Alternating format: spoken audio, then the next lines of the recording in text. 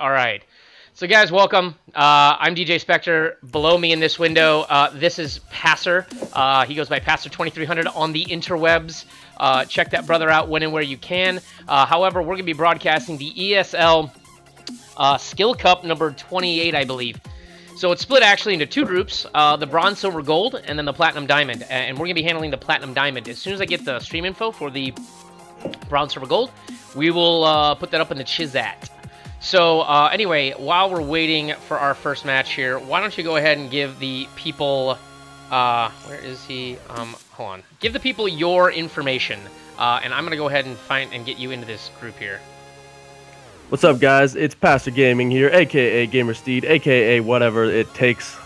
But I'm a streamer, I'm a caster for the ESL as well. Usually you can find me at twitch.tv/Pastor2300. If you want info on when I go live, it is going to be at PastorGaming2 on Twitter. And if you want just some YouTube stuff, I also do that, youtube.com/GamerSteed. Let me know what you guys want on my Twitter for that channel as well. That's general gaming as well as StarCraft. Excellent. And for me, you can find me obviously here. If you're looking at my channel, it's twitch.tv/DJ Spectre, or you can find me on Twitter at DJ Spectre TV, because there's an actual DJ called DJ Spectre. So he's got the other Twitter handle, and I'll just settle for acting like I'm a whole TV network. Nice. So we're going to actually be broadcasting a match that is going to be a Platinum versus Diamond. It's going to be Lepsid versus Chloe here. And it looks like they're going to go ahead and do vetoes to start with. So far, Terraform has been vetoed. And what else is here? Yeah, so they're just getting through their vetoes. Also, if there's any audio problems, like if you feel that either I'm drowning out Passer, or Passer's drowning out me, or the Monster Cat soundtrack you hear in the music is drowning out both of us, or you can't hear the game, or you hear my cat fart and you don't like that, or whatever it is, let me know in the chat, and I will make the necessary adjustments as much as I can. But I don't know, maybe your thing is listening to, like, 7-pound cats fart. I have no idea. Speaking of which, I don't even know where my cat's at. That's probably a good thing. She's probably eating and cleaning herself. Thing is, if you can't see a cat, you can automatically assume it's getting into trouble somewhere. Yeah, it's kind of like a baby. Oh, gosh. It kind of is. It's kind of like if you don't hear it crying, either it's sleeping, shitting itself, or breaking something. Toddlers and teenagers are like that too. Yeah, pretty much. I don't know. I was eventually all those things, but now I remember my teenage years. I'm pretty certain the world was very, very, very scared when I hit the age 13. And yeah, I don't even remember my teenage years, and it was just last year, so just wow. You know what? And I thought, and that was a whole decade. Well, 7 actually, not 7 years. Almost. My math is kind of off. When you hit my age, you tend to forget things like your name, your age, things. I have a name? Well, no, you just are him, the dude. It's like you're in the Big Lebowski. Nice. All right, what is this? So, oh, I forgot. Looks like they're still trying to figure out what maps they want to do. So, what is the map supposed to be actually for this? So, I guess they didn't. Oh, I guess they're doing vetoes. And by the way, we do have a lower bracket actually this round. If you look at the brackets, everyone, this sometimes happens when we have less than an optimum number of people. In this case, we do have less than 16 people, so we decided to have a lower bracket that's quite robust, actually. If you look at, there's 1, 2, 3, 4, 5, 6, almost more rounds in the lower bracket than there are in the upper bracket. Actually, there are 1, 2, 3. There's only there are more rounds in the lower bracket than there are in the upper bracket. Yeah. So. If you guys see me just moving around randomly, just realize that I forget I have a webcam on. So if you see anything really, really weird, please just ignore it. You're wearing pants, right? The best kind of pants. Oh, see, I put on the fancy jeans for everyone, because you know when I stream, I like to put on the nightclub jeans. Actually, these are just the ones that happen to be laying on the bed that I found when I woke up from my nap when I got home. So. Yeah, I didn't really dress up for you, but we'll say I did. So you feel special out there. Yeah, I just woke up like 30 minutes ago, so I don't have time to be fancy. I'll give you this collared shirt, but that's all the fancy you're ever going to get out of me. Oh, I know. It's like, you know what, I wake up sometimes and I'm just kind of like, you know what, this is day number 7 of not showering. and it's the internet, and they haven't got 4D vision yet. So we'll work. No, actually, that's not true. I don't go 7 days. Like if I go for like more like, there's obviously those days when you're hungover and you're like, I don't want to move from this couch, this bed, this floor, wherever you're at. Oh gosh. But like at some point when like the 36th hour has happened, I'm kind of like, not even my cat wants to come near me, so I gotta go. I gotta do something. I gotta Febreze my armpits at the very least, you know. Yeah, this isn't a regular growing beard. This is a I'm way too lazy to shave beard. It's okay. I have the same thing. Like I get about that much of growth after about 4 months in the wilderness. I grow hair on my face about as fast as grass grows in the Arctic. Aha. So, all right. Looks like Coda is going to be our first match, or first map. That would be what I'm trying to say. Well, it is a best of one. It is the best one. So it looks like the original vetoes, when they got down to it, were Terra, Iron, Moonlight, Bridgehead, Dash, and Terminal. And they basically just decided either Coda or Cactus. And, of course, Cactus was the last one to go, which is very strange. You normally see things like Dash and Terminal go much sooner. The typical of Iron Fortress went early. But Terraform is actually a more popular map now. Yeah, I mean, in TVT, it's actually pretty fun because you just have so many different routes you can go with both your harassment and your attacks. Plus, drop play is really effective here just because you got more than one angle to go into the base. I really like it. It's one of my favorite maps nowadays. Yeah, it's you know what's funny is Bridgehead is my least favorite map of all maps. Like I absolutely hate it because it's like a Egyptian tomb. You can't do anything, right? So get this. Look at this real quick here. I'm gonna you guys can't pass or you won't be able to see this, but on my statistics, the map report, just for the current season. Where is it at? Bridgehead, I have a 43% win percent, and Cactus Valley, which is my absolute least favorite map from last season, 57% win rate. What? Like, and like Terraform is my worst. Like I've played 25 games on that and I've only won 6. So yeah, I remember like last season you were saying that Inferno Pools was your best map, even though it's the worst. Everyone hated it, and I'm like, I had like one really fun match against was it another Terran? I can't remember who I was playing against, but what I did was I lifted my command center and went to that gold base that was right outside your natural. So I just lifted there, and like he never found what I did. So I built like 8 Hellions, and then walked into his base and like killed all his workers. And then like, you know, I didn't, because that little island, that little section where the gold base is very tiny, so you can't build a lot of buildings on it. So casters. Oh, hold on, casters are ready. All right, here we go. All right, let's do this, guys. We're hopping into Coda LE. Yeah, dog. Oh, you know what? I should probably. Where is? Oh, I wish I could copy a source over. I'm gonna try to add this really quick here and see if I can do this correctly. Okay. Whoa, we don't want your face does not need to be that big. Well, I do have a fat head sometimes. It's okay, but you're not a bobblehead, so we don't want that. That's live. I don't care. Believe me, I've done plenty of crazy stuff live, so you know, it's all good. One of these days, I'm gonna take a shot of whiskey out of like a habanero just for shock value on my stream.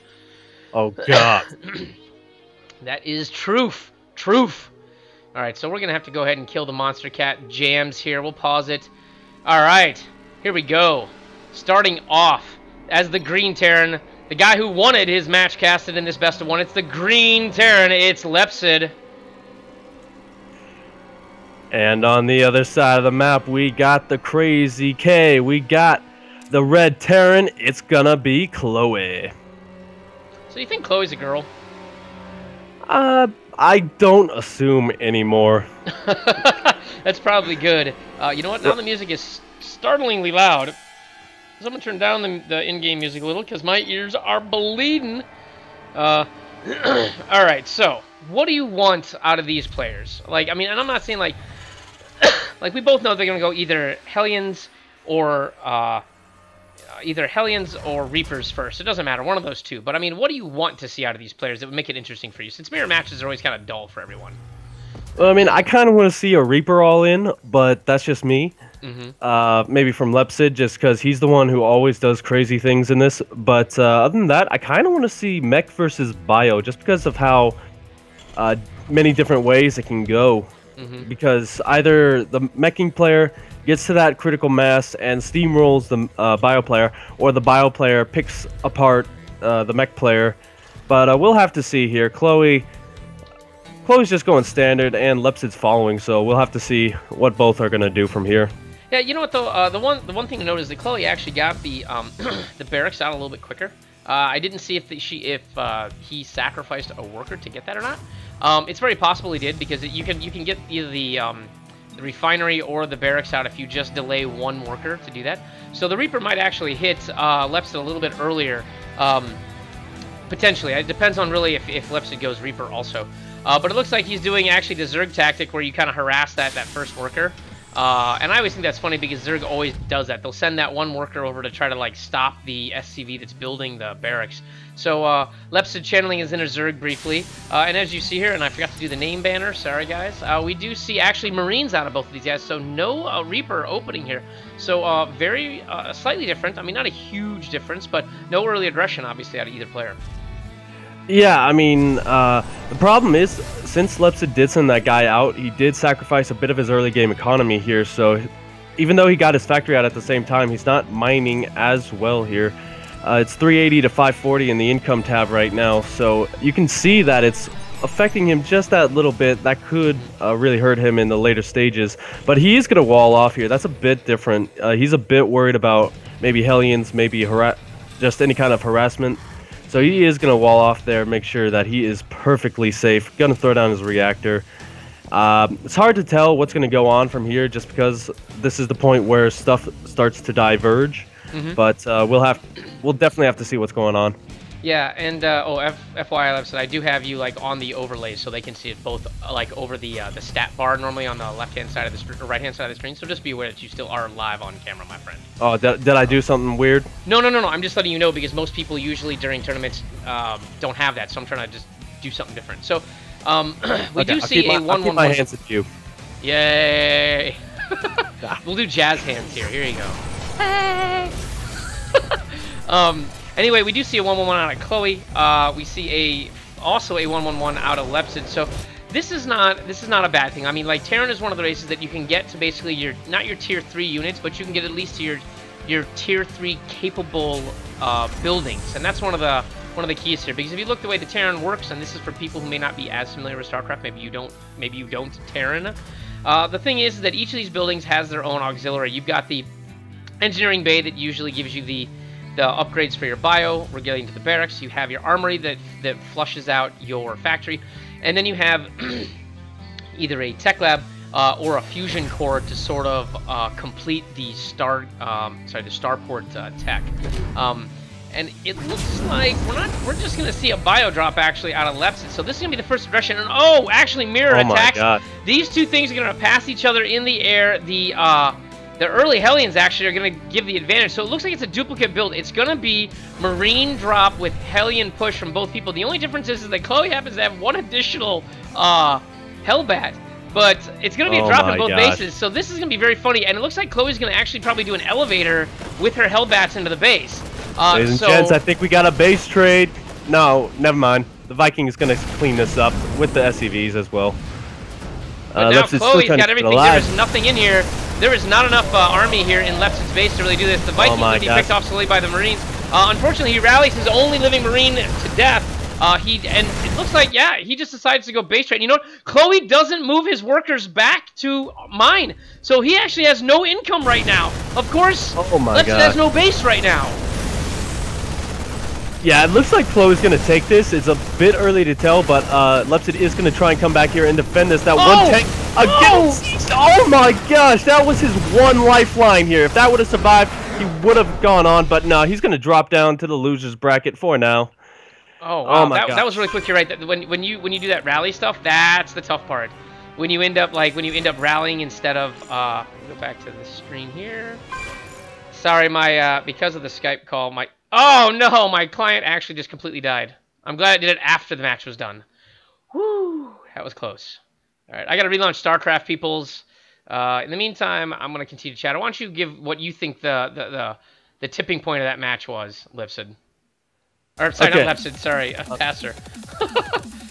It's all right. We're both platinum. It works. But anyway, guys. So basically, what happened there was both players decided to do a similar build, which is kind of the Nathaniel's build if you watch his stream. And what that really does is puts on that early aggression. It really can hurt your opponent if done correctly, like Chloe did. And basically what happened there, if Lepsid was able to get that bunker up, was able to keep that tank alive, he would have held. He would have taken significant losses, but he would have held. It's hard to say if he would have won on the back of that, but you know, anything's possible. Unfortunately, he did die. Yeah, so Lepsid gets knocked down to the losers bracket. So his tournament's not over with, but he is out for now. It's not a terrible thing. You know, sometimes getting down losers bracket gives you a second wind and you sort of collect yourself. Opening round of a tournament is always kind of tough anyway, because you've got a lot of stress because you're like, I'm the opening match. I'm being casted. It's a tournament, you know what I mean? It's like a collective of things that just does something to you. By the way, thank you, Pastor, for the stream, or for the host. That's mucho appreciated. And by the way, why isn't my graphic being used? Oh, shucky darn. Hold on, I have to fix my graphic. That was not the graphic I wanted to use. So, Pastor, why don't you find us a match, and I'm going to go ahead and fix my... Well, Chloe asks if we want to follow him/her. We can, if we don't have another one. I do like to spread the love, but if they want to, I've got no problem with it. Let me go... I got to get to my desktop, though, real quick here. Where is... Hold on, I have a goof. Where's my broadcast folder? Okay. Cut. Back. Paste. Oh, that's why this thing didn't work. Oh no, I know what happened. My Twitch alerts are failing for one reason and one reason only. Because I'm a nimnard. That's usually the reason. Yeah, it is. Why didn't the alert box... Where's the graphic for it? Background color, save settings, text. Where is...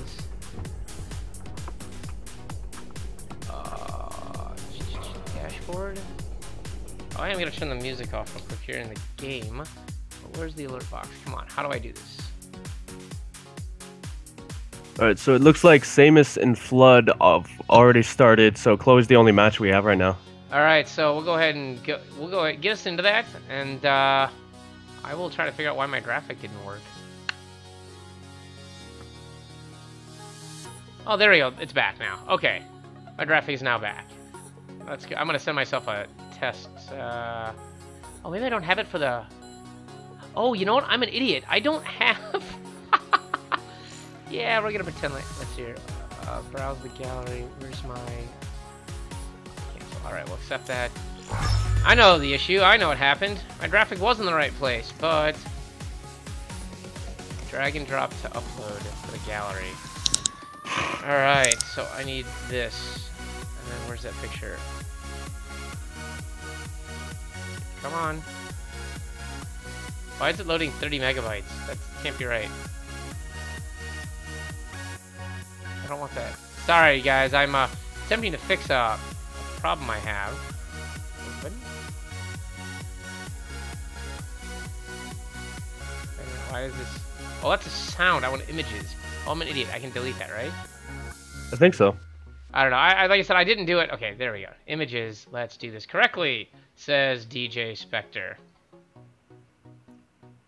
Okay. Select. Wait a minute. No. What? Ah! Sounds. Browse the gallery. Where's the standard sound? I don't know it. I'll do this sound again. Oh, yeah. Let's hear. Alright! I don't know what that one is, but we'll do that one, I guess.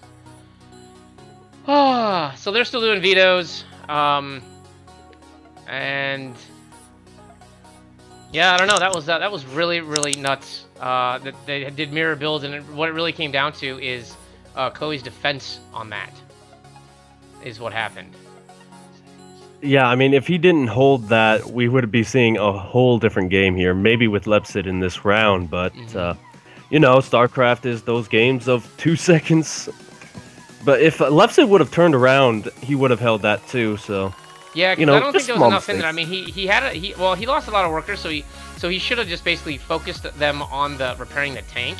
But unfortunately he had the tank rallied to the wrong place, and it got killed before it even got transformed into anything useful. Yeah, that tank was the linchpin here. That die, you're gone.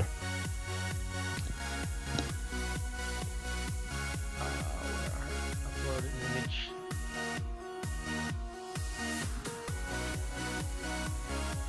Where is the image I just uploaded? Uh-oh. Ah, what the hell? Hashtag streamer problems. There we go. Now I got it right. And then now I need to change my text.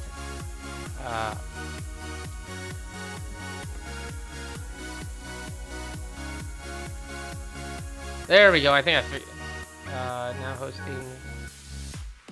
Want me to rehost and test it? No. I can send out test alerts. Sorry, guys. What it was, I actually don't. I set up the follower alerts, but not the hosting alerts.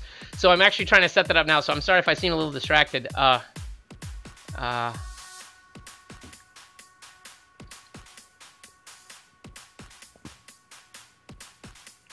there we go. I think I got everything now. Sure, we'll just say save settings. I have no idea what I'm actually doing here. None. Okay, that's what I didn't do. Yeah, I want none on this. Wiggling text is weird. Okay, now let's see. Let's send a testing host alert. Okay, there we go. I'm hosting myself for 6 viewers. What a badass. Nice. Right, That'd be kind of cool if you could host yourself for double viewers, like you have 10 and then you host for 20. Oh, there we go. Yeah, I know. It's like it's like, what is it? It's like Inception, so you like double view yourself. Yeah, just get a lot of accounts that go to the same stream. Mm-hmm. I don't know if you can do that, but just get as many people in them as possible and just keep hosting until you're winter gaming. What's it? Have you heard the news? Jack Attack thinks they should cut Pylon Supply Depot too. Yes! Yes! I love that! Okay, so hold on. So here's something interesting that I think we should keep in mind. So one of the things that I had suggested, and you might have seen this in my ridiculous rant in the ESL caster chat, is that so Zerg needs more openings, right? And one of the things they could do is early queens, right? Or like do like overlord puking. So a couple of things that I was thinking that they could do to try to speed up the opening of a game and give more versatility to openings for all the races, not just Zerg, would be to eliminate the requirement of the initial building that then requires it. So that means that you would not need a pylon to make a gateway. You wouldn't need a spawning pool to make a queen. You know, you wouldn't need a barracks to make, or I'm sorry, you wouldn't need a depot to make a barracks. Like, I know, like, role-playing wise, like, yeah, if you can't have a building that makes people without food to feed them. However, you do have a little bit of extra overhead, you know, in your supply if you wanted to, say, go a 6 racks, right? So you go 6 workers and then a racks, and then you make marines, right? So, I mean, that's always an option. But I think that they should cut that. The other thing I think is that Nexuses should provide a power field so that you can plant cannons next to them without having to have a pylon. So, so Jack Attack apparently has been suggesting that pylon no longer be the requirement for a gateway, or that a depot be a requirement for a barracks. Plus, it also helps stop stalemates. Because, you know, if you want to build a barracks, but you don't have any money to build a depot or something, I don't know, whatever the thing is, that when those weird stalemates occur, I think that would be an option. So, yes, Nikki B, I agree. I completely agree. Yeah, kind of weird idea. Like, I don't know if you saw this a little bit ago. One of the suggestions was to make forward pylons. Mm-hmm. You'd have to upgrade them so that you could warp in. And he just started this right away. Holy heck! But basically, he wants to get this started. Yeah, I don't blame him. But anyway, like I was saying, so it was saying like you pay 100 minerals or 50 minerals or something, upgrade the pylon to give more supply, and then let you warp in offensively. So I thought that was kind of cool, but I said, why make it minerals? Why not just add an ability to the Nexus? Mm-hmm. Kind of like supply call down and meal drops. Mm-hmm. Gives them a little bit of something. But that's just me. Like, No, I no, don't care. I'm looking for all kinds of like interesting things like that. I mean, one of the other options is that I mean, you could do something like really neat where it's like you could have it like pylons have like an overcharge ability, so like they can oversci themselves briefly, and you can get a little bit of extra boost, but it only lasts, let's say, 30 seconds or something, and it can't ever go over the max of 200. Something interesting like that, you know? Yeah, that's kind of cool. But, however, we're not talking about Protoss here.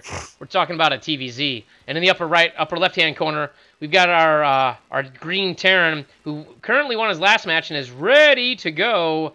It's Chloe. And in the bottom position, looking to upsurf him, he's like the fruit ninja. It's going to be Ninja Slice. I have no idea where that came from. I don't know. Whatever. Just make it up, man. Go with it. Ninja Slice. Boom. Done. So yeah, I mean, oh, you know what? I don't have music going. There we go. We refs? No, we're not. They can't see what we're saying. Okay. BM. He doesn't know what BM is. He can't see you. Oh, yes, you're talking to the party, so yes. I mean, if they want to BM each other, I don't really care. It just makes it interesting. I honestly, shits were not given on this day about that by me. So. Yeah, but I'm an admin, so I have to pretend like I care about the rules at all times. No, rules, schmools. Anyway, so we do see a depot and we do see a proxy racks. Okay, oh, gosh. Now this is a clever position. Now the thing is that typically you'd make actually the racks over here in what would be the third, but it's easily scouted, and you can tell actually that he actually did send his overlord over here or something over here to scout that there was no racks. Now he didn't scout the whole thing, so he could have gone on the back of that area, but this is actually not a really super efficient position for this barracks, and part of that reason is that it's still halfway across the map from the main. So, yeah, that's going to be a bit of a problem here when he's trying to rally things. But the initial attack will be stronger. Usually when you do go this far back, you probably want to hold back for... Usually you start going in at 4, but you may want to hold back for 6 just because that resupply is going to take so long. But this is probably going to hit a little bit hard here. We do have a hatch first, so we'll have to see here. Yeah, I mean, and he's only pumping out Marines. Now, what I like to do here, and now he's bringing 2 workers with him, obviously to make some sort of bunker. But a variation on this is to pull all but 3 workers, all but 2 workers once you drop your first mule. And then what you can do is then you can use the workers as like sort of like a buffer between yourself and the queen, yourself and the lings, yourself and the other workers. And here goes the bunker coming down at the natural. The one Marine is going to slowly go ahead and chip away at this. And this actually this isn't going to be necessarily something that's going to be easy to stop. He's pulling 3 workers to come over here, but that's just simply not enough workers to deal with what's going to be 3 Marines and now 2 bunkers. I mean, he can't even, he can't get down this ramp. And now Ninja Slice is like, lol, because he knows what's going on. He's been proxied. However, Chloe is supply blocked because she hasn't been paying attention to that. This build does require that you make 3 depots prior to the completion of your second racks, but he did not decide to do that. And now we have bunkers chipping away at the natural. Yeah, I mean, that hatch is definitely dead, but if he can hold on to the main, he may be in a good position here. If he would have been able to cancel that, he would have been in a better position. Just take it out your third or your other third, or just proxy it across the map. Yeah, and he would actually be able to sneak, I think, a couple of drones maybe past this. The destructible rocks on that ramp might actually... Oh my gosh, in the main! Oh yeah, how you like me now? You're gonna attack mine, so I'll just expand in your face, and you don't have a building because your racks are floating. So 2 Marines are actually gonna send home, go home, but they aren't. But I don't think this thing's actually gonna be able to stop these 4 workers are not gonna be able to stop this thing from being finished.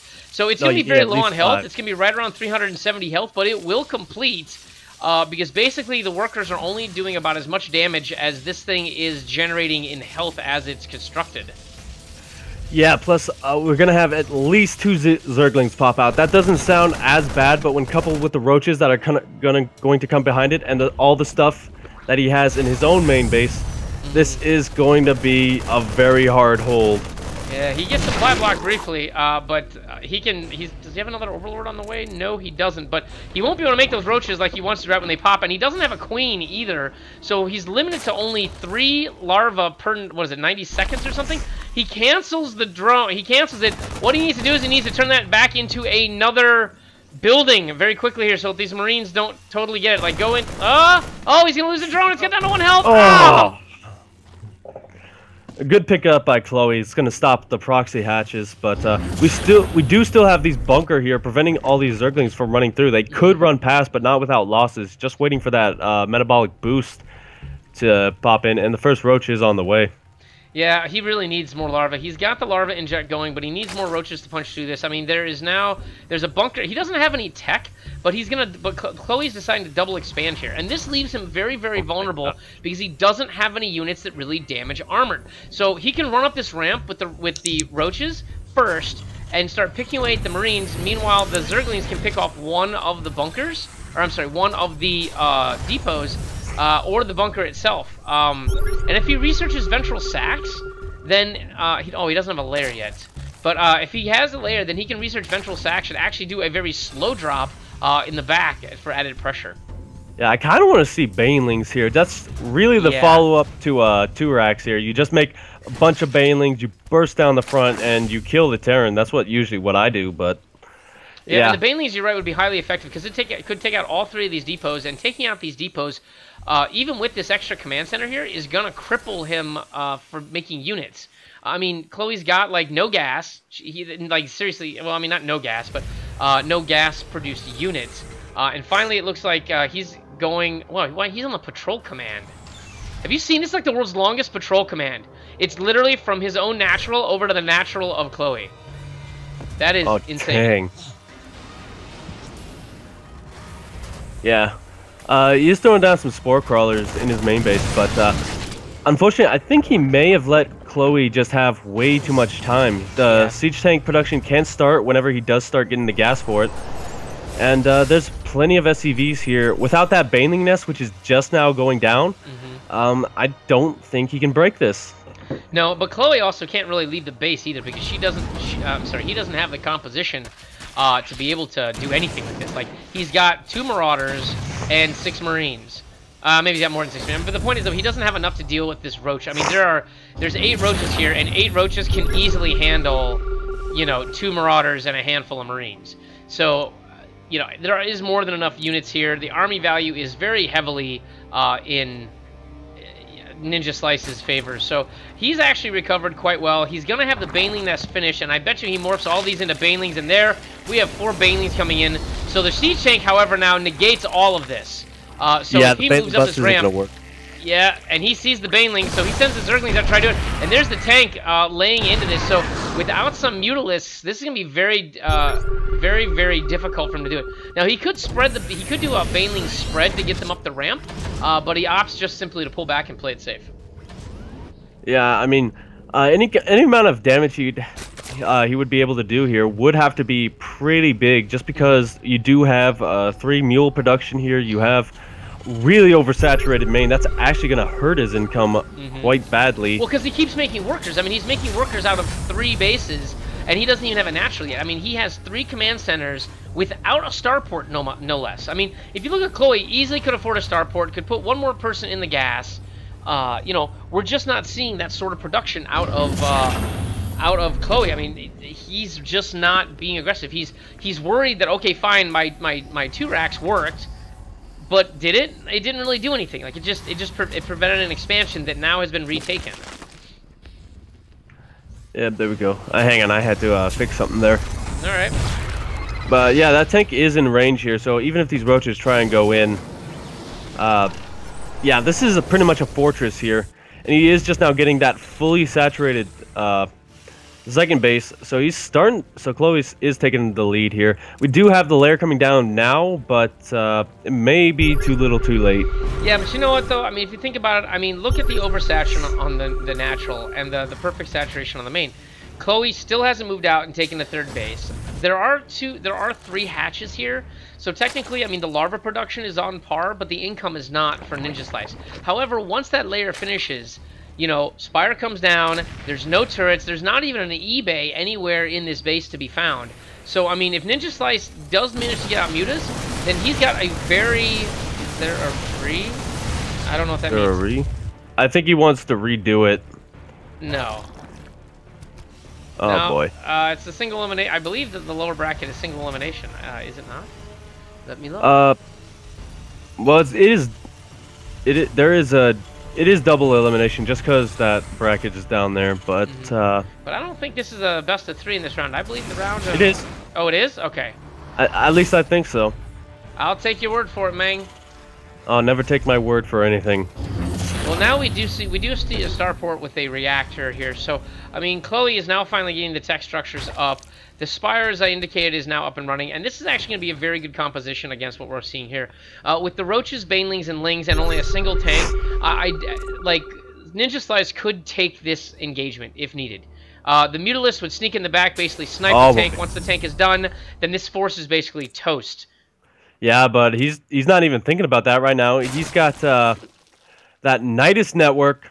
Oh, nice. But where's he going to put it? Oh, he does have one Overlord in here that he could sneak in and maybe put it somewhere between his main and his natural and sneak it in here. So, yeah, there is one Overlord that's strategically positioned that could be of use. So, Ninja Slice doing what he can to try to get back in this game. But if he doesn't act quickly, with the 4th Command Center going down for Chloe, I mean, time is running out for both of these players. And there are no upgrades for either one. So, right now, Ninja Slice needs to move out. As soon as that Spire's done, he needs to take Mutas and go wreck face. Yeah, definitely. Just take the Mutalisks, harass one kind of base, then take the main force in that Nidus network, hit the main. Yeah, I mean, if Ninja Slice does pull this off, it's gonna be amazing. But he really is on the clock. Oh, there it is. Then right in the main. Does he see it? I don't think he sees it.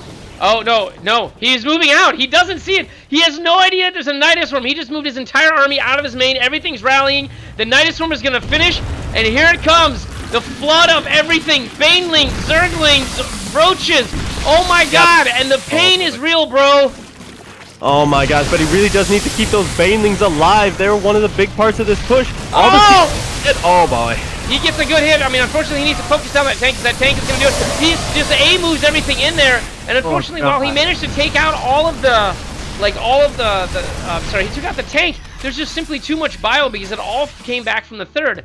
And now this Nidus Swarm is not able to be refilled with any units whatsoever. I mean, there are 13 Roaches, but the Nidus Swarm is going to die long before anything happens. Chloe decides this is the time to go ahead and counter. He doesn't kill off the Nidus. Oh, no, now no map hacks. Not sure what that's about.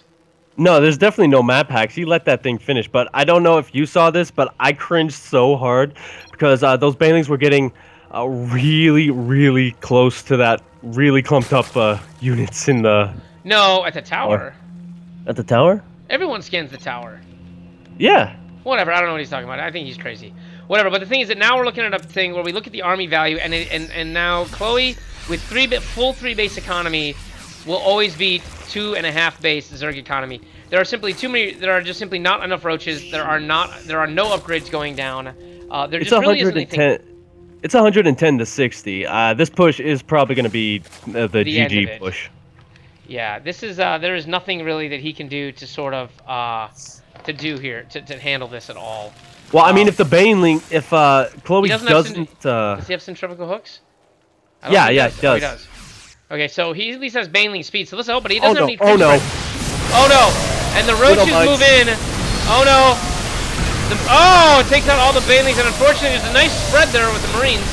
The tank does not go down. It's still alive, but the Roaches, unfortunately, all do. The surround is real, and unfortunately, what's left of Ninja Slice's army is gone. The mines do serious damage to the Ling Baneling push.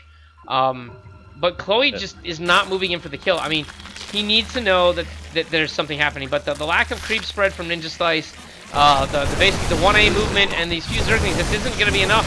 The Banelings are not going to be morphed for another few seconds, and they're going to go down long before they become effective.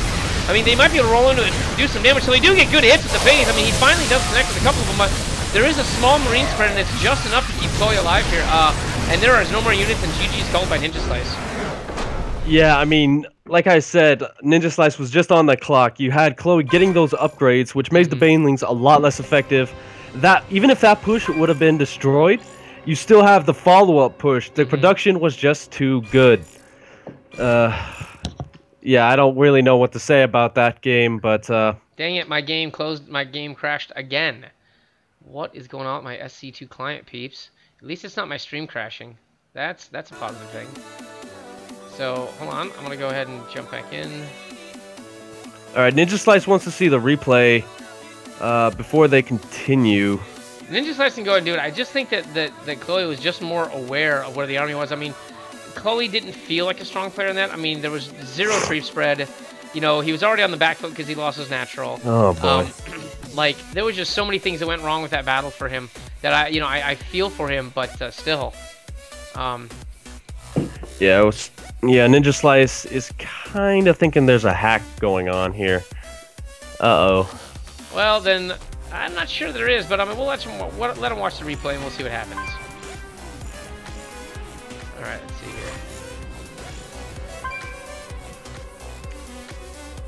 28.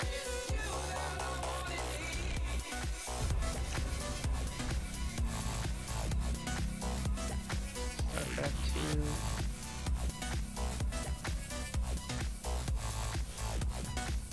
Right, I don't know if he's in replay, but Hey, do you have a Twitter? I do. What is your Twitter? At Pastor Gaming 2. Pastor Gaming 2. There we go. Yeah, I let everyone know on Twitter as well. Yeah, I saw it come through on my phone, but I forgot to actually broadcast it on here. I should probably do a Team Liquid post too. Why not? Forgot to do that. Sorry, people. My client is Ultra Potato. I do think you did cheat. Wow. Okay. Well, whatever. Oh. Yeah, Ninja Slice not feeling it, but I really think that like that game was just Ninja Slice wasn't able to. I mean, part of the thing was he didn't have a queen out, so like he didn't make a queen until like much later. So he didn't have the larva production. He was behind. What units he did have, he did not use to attack and push back on Chloe. Regardless of whatever hacking or cheating is supposedly going on here, it didn't matter because he was just really far behind and he let himself get further and further. Don't know what to say about that. This is ESL's not listed here. This is not the Midwest Cup. This is the ESL Skill Cup number 28 with Passer Gaming. So you're still in the party, right? I'm in the party, yes, but only with Chloe, not with Ninja Slice. Yeah, Ninja Slice was kicked for a moment. Okay.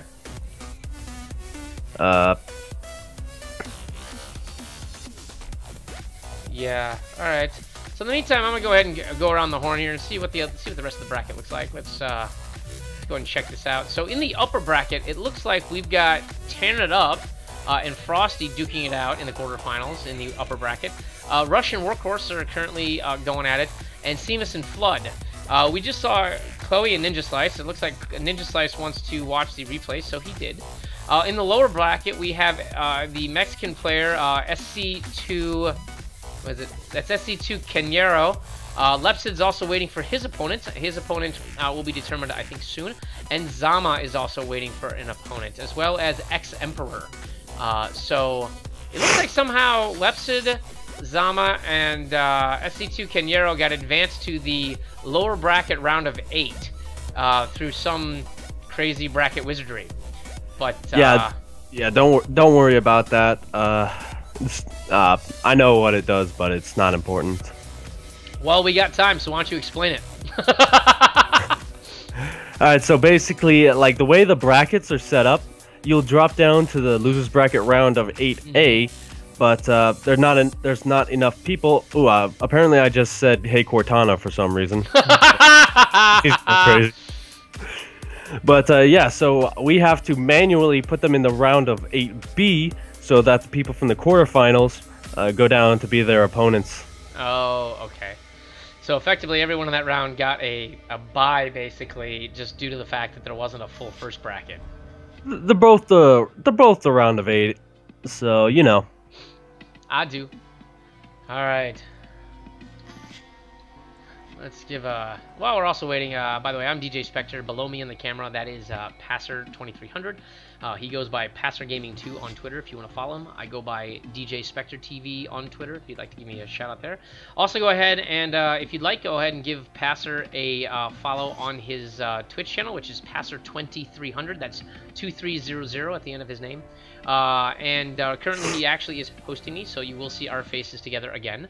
Go ahead and also give me a follow if you like it. I appreciate that. I actually think I fixed my Twitch follows insanity that was going on yesterday, where apparently the hosting thing wasn't working correctly, and then I accidentally moved the graphic for the following one, so it was just all kinds of madness that only streamers can appreciate, sort of thing in the background. Hold on. Technically, no, he's just allowed to review a replay. I mean, I know the players sometimes are allowed to. Pro gamers do it a lot faster because they can watch and analyze a match at X8, whereas I have to go all the way down to normal just to know whether or not the guy made a unit. So, there is that. Now, what window is this? I only have 2 alert boxes. I'm apparently dumb, but we're going to turn off the music in that game. Let's see who's viewing here and see what's going on. I'm in the wrong chat, too.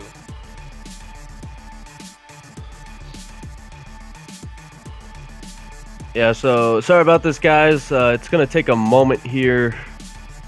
Ninja Slice just wanted to reveal the replay. He felt that maybe there was some wrongdoing or whatevs there.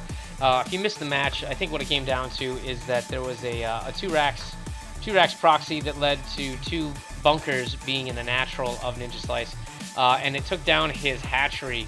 He also had forgotten during that rather pressured time to go ahead and make a queen, so he didn't have enough larvae really to go ahead and produce units at an effective level. He made a macro hatch, which gave him the larva, but he didn't have the income to support it. He also made a late baneling nest, as well as roaches that ended up being negated by a single tank at the top of his opponent's ramp when he finally did push. So there was actually looks like it seemed like there was about 3 or 4 things that contributed to the difficulty of this, but Ninja Slice felt wronged despite the fact that he did manage to get a stealth Nidus Worm into his opponent's base, which was pretty dope. I always love seeing Nidus play. I really wish it occurred more on the map. It happens a lot in Legacy of the Void. I think part of the thing is that that you don't necessarily have to. Everyone wants to like go for like the money shot, right? They want to go ahead and put the Nidus Worm in the natural or in the main and like kill all the buildings, right? You don't have to do that. All you have to do is put it somewhere near the natural, send your main force up, and use the Nidus Worm as a way of instantaneously reinforcing your unit. I don't see too many Zergs doing that, but it's probably the best way to do it. It's the equivalent of putting like a pylon there for a Protoss, or like a medevac boost across the map for Terran. So, I mean, if you use the Nidus Worm as a reinforcement, you can put multiple Nidus Worms all over the map. They don't cost a lot of money, and you can move your units from your base to anywhere on the map you want, to any one of the Nidus Worms. You can suck them back up in the Nidus Worm network and go from like the left side of the map to the right side of the map, to go from his, you know, his fourth to his main, you know, instantaneously. So, I mean, like, people I just think are not getting creative enough with Nidus Worms, and they really should, because as you saw in this, he killed the Overlord and the Changeling, but he didn't get the Nidus Worm in the end. Yeah, I definitely agree with you. I can honestly see the problem why some people wouldn't do that. They kind of feel that even if they put it somewhere far away, it's going to get sniped before they can get their whole army through. So I kind of get it, but yeah, I definitely agree. They should definitely use it more. Well, that's the thing. You don't. I mean, everyone's got this bad habit, and I mean everyone, of sticking the Nidus Worm in the mineral line, in plain view of 20 workers. Don't do that. Like, put it like outside the ramp somewhere where he's not likely to move his army out. Don't take it at a base that he's about to take. Like, if he's only on 2 bases, put the Nidus at his 4th. If he's on 4 bases, put it somewhere in the middle of the map. It doesn't have to be anywhere great. You're just using it as a way to reinforce. And I think it's placement that's the issue. And I think you're right. These people are just like, well, they're afraid it's going to get sniped. Who cares? You make 10 of them. It's like pylons. How many times do you go around and you find a random pylon from some Protoss player? It's 100 minerals. Who cares? Yeah, especially in the late game when you're when you have so many minerals. Yeah, or if Terran is meching. I mean, if Terran is meching, fine. You can't get the Overlord into snipe, but you can put Nidus Worms in other places and attack multiple places at the same time. And a meching Terran cannot have his shit everywhere all at the same time, unless he goes Air Terran. If he goes Air Terran, we have a better shot of doing that. But you know. All right, so here's the deal. We're gonna have to be like. All right, so it looks like he wants to leave. Add me to the party later. All right, let's go ahead. They can continue this round if they like. He's taking way too long to do it. I think we should move on. Okay. Let those two deal with what they want to do. Okay, let's get out of here. Let's go find another match. Let's go see who's available in the chat that I got kicked out of. Sorry, I'm also eating the last of my dinner, people. My apologies.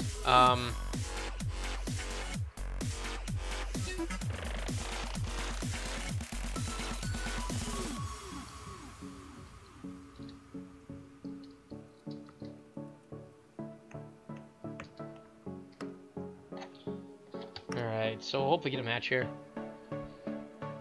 We cast for the glory. Nice. Alright, thank you, Nikki B. Red. Appreciate you stopping by. Uh-oh. Rose is here. Oh, Rose boy. Roderis. I'm gonna get your name right this time because you mocked me. She even put on Twitter that the best part of the cast wasn't the actual casting, it was the fact that I kept screwing up her name. Yeah, that was pretty funny. Rose Roderis. You know what? I'm not going to botch your name this entire time because I spent all night thinking about you. I just said that. Oh, jeez. For those of you who don't know, he is a ladies' man, especially when we're casting. If you are a lady... I'm your man. he's your man. Oh, man. This barbecue sauce is really tangy. And I'm almost out of lemonade. Oh. I sound like a redneck, don't I? I'm like, I got my barbecue sauce and my lemonade and my little Chicago Bulls koozie. Woohoo! As an internet problem or something. Okay. So let's see if any of these matches look like they're up and going. Let's see if we can get anyone from this bracket. Let's see here. Now it looks like Flood is has moved on to the semis in the upper bracket. And he's waiting on the match between Rush and Workhorse. Lower bracket, actually, we have Seamus. Is that Seamus? Oh, we have Seamus and Lefsid. Let me see if he's available. Maybe we can do them in the lower bracket.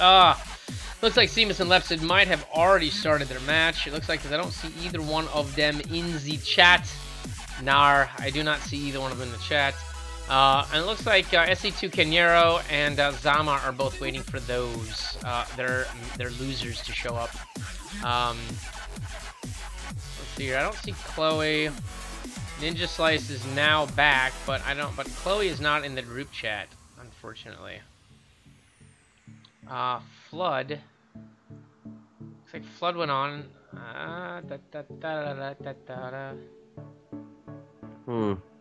Yeah, I don't see it. We don't have a lot of people in the chat here, so everyone looks like they're involved in their matches, at least as far as the Platinum Diamond's concerned. Oh, you know what? Wabsitopian? I think that's his name. Wants to be casted. Alright, which one is he in? I think, hold on, let me make sure he's in... he's gold. Oh, wait a minute, that's the wrong person. Sorry, who did I confuse him with? Alright, we got Chloe back. Alright. So I guess we'll have to do Chloe and Ninja Slice.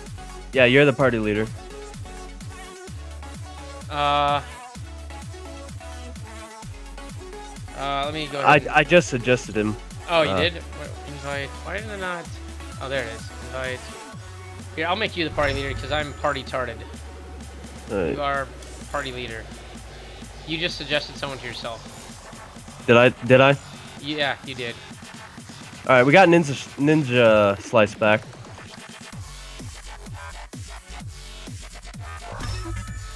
Why does he want to make him the leader?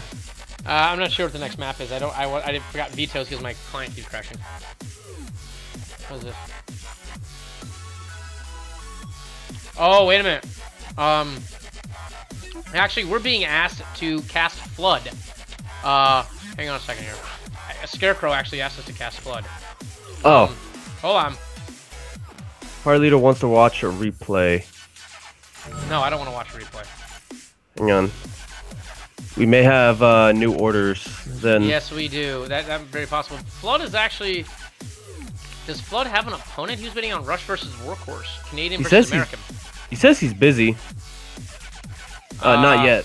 Okay, well, let's see here. All right, go ahead.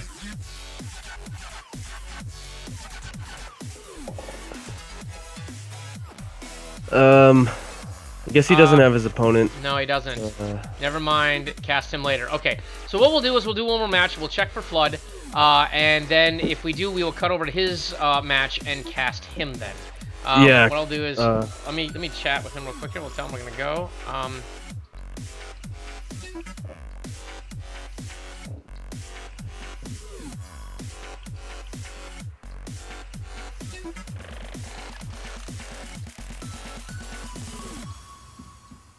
Yeah.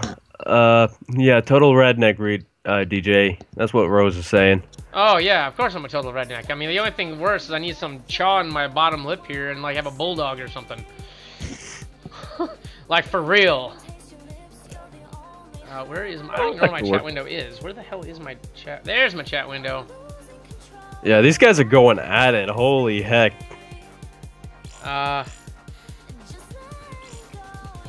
Okay.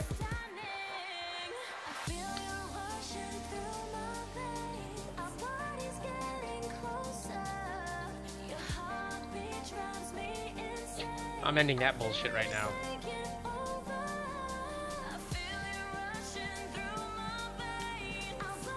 Alright, so Flood is watching the stream, so that we'll be able to go ahead and get on. Oh, Alan Knight, welcome. Yeah, I don't have... You know what? Huh, what can I do that would be funny? I know what you're saying, yeah. The last time Alan Knight was here, I wore a sombrero for the entire tournament that I casted. Because I actually casted 2 tournaments back-to-back. I casted the Midwest Cup Finals. I don't want to watch a replay. I'm not watching a replay. This is replay review for something else. Please go to... You go ahead and type in what you need. Please go to the second game.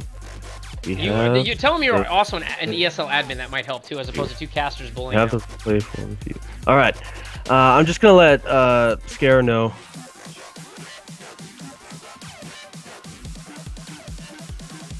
I am sending it. Here, hold on. Sending it to the admins. Contact Scarecrow, who is the active admin for this tourney, about the accusation and replay review. For now, Pastor, I know you're an admin, but Scarecrow's the active one running this. So I know. I'm just going to. I mean, I know that. I mean, it helps. I understand Ninja Slice's frustration. I mean, I get it. He's a bit upset, you know. And Diamond is the kind of place where you start getting hackers, but you know, we didn't really see anything. Yeah, and like I said, I really think that it was less to do about the scan, less to do about a map hack, more that the Queen was really the biggest of the dominoes that fell in the beginning. So I really think that was because he just didn't have the larva production at the beginning to really hammer Chloe's weakened position where he floated his racks halfway across the map, you know? Yeah. Alright, are we gonna do this? Alright. Yeah, let's do this.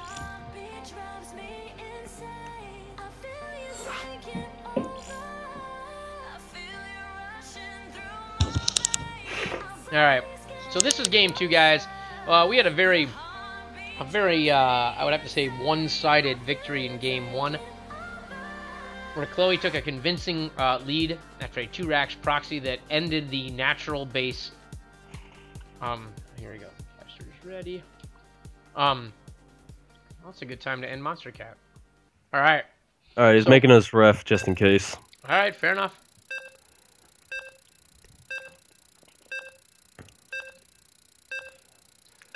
All right, so guys, we're hopping into Cactus Valley. Hello? Mm-hmm. Okay. Sorry. I was drinking. I'm like, I didn't want to spew lemonade all over the mic. Okay, I'll just stop checking. eating. No, and I also turned the game music off and everything, so... oh, great. BattleNet is not connecting for me. Lovely. That's fun. All right. So I know what's going to happen to my client as soon as I'm done with this. Oh, no! Is this lag or is my game crashing? Nope. Looks like you're lagging, Passer. Passer? Uh...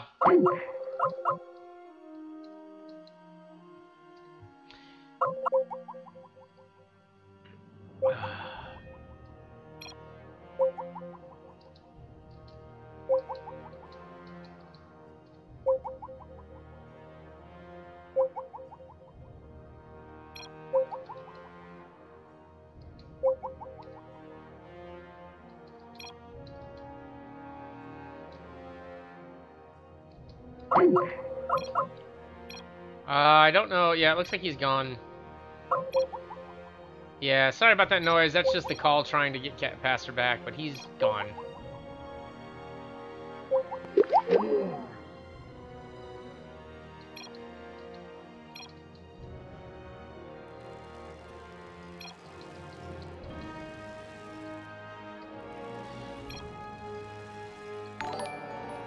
Oh, by the way, Wobbs23, thank you for the follow. Awesome.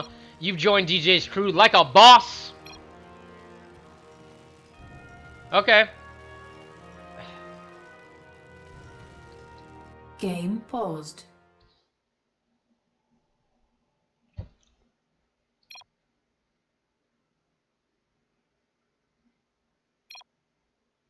Ah!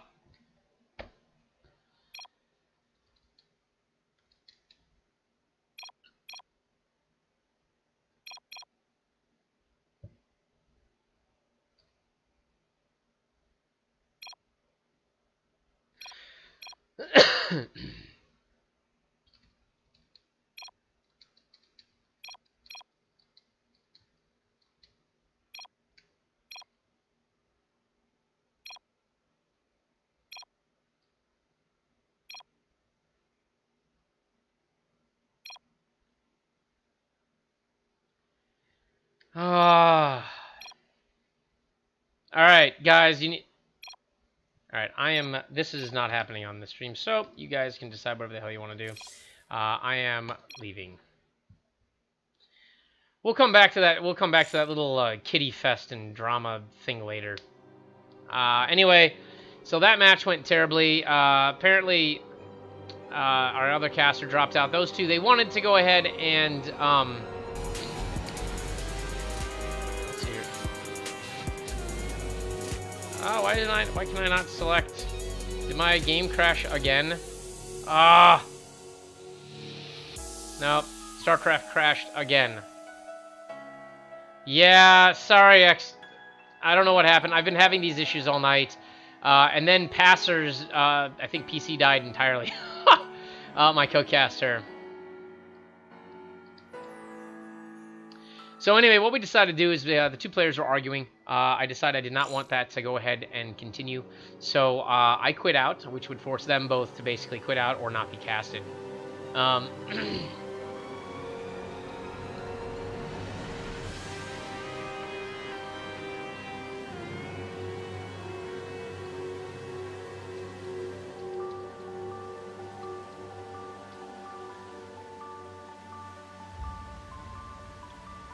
I'm not sure why Xbird, why it says I'm offline, because I'm most certainly not.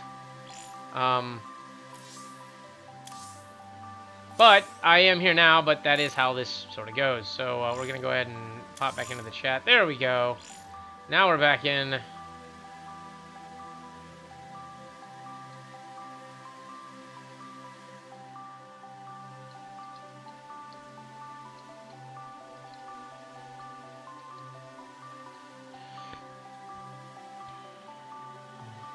By the way, I'd also like to welcome a Scarecrow to the chat, and Wobbs.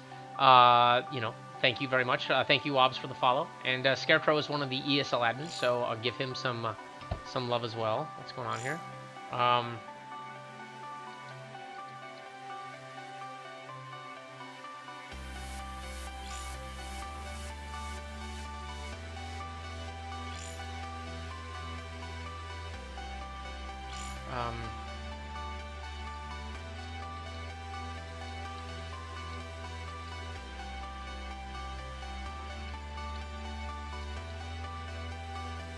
Sorry, gotta leave the party.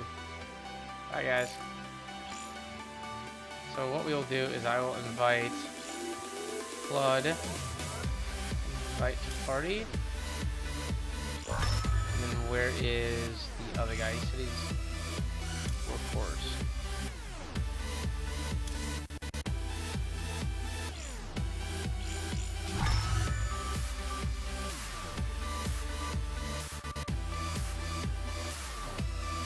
So we will be going ahead and doing Flood versus Workhorse. Hopefully this will be a little less drama here. You know, I appreciate Ninja Slice and Chloe both playing in the tournament. I guess it's one of their first tournaments, so congratulations on joining ESL in one of the tournaments. Just keep it polite and friendly, and everything will be okie dokie. We're just waiting on Passer to regain his nimnardedness. His stream died, his PC died full on.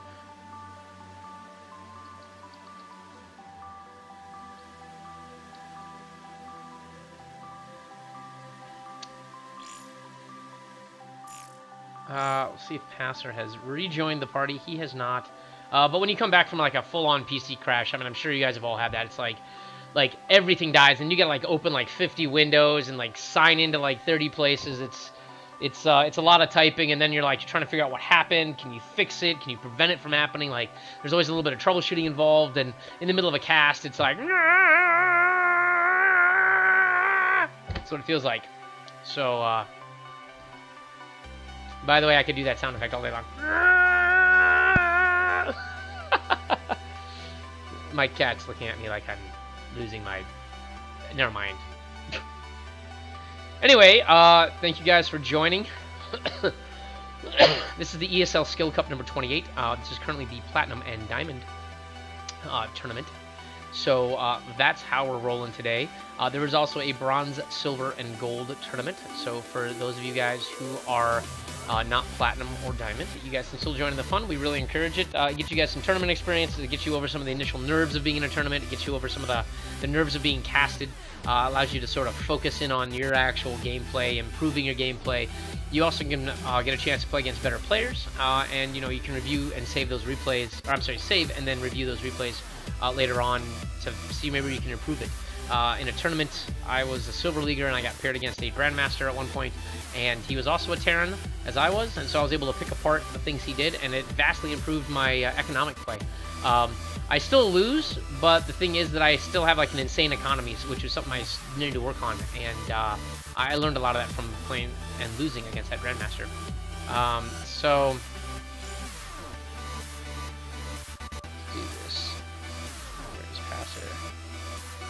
Passer is still not here.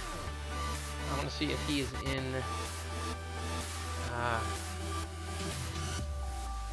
don't know if he's there yet. We will see.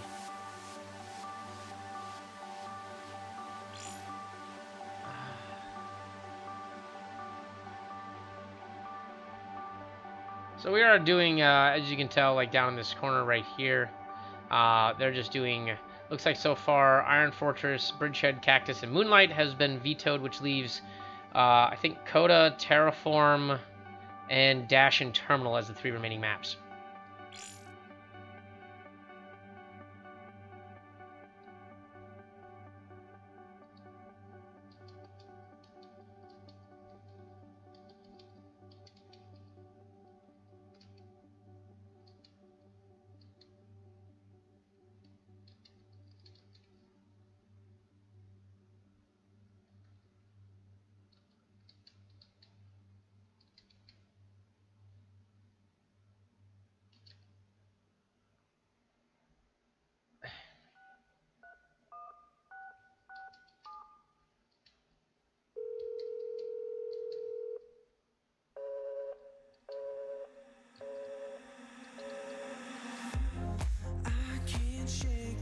If I have to, I will solo cast this just to get this going. So let's see how this is going.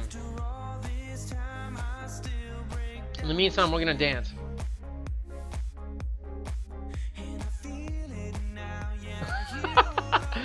Sorry about this. They're still doing vetoes. Looks like they've picked the first map. The first map will be Coda. In the meantime...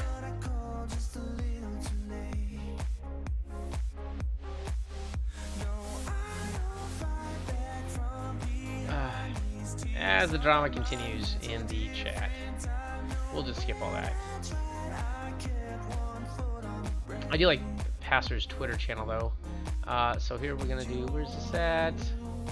Let's go here to the dashboard. This is a nice chill song. This is a very chill song. I like this. Okay, so it looks like things are going well as far as this this here fancy Twitch thing goes. My stream is going well. Currently, I've got Team Liquid out there pimping the fact that we're casting. Looks like we've got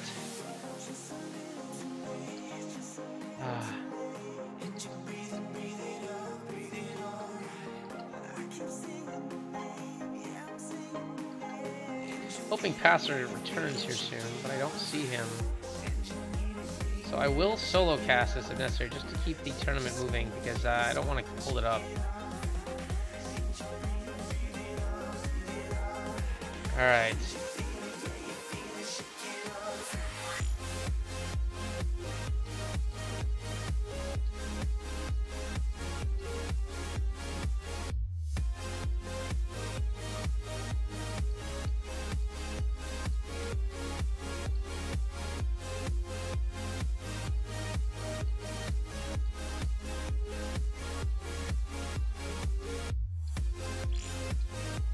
Oh, there he is. He is back.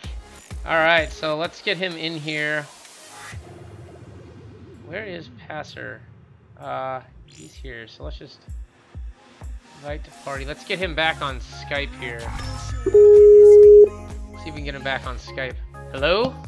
Hello? Hello? Hola, senor. There you are. You have returned. I'm not dead. I'm not dead. Not dead. Let me re-add your window here. There you go. So what Sorry, happened exactly? Well, there's this small bug. It doesn't really happen a lot. This is the first time it's happened to me. When you upgrade to Windows 10, sometimes when you have like Google Chrome and StarCraft open, it kind of screws up. All right. Well, because you know how both are like heavily RAM intensive. Chrome, that's only because you have to have less than 37 tabs open. Didn't you know, bro? Well, I have to have your stream open. Use multi-Twitch. It saves resources if you use multi-Twitch. It wasn't multiple Twitch things, but no. I'm saying multi-Twitch. The website multi-twitch.net. Yeah, I know. Okay. Just making sure you're in like the 21st century here, not like this 1999 crap. Yeah. All right. So looks like the maps are Coda. What is it? Coda, then let's see here. Just want to know all three maps so we know.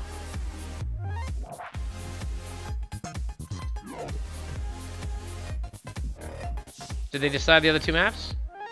I don't think they did. I know that Coda's the first map. We got, let's see, the vetoes, just so you know, Passer. They vetoed Iron Fortress was first, followed by Bridgehead, Cactus, and then Moonlight. First map was okay, so Workhorse's vote, so then Dash is next, and then that would leave Terraform. That's nice. Okay, Coda, good math. Dash, then Terra. Okay, so let me go ahead and create this game here. So we gotta do Coda. Oh no! Don't crash again on me, homie. You crash again on me, you're going down. You're going for a spanking. Okay, sure thing, Coda. senpai. It's alright. Create with mod. We'll do this with the Game Heart mod.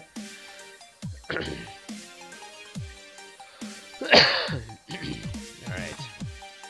Where's the Game Heart WCS mod? Oh, there it is. Wow, it's not even one of the top 15 Game Heart branded mods. There we go. There we go. Alright, by the way, welcome everyone to the chat, to the Chizat. Rose Roderis, welcome. Mimo-san, welcome. Expired SC, good to see you again. Good to see you again. Awesome. By the way, if you guys are new to the chat, or if you're lurking in the background, go ahead and just create a Twitch account, click follow on myself or Passer's stream. We like to know that. It helps. It lets us know that what we're doing is at least appreciated, even if it's only for 5 minutes. Hell, if you want to follow us just so you know when we're on, so you can heckle us and berate us, that's fine too. I'm a masochist, and Passer's just going to do whatever I say anyway. Pretty much. So anyway, it looks like we're going to be going here soon here. Oh, you don't really have to ask if we're ready. We're in the same call. I know, but I'm going to ask you anyway, just because I'm going to be narcissistic. So we've actually got a few bets actually going on in the chat here. Looks like someone here said that Flood's going to win 10-0, and someone else going to say Flood's going to go 7-3, and then someone else said Flood's going to go 100 to -10. So that means he actually won 110 matches. Yeah. Okay. It looks like they're ready. All right, let's do it. You can't hear that, right? What? You drinking? Like when I do this. Only when you suck the head there. Like at the end, you're like sucking like I've seen third graders like with less sound effects when they make out for the first time. Come on, control yourself, Passer. Anyway, so we get to see another TVZ here. Seems like there's a huge fan base for Flood, but he's a Zerg player, and I am not allowed to like Zerg with any fiber in my being, ever, unless it's Zephyrus or the occasional overly sexualized StarCraft 2 female player. So in that case, I'm allowed to root for Zerg. Oh, okay. I have to go for Workhorse too, just because he. I believe you just crashed again. All right. Oh no, not again. Ugh. No way of communicating.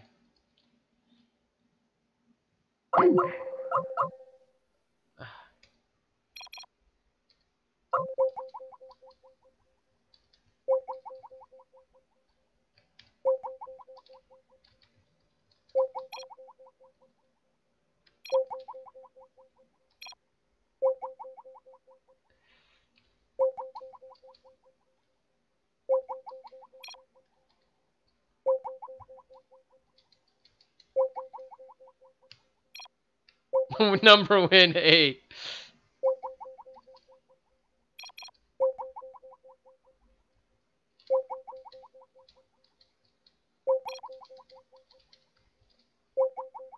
All right, guys. So what we're gonna do is Passer. Obviously, he died. I'm gonna go ahead and cancel that annoying sound there, and we will move on.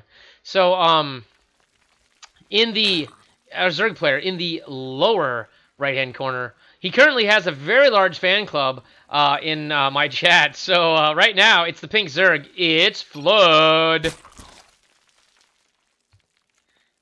His opponent in the, I guess this is like the 10:30, between 10 and 11 o'clock position. It's one of my more favorite colors. It's purple. It's also a Terran. You know what that means? It's Workhorse. So anyway, typically what you see in these matches is you'll see a Reaper little go in. It wants to get the scout. It wants to know how soon the pool is. It wants to know if there's a Roach Warren going down. The Reaper will try to do some damage. Usually it doesn't do a ton just because the Queens are so strong versus Reapers.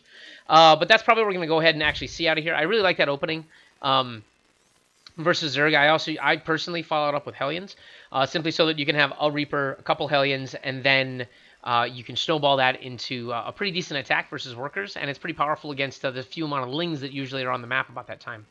On the flip side, though, for Zerg, there are some options here. They're risky.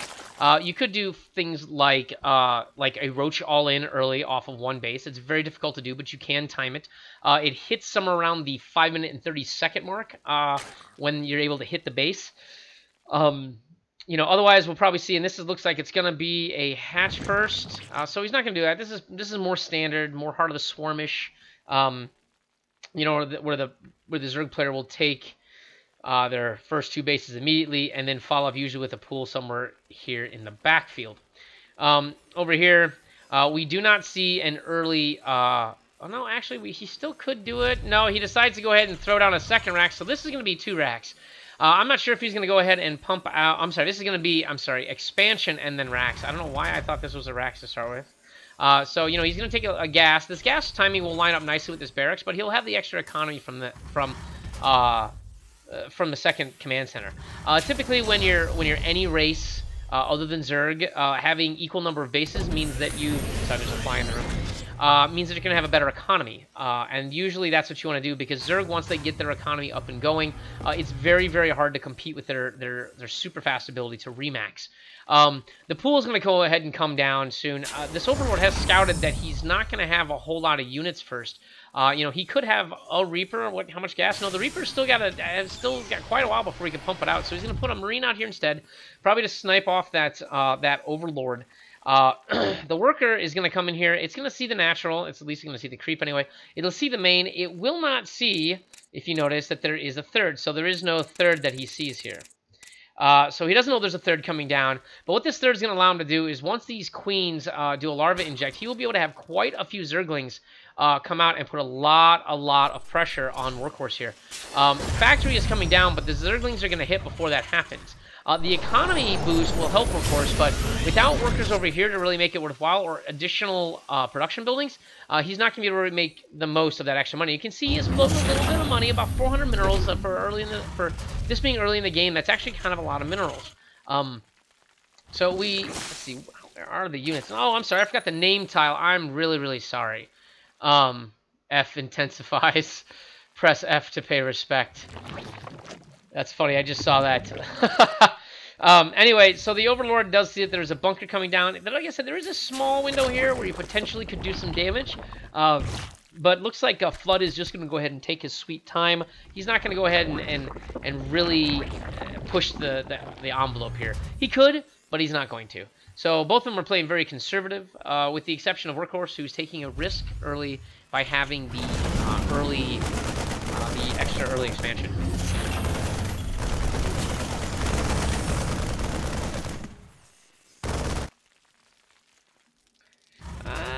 Yep, there is no high ground vision, so this Overlord is going to be able to sneak away. Third base is now up and producing at least something. The Queen pops. There will be a larva injection here, we think. Let's see here for units. There are 10 larvae on the field, but there is a Roach Horn coming, so we are going to probably see a Roach push here. The tank is just doing Hellions, and unfortunately, Hellions do, like, negative 21 damage to Roaches. They do so little damage, they probably, like, the flames just tickle the Roaches, and they get all warm and fuzzy, and then they're like, girl, I feel better, and they just wreck stuff, which includes the very Hellions that warm them up. So, creep spread improving here. He's going to probably have to join these 2 bases, obviously.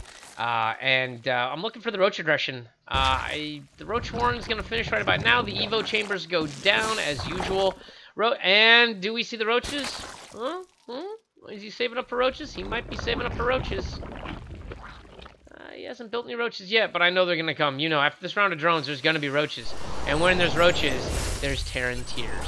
And actually here, the weak spot would probably be either this depot here and this depot here. These 2 lined up, So the Roaches will have to sneak around it, but they'll be able to pretty much one-shot these, because even with 4 Hellions, they do not... It takes several rounds to kill Roaches due to their armored capability. I like Terran's position here. I mean, he's decided he's gonna go mech. I mean, that's what he's doing. He's bringing out the tanks. He's got the Hellions here. I assume he will have and I don't see where it's at. I don't see the armory yet, but there will be an armory. There is a 3rd factory going down. Holy cannolis, that's a lot of factories off of 2 base Terran, my friend. And now it's getting to the point where he really needs to push these Roaches, because once his tank is out, those Roaches are gonna not be as effective. Let's see what total units he has out here. He only has 6 Roaches, which really isn't a lot. He's droning incredibly hard. I mean, he really needs combat units, considering this push is coming across the map. And while, yeah, the Roaches will help handle it, he really just needs more units. I mean, he's going to need air units eventually. He goes ahead and he picks it off. I mean, the Zerglings now have speed. You never want to engage on creep with those. And the Roaches take out, between the Roaches and the Zerglings, they do take out 2 of the Hellions. And it looks like Zerg actually took the better engagement of that with taking out several more units, or units worth of value. Wow. Yeah, they literally heal the roaches. So anyway, as you can tell, they did attack the roaches, but roaches regenerate faster than any other unit in the Zerg army. If they burrow, their amount they regenerate is ridiculous. And what's crazy is that when you do burrow move, then that's just absurd. That'd just be cray. We don't see the burrow upgrade yet, so I don't see any upgrades coming out of the roach horns. So unless they already have speed, do they? No. So, oh no, maybe they do. No, I don't see it coming. I don't see the upgrade. But 9 more roaches. I mean, he's really making a concerted push of this. And these Hellions, these roaches will easily take out this many tanks. At least this one, and they sneak up here, it can take out this one. So this third is actually very vulnerable because he now knows that there is, there's a dozen, 10, it looks like. 10 Hellions that should be transformed to Hellbats here, because usually with that many Hellions you go, and there it is. There's the armory. The Overseer flies in to see it. He spots the armory. He spots the fact that this Rax is being lifted and that there are now Vikings. So he has decided to go tank Viking Hellbat, which is a very, very strong composition. It's not as strong as having a couple of Thors, but, and I'm sure he'll be making some here soon. Pardon me. And he does decide to go ahead and push, but there just are not enough roaches. There are way too many siege tanks here.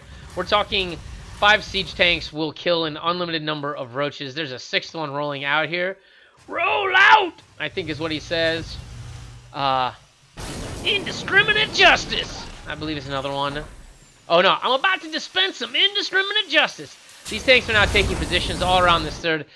He has basically no way into this base. He could do a narrow attack here and maybe pick this off, sneak up, and then run up in here, take this one out, and then move on. But he's going to take heavy losses doing that because when he's taking this one out, there is another one here that is within range. So the roaches would have to sneak up this very narrow path right here, bunch up, arc, take that tank out, walk up here.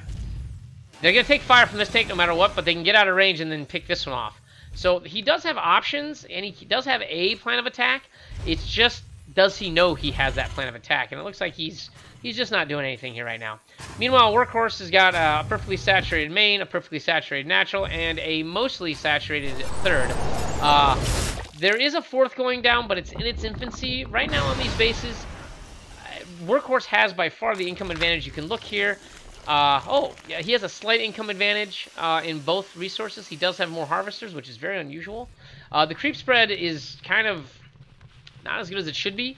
It should be at least out to this tower, give a reinforce along this path, or push through this path and break down these rocks. Okay.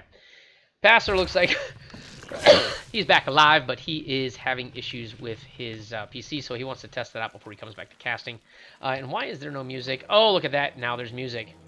Sorry about that. That is a lot of roaches, my friend. We are talking, that is 48 roaches. They are upgraded 1-1, but are the upgrades over here stronger? No, actually, there is a slight advantage for our Zerg player, but the number of tanks here is absurd. Now, the Vikings aren't going to be able to do a whole lot versus this roach army, so once these roaches actually are able to get in and start picking off these tanks, they'll be fine. The 4th here will be vulnerable. The 3rd here is actually kind of vulnerable. He can take out this turret and this and basically sneak in and take this out and take out a bunch of stuff back here because this tank's range ends here. So once he gets units back in here, this entire base is exposed because even though he's got these tanks here, they don't cover anything in the rear. And so there's a huge pocket right here that roaches can sit. And here's the engagement we're talking about. He decides to engage it. He now has Hydralisks. He scans. He now sees that there are Hydras. Bravely, he goes ahead and commits to this 4th base despite knowing that the Zerg army is here. He scans. He sees the entire units here. The entire army. Wow, the yawning is real, bro. I know, but look at this. He does have, what was that upgrade? Muscular, what was that? Was that augmented movement for the, what is the speed for this guy? No, oh no, the muscular augments is the Hydra speed upgrade, I believe. So now you got this very large roach army. They're gonna go ahead and take this out. There's actually plenty of space here for them to just sneak by and disappear. The only detection over here is this. Now there is a planetary fortress going up, but it still has almost a minute to finish. So he can actually push this army up. He will see if there's tanks, but he'll see if there's only 3 here, and he can take this engagement. The rest of the army is over here, and now the Vikings and everything get pulled back. The scan goes down, but once again, the quick reaction by Workhorse has prevented the attack by Flood. So he decides to go ahead and engage into this. He splits his army. This I don't think is such a great idea because there are Hellbats, and Hellbats will do damage. So he does bring this army back. He does take quite a few losses there. I mean, he took decent amount of losses. I believe he only had a few units lost before, and he now has 4 times the losses of his opponent. So exactly, Scarecrow. He missed a lot of. He actually did miss quite a big timing actually there. We had a big window, but now there are simply too many tanks. There's now a sensor tower up thanks to this little, I don't know, phallic-looking symbol that the Terran has in their building capacity. Literally nothing has been made out of this 4th base. This is slowly falling out of Flood's favor more and more and more. I mean, he had an advantage. He squandered early game. He allowed the Terran to get to mech up. And this is the situation where if you do not do aggression as a Zerg, then you are gorked. There is actually something I can help Passer with. Give me 1 second. I can help him. It is a screenshot I have on my desktop. Hold on.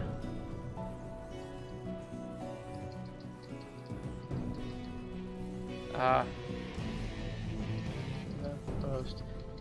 Delete the game cache.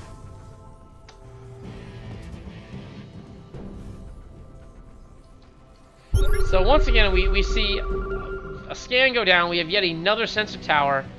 You know, there's 2 Marines over here using Silver for target practice. But again, there's just not enough Vipers. Too many Vikings.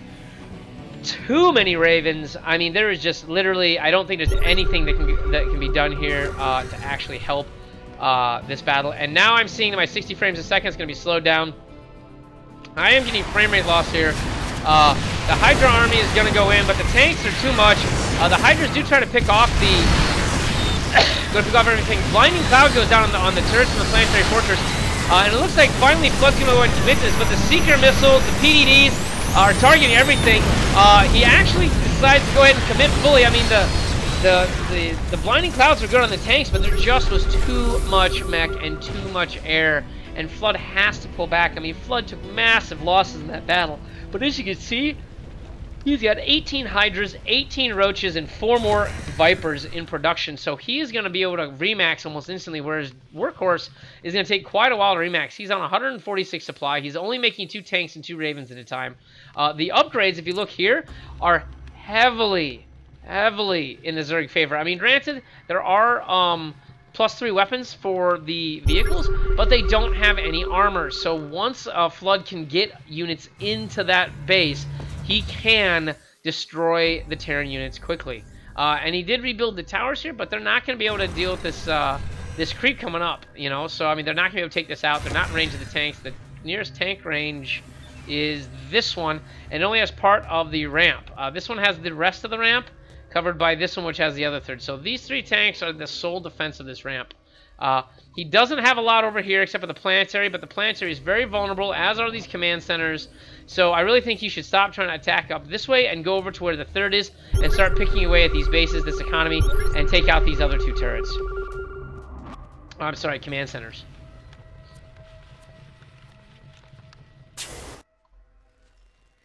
So yeah, what do you guys think? Who do you think is going to win this match? I actually strongly think that Workhorse is going to take game 1 here, just based on his composition and the fact that this is very difficult to break. You need like Swarm Hosts and Broodlords to really break this. And you need Vipers and Hydras to complement, to pull the air away to protect your Vipers. So here we go. Here's a push. He senses that there is nothing going on over here. He sees the workers moving, so he thinks he can move in here. Vehicle plating level 1 is coming down, so once again, another timing window missed. But he's going to move up all the way up in the third. The planetaries are actually not going to finish. He throws down the blinding cloud, but he's actually going to be able to get this first planetary. It's going to do minimal damage. The second one comes up, and despite the fact that it's repairing, the +3 weapons are actually doing quite a bit of damage. He finally kills off all the workers, and this second planetary is going to go down. So base number 4 and 5 actually fall, or I'm sorry, 5 and 6 actually fall here. But now he's got himself into a pickle where the entire army of Workhorse has moved in here and now has it trapped on the ramp. And he's not able to move down the ramp with all this, so he goes and he tries to do as much damage as he can. The Secret Missiles obliterate everything, and he's like, well, screw this, I'm going for Hydras. He's got all of his +3 happening, but unfortunately he did lose next to nothing, and once again, Flood, despite superior upgrades, loses his entire army almost, and takes the crap end of that engagement. And now, the Workhorse Tech Marin is coming back to defend his 4th. And look at this. I mean, we see 60 Zerglings, a bunch of Roaches, and Ultras, Dope, and Hydras.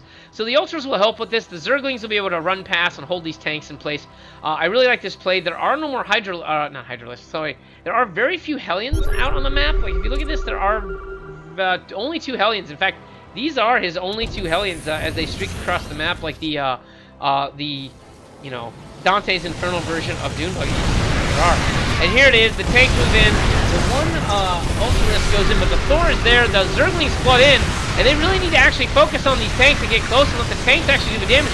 Instead, the Zerglings actually misfire and don't get in close enough and let all the tanks just do all this damage. I mean, there are over a dozen tanks here. What he really needed to do is move the Zerglings in here into the tanks and let the tanks kill each other. That was a very big blunder, actually, on the part of Flood. And Flood, unfortunately, is not playing very well. I mean, he's just throwing whole armies away. Like, throwing them away. And now, I see 5 bases for Workhorse, now with another planetary coming down. Flood's 4th base still isn't fully saturated. He keeps pumping out units. I mean, he's got a hell of a bank. I mean, and I guess not a hell of a bank. He's got a decent bank. But he just isn't putting out the right units, and he's not attacking in the right places. He's not sending in you know, changelings to try to get any scouting information. He's attacking blindly into these locations. He's not sending his Zerglings in to do what they're supposed to do, which is surround the tanks and force the tanks to kill themselves. I mean, now is an opportunity he could attack, for example. All the tanks are on siege just sitting here because Workhorse is too busy making planetaries and bases within his other bases. But here we go. There's now Mutas out on the field. The Mutas are gonna be useless against this, like, mass of Vikings and Ravens. So I don't know why he made Mutalisks unless he's trying to attack the Broodlords. So, but the Broodlords get morphed out of the Corruptors. So I really don't understand his logic here for the Mutas unless the Mutas were accidental. But now, once again, Flood, who had a superior army size, has now been eclipsed by Workhorse, who now has not only a larger size, but a bigger army. Or, I'm sorry, but the right composition, I should say. And you know what? Workhorse is content with just taking every map that he can on the base. There is finally a 5th coming down for Flood, but at this point I think it's too little too late. It gets scanned. You know that the army's going to come over here and kill it. You know, I mean, there's 3 workers, but what are they going to do? There's nothing he can do. His entire army is way out of position. There's no creep connecting really this base. And here comes the massive mech army. I mean, what, he cannot attack up here. There's one Banshee here, but he does manage to catch the tanks out of position. Oh, this could be really fortuitous, but once again, he doesn't attack move, or he doesn't move in the right position. So the Hydras come in here, but the Hydras just get evaporated by all these tanks and all these Thorns. And once again, he loses all of his supply. And GG is finally called after taking what looked like an absolutely terrible engagement for the last time. Blindly walking in there, not getting his units up into the base quick enough to attack. So, hey, Regret. Yes, I am a big-nosed, loud, eccentric ass bag. However, you just suck at life. So, that's that. I guess I won that argument.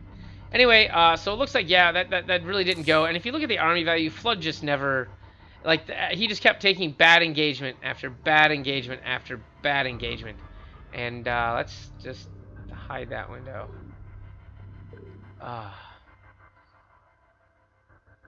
So, I mean, it just, and, you know, he did have the upgrades. Like, look at this. He had superior upgrades the entire game.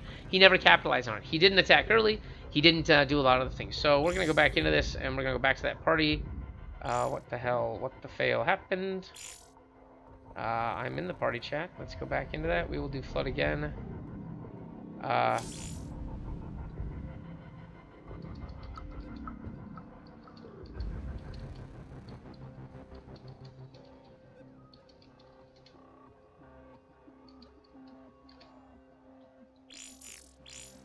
Passer back.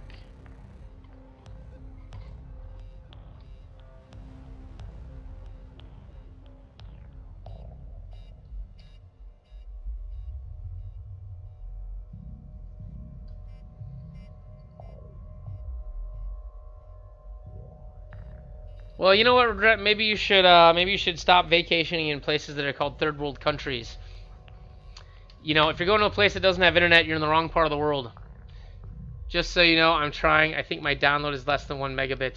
You know what? If I get enough viewers, actually, you'll be able to do the transcoding, and you'll be able to go ahead and adjust the stream quality. So tell all your friends to view my stream so that Regret can watch our stream in the potato internet land that he lives in. Okay.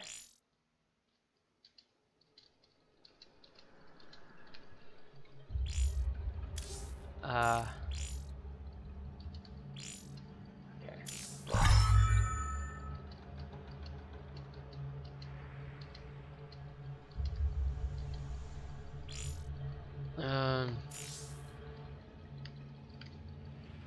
I will be right back, and I forgot to turn on the Monster Cat track so you guys can listen to some fun stuff. Alright, I will be right back. I don't know why this isn't playing. Oh, it's just very quiet. I'll be right back, guys.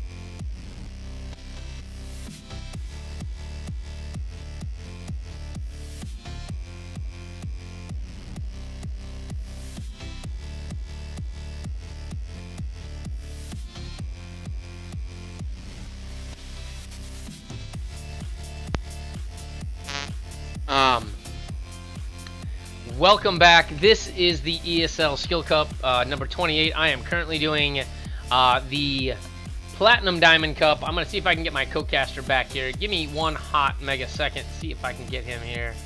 Don't know if he's going to be around. Let's see. Let's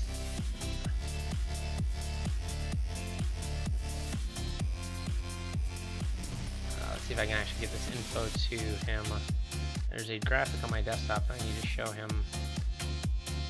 I'm gonna see if I can get our caster buddy back, but there is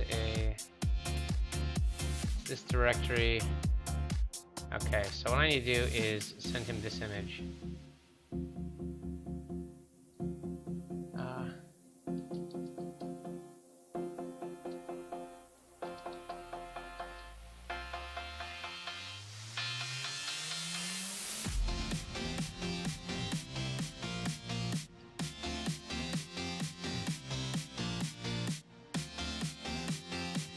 I'm trying to get our other caster back here.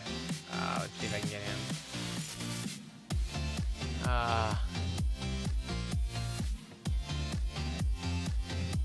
One last thing here, and then we'll just go ahead and start. I don't think he's available. Where is my own friggin' chat?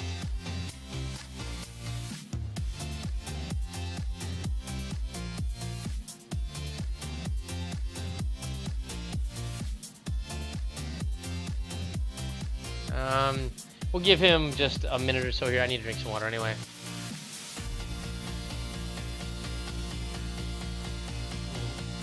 Ice cold water is one of the greatest things that mankind can possibly experience.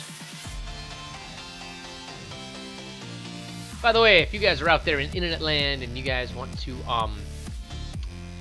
check out what's going on with me, you can hit me up on Twitter at DJ Spectre TV, or you can check me out here, as you see. And sorry, I'm looking at my chat. Hold on.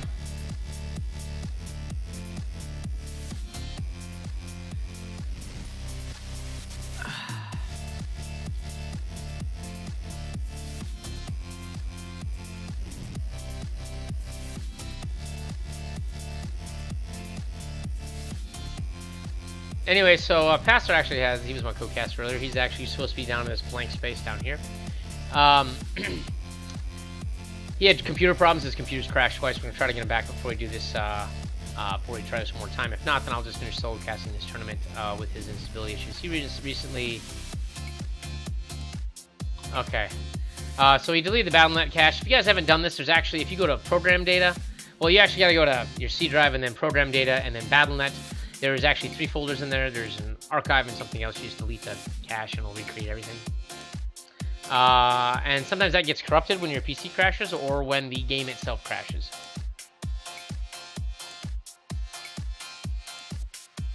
Additionally, if you constantly get... one second, here we go. Yellow. Yellow, are you there? Oh, he lives. Okay. There, yep. See? There he is. That's Pastor down there. Right there, guys. Alright, so let's get you... Are you in the game now? Yeah. Alright, let me come find your ass. Are you in the ESL chat? You are never in the ESL chat. I just messaged you. You are a terrible individual. I know. I try. There you go. Alright, but yeah, if I do crash one more time, that's going to be it for the day. Yeah, the thing is that I like I said, with Windows 10, this may not necessarily work. And this is the thing. You did the free upgrade, right? Where you upgraded an in-place installation? Yeah, yeah. Yeah, I'll tell you this right now. From dozens of years of doing that, you never get 100%. What? Who is this? That's Scarecrow. Oh, I didn't see him. I just saw the little icon at the bottom. Yeah, but no, it's been working, but I don't know why it's deciding to be a pain in the ass today. Well, because you're casting instead of adminning. Oh, well, I mean that worked. Yeah, that kind of explains it. Why did he leave? Oh, I think somebody thought this was the finals. Oh no, this isn't the finals. Unfortunately, this is not the finals. This is still the semis. All right, go. We're gonna get this party started. I'm gonna go ahead and turn off the monster cat, and I am gonna turn on music in the game. Let's make sure I actually. Yeah, there we go. Music's playing. Here we go. 3rd time's a charm, right? We'll get through a match, Passer. Well, we'll get through 2 of them. Maybe. If I don't see you guys again, remember, I love you all. Tell his mother he loves him too. Well, sort of. Except Regret. The hell with you. No, Regret. You know what, Regret? You can go stick your hand in a blender. Okay. Yep, I haven't crashed yet. Oh, don't jinx yourself. Don't do it. Because you know how I can tell? Your Skype video stops. That's literally how I can tell. Like, you stop moving. So you better, like, I don't know, do a dance or something so I can see if you're still moving. Nope, he crashed. Nope. No, I saw the wiggle. Welcome to imperfect video. There's pixels that move. Because I could be like... I'm in. Hey-o! Life is good. All right, so let's do these intros before all hell breaks loose, right? So starting in the at the 12 o'clock position, it would be the guy who actually convincingly took the last match. It's Workhorse.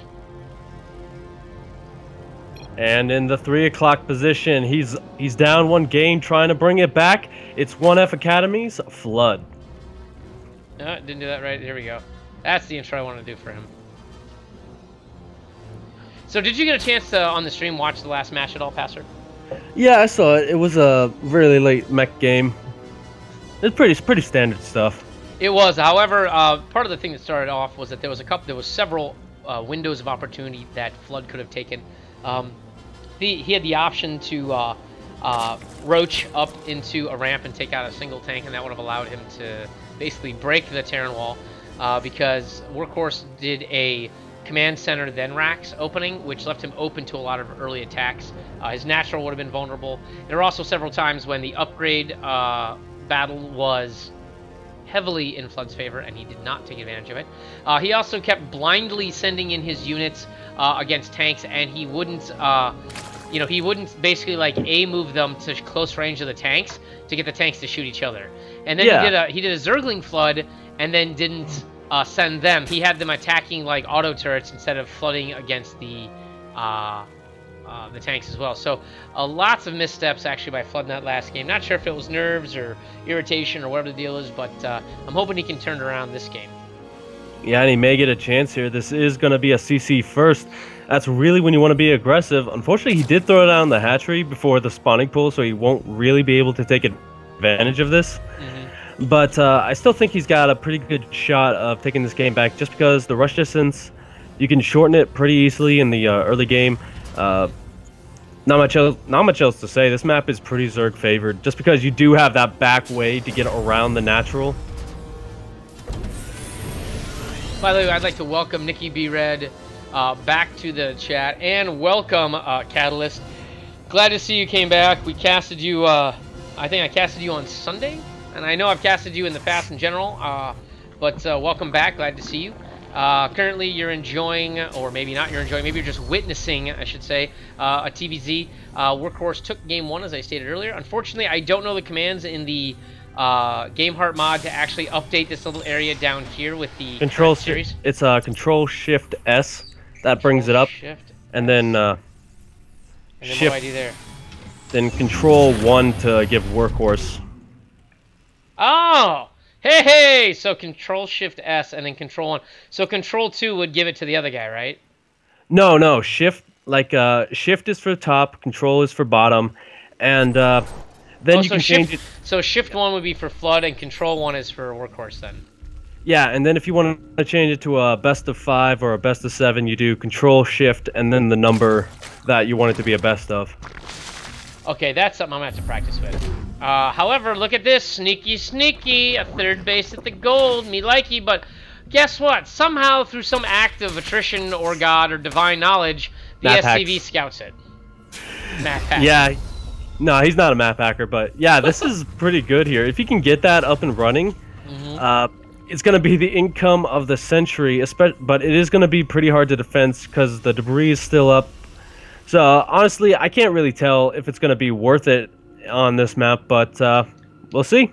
I mean, he could transfer some extra workers over. I mean, he could overproduce drones at his natural, and send them over there at least temporarily. I mean, that little blockade with the rubble isn't a huge run because drones move a little bit quicker. But yeah, he really needs to move some units over here, because this is the exact build that Workhorse did the last time. He's basically going to go ahead. I mean, he puts down he's got Hellions, he's got a bunker. He's got a depot here. I mean, there is this back path that he could sneak some units in. And there is no tank yet. I mean, he's bringing down Hellions only. There's no Widow Mines. A third command center is coming down. So, once again, we're looking for a heavily macro game. And there's a second factory. So, yeah, once again, he's going to go into the same build he did before. And see if it works, if lightning strikes twice. Yeah, the thing about mech is a lot of Zerg players haven't been able to really figure it out just because they lost the swarm host. They don't really have anything. But to be completely honest here, and every Zerg in the chat is going to yell at me. Nikki, I kept crashing, don't worry about it. But swarm hosts on this map would actually be pretty effective because you do have that gold base right there that's pretty undefended because the Terran's not really expecting it. Well, and the other thing is that the swarm hosts still have the ability to have flying locusts. Now, I know most people are kind of like, ha, ha, ha, flying locust herky-derp. But this is one of those maps where you could basically fly right into the main and just pick this stuff off. And even though, it's not likely to happen that way, swarm hosts do not die versus Hellions very quickly. I mean, they have just enough hit points to deal with, to outlast Hellions, while another support unit comes up and deals with them. So, yeah, I really think he needs to have more units. He's not really making the most of this gold base. He's got it, but it's not saturated. So, I mean, why doesn't he move the workers from the natural over to the gold and make the most of it? I don't know. Why take a gold base if you're not going to saturate it? Yeah, he probably was planning on saturating it, but then he saw those Hellions, and the thing about it is, it's a lot closer to your opponent's base, so he probably was a bit worried that if he sent way too many drones over there, they would get roasted pretty much instantly. So I'm guessing that's his thinking, but you know, he's a person with He's a different thoughts. person. Yeah, I mean, like, okay, yeah, you got the threat of Hellions, because this is the exact same push he did before. Like, he's got Hellions, he's got a tank, he's got a couple Marines. He now has a faster third base than he did before. He's walling off at the only point that he can. He's going to defend it with the tank. What we're seeing here is a Terran who's macroing up like crazy, and a Zerg who doesn't have a Baneling Nest, and who's only making units that are basically defeated by tanks. I mean, Roaches have a bonus against them versus tanks, and there's enough Hellions here to at least wear them down. So, once again, we're talking Ling Banes to potentially do this. You need Speedlings to come in here. And where did I just heard the sound effect for Bane? No, that's not a Baneling. Sorry, that was an Overseer. Yeah, he is doing some things right here. You know, he's going for those really early upgrades. Looks like he wants to go to a fast hive as well. So that's actually one of the moves he needs to do. He has to stay ahead in upgrades, especially in the mid game, just because mech is so cost efficient. Yeah, very. I mean, unlimited units fall to only a small amount of tanks. And basically, like I said, there's not enough aggression. I cannot stress this enough as Zerg players. You have to be aggressive. This idea of taking 3 bases before doing anything is not viable against a Terran doing the same thing. If he's going to 3 base, you need to 2 base and hit them with everything you've got. Right now, as it is, there are 3 tanks, 4 tanks all sieged up, and he's got less than a dozen Roaches about ready to walk into this. This is, once again, him not knowing what he's walking into, and he's going to lose his army again. And this was the MO he did the entire last game. Yeah. He has no air. There's there's 1 turret in the main. Mutas would have been perfect. Does he have a spire going down? No. Yeah, he's definitely going for a Roach Hydra here, but I haven't seen the Hydralisk Den yet. He's very late on it. Yeah, that's going to be a huge problem, especially as that air count keeps going up. Soon we're going to have those big Raven pushes in the later game, and he did take some hits there, I think. Yeah, but here's the thing. He has an opportunity now. He has an opportunity to wipe out the natural by taking out these rocks, because these tanks aren't in a position to defend the natural. There is a narrow path right here. He can sneak in, wipe out everything in the natural, and get out without taking any damage. Actually, yeah, Workhorse does see this.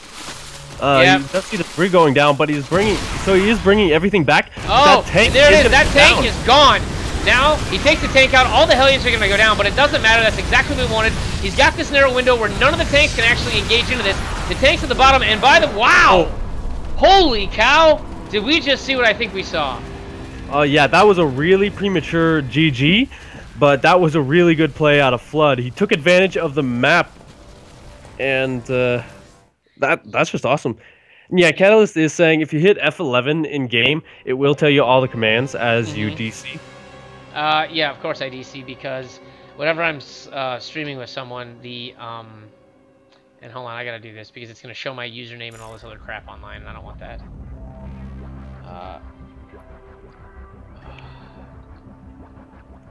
There.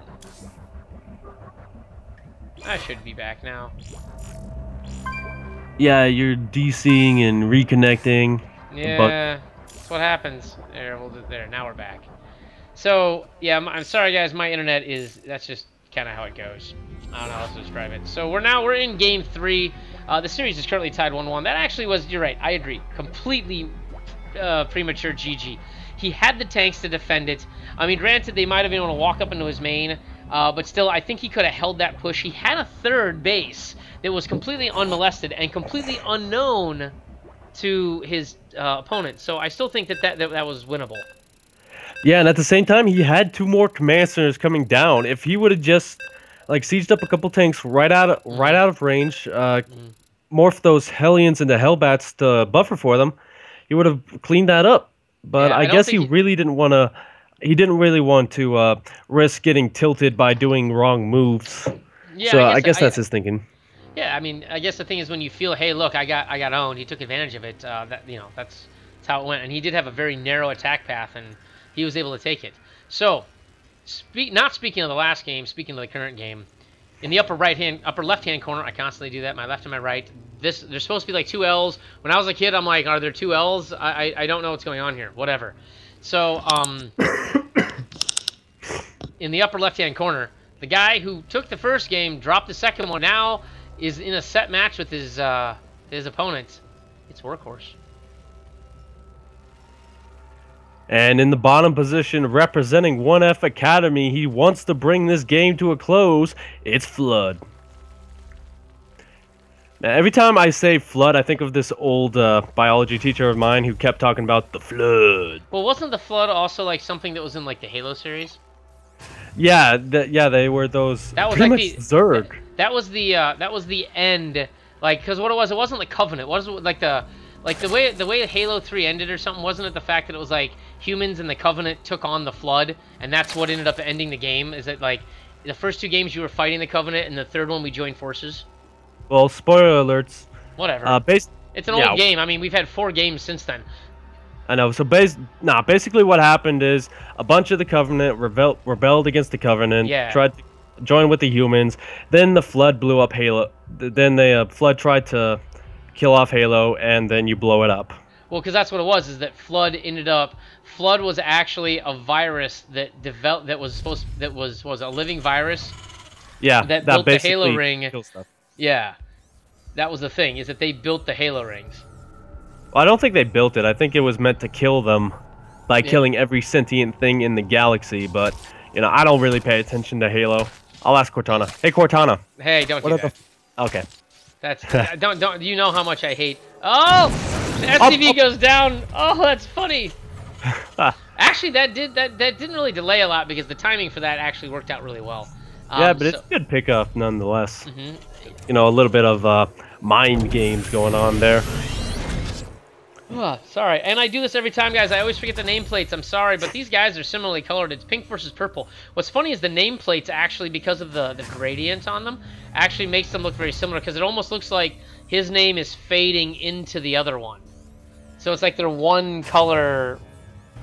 I don't know, whatever. People who are artists will know what I'm talking about. But here we go. Flood deciding to go on the aggressive. So he goes ahead and he drops not 1 but 2 hatches. His pool isn't even finished, and he's got 3 bases. Yeah, he's definitely going for that macro game. It's one of the things that Zerg tries to do going against CC first. It's either that or just Ling Rush. But yeah, I mean, this will keep him ahead in terms of economy. If he wanted to, he could probably take that forward, what do you call that thing? Gold base. But yeah, I mean, he's doing pretty much what he thinks he needs to do to win this game. Well, and there's nothing wrong with that. I mean, if you think about it, I mean, he's got some momentum. Like, I mean, he got his opponent to basically tap out. Like basically be like, all right, I'm done, no more. Please, hammer, don't hurt him, sort of thing, And in those scenarios, it's always a good thing. I mean, he's got a good feeling. He's like, wow, this guy crushed me definitively in game 1, and then I made him, beg for mercy super early in game 2. Yeah, so now that's really what he has to do, beat him early so he doesn't have to deal with that maxed out mech army. Yeah, which is exactly the way you beat Terran. You have to kill Terran early. Yes, Terran late game is damn difficult. Why? Because Terran early game is not as strong as the other 2 races early game. Yes, there are some strong builds and there's some cutesy little things like you can run Hellions into the base, but a Spine Crawler negates things like that. Well-placed Queens on a ramp prevent that. So there's things that make what the seemingly ultra uber OP Terran early game neutered instantly. Like, Queens effectively stop Terran early game. Cannons stop Terran early game.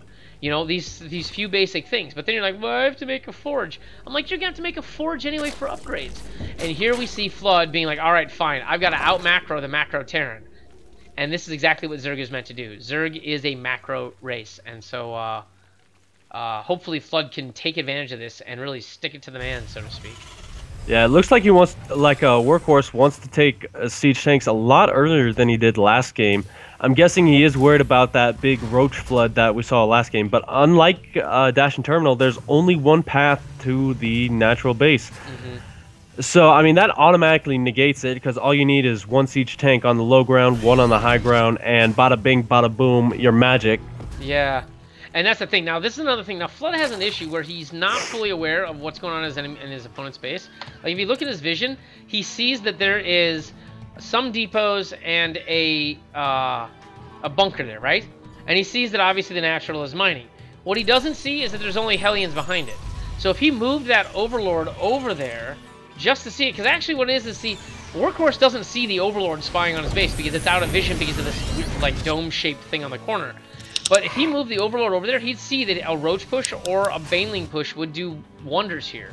So, but he's not making any units. He has no additional structures. Like, where is... I mean, he's got a Roach Warren, but where are the Roaches? Where are they? Why make a Roach Warren when you make a Roach? Sorry, 2 Roaches. Like, if you're going to make a Roach Warren, you need to do a timing push. You need to hammer the hell out of this with Roaches while he only has units that punish light. His first tank is rallying was to a bad spot, actually. He only has one of them. Now is the time to hit with Roaches. And once again, Flood has delayed with his Roaches. Now, he won in the last game, but that was out of dumb luck and a rage quit. That's not going to happen 2 times in a row. Yeah, I mean, he is trying to get that economy going, but you're definitely right there. He had like 23 larvae. If he made every single one of those into Roaches, he probably could have pushed this out. But, you know, we're going to have that second tank popping right now, and that pretty much kills it. Kills the push when there's a big buffer with all those Hellions. Yeah, and once again, he's pushing out with a lot of Hellions, a couple of tanks. You know, he's trying to secure this area. He's going to go over and make sure his third's fine. He doesn't have anything that can shoot up, so... Yeah, that's not going to be... Oh, and Flood does the cutesy thing where he drops the creep, so the command center actually cannot land. Nice. So, he is deciding to move out with it now that he knows that this thing is vulnerable. And actually, with the tanks now here at the third, there's actually an opening where this one tank doesn't cover any of that ramp to the natural. So, if he walks out of the way, guess what? He can get in there. He can move all these Roaches in here, and there's nothing to stop him.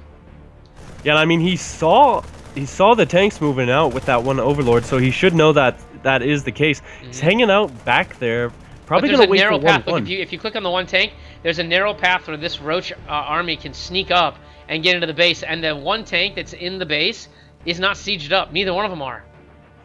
Yeah, I mean, if he goes right now and can catch these supply depots down, he would take like maybe 1 tank shot just because it does cover one of the supply depots, but yeah. He could get on top. He can get on top of this entire army with +1 Roaches this early. He could pretty much wreck face, but he's going to go for the third. It looks like instead. No, there's no way to get to them. I mean, well, he's going to take the long way around to the third.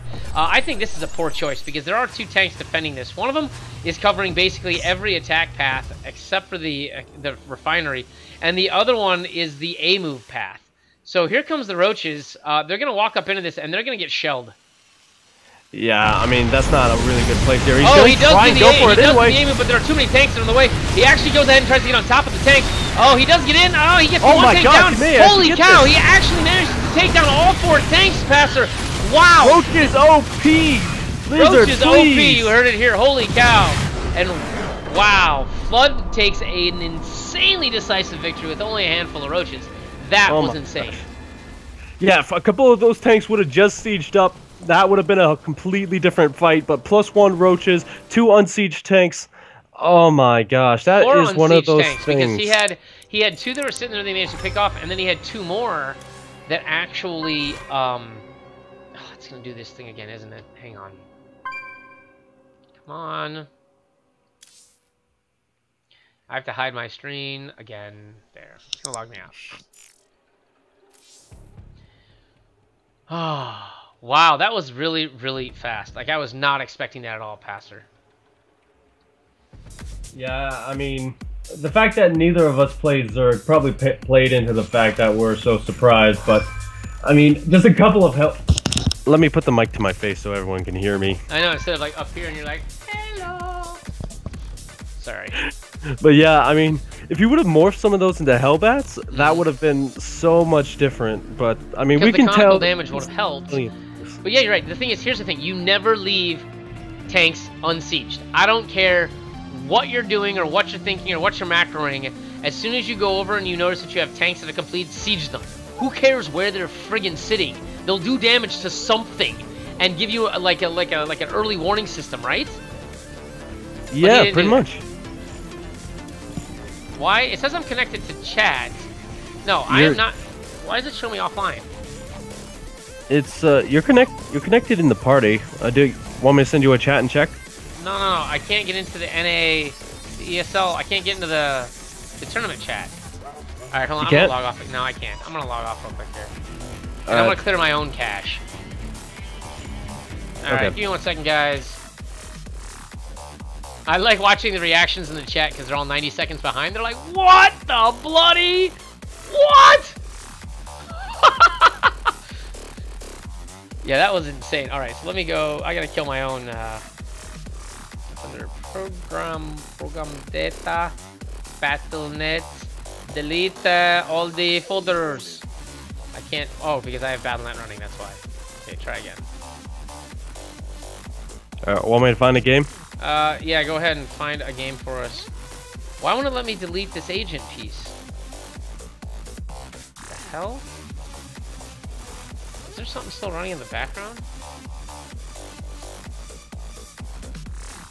By the way, you'll be happy to know, by the way, I think, where's the BattleNet agent? Is that even a thing? The BattleNet tab? I can't delete the agent folder. There we go. Finally, now it's gone. Okay. Now we're going to start fresh. By the way, guys, this is my first stream doing it at 60 frames a second for a tournament, so let me know if it's nice and smooth. If you see any slowdown, chop, or frame drops, let me know. I don't see any dropped frames according to XSplit. Let's see, let's check. Yeah, I don't have any dropped frames, so at least the encoding is going smoothly. But if you guys see any issues, let me know. Also, any audio issues, things like that. Let's see. No one's responding. I may have to, cast the chat. And Creeper is going for all those alt commands, but he is failing badly here. We do have one spade and one club, but he is failing. The rest do not work. What are you talking about? What are you casting? I don't know. Sinistro told me to cast the chat. You're casting the chat. I don't even... I don't know. You know, it's the turn, and it throws down an 8 of hearts, but that's not going to win it for him. He's all in, and now the river. Oh, it's an 8 of hearts. He turns it around miraculously. He takes out his opponent, and he wins the World Series of Black. Not Black. I was gonna say World Series of, like, I don't know, Tiddlywinks. All right, now I can put my game back on screen. Hey, look at this, guys. What's this? What's this? What do you see? What's over there? What's that? You know what that is? That's a game client. That's called StarCraft. Apparently, mine's also potatoes. Unfortunately, Pastors is so potatoes, it just wipes out his whole computer. StarCraft is like, I'm going to kill all the things. Yeah. It's like, you either go big or go home. You want to crash, you're going to crash your whole dang PC. It's kind of like my stream, how my stream used to cause memory errors. And by the way, did I tell you, I think I figured out what finally was the cause of my computer constantly crashing during all my streams? What's that? So, I've done overclocking, but I've never had a motherboard that's allowed me to do all the things that you can do with overclocking. Like, if you saw the options in the Extreme Tweaker UI for my Asus motherboard, you'd crap your pants. So, because it's an Asus, it's an Asus Maximus 4 Extreme.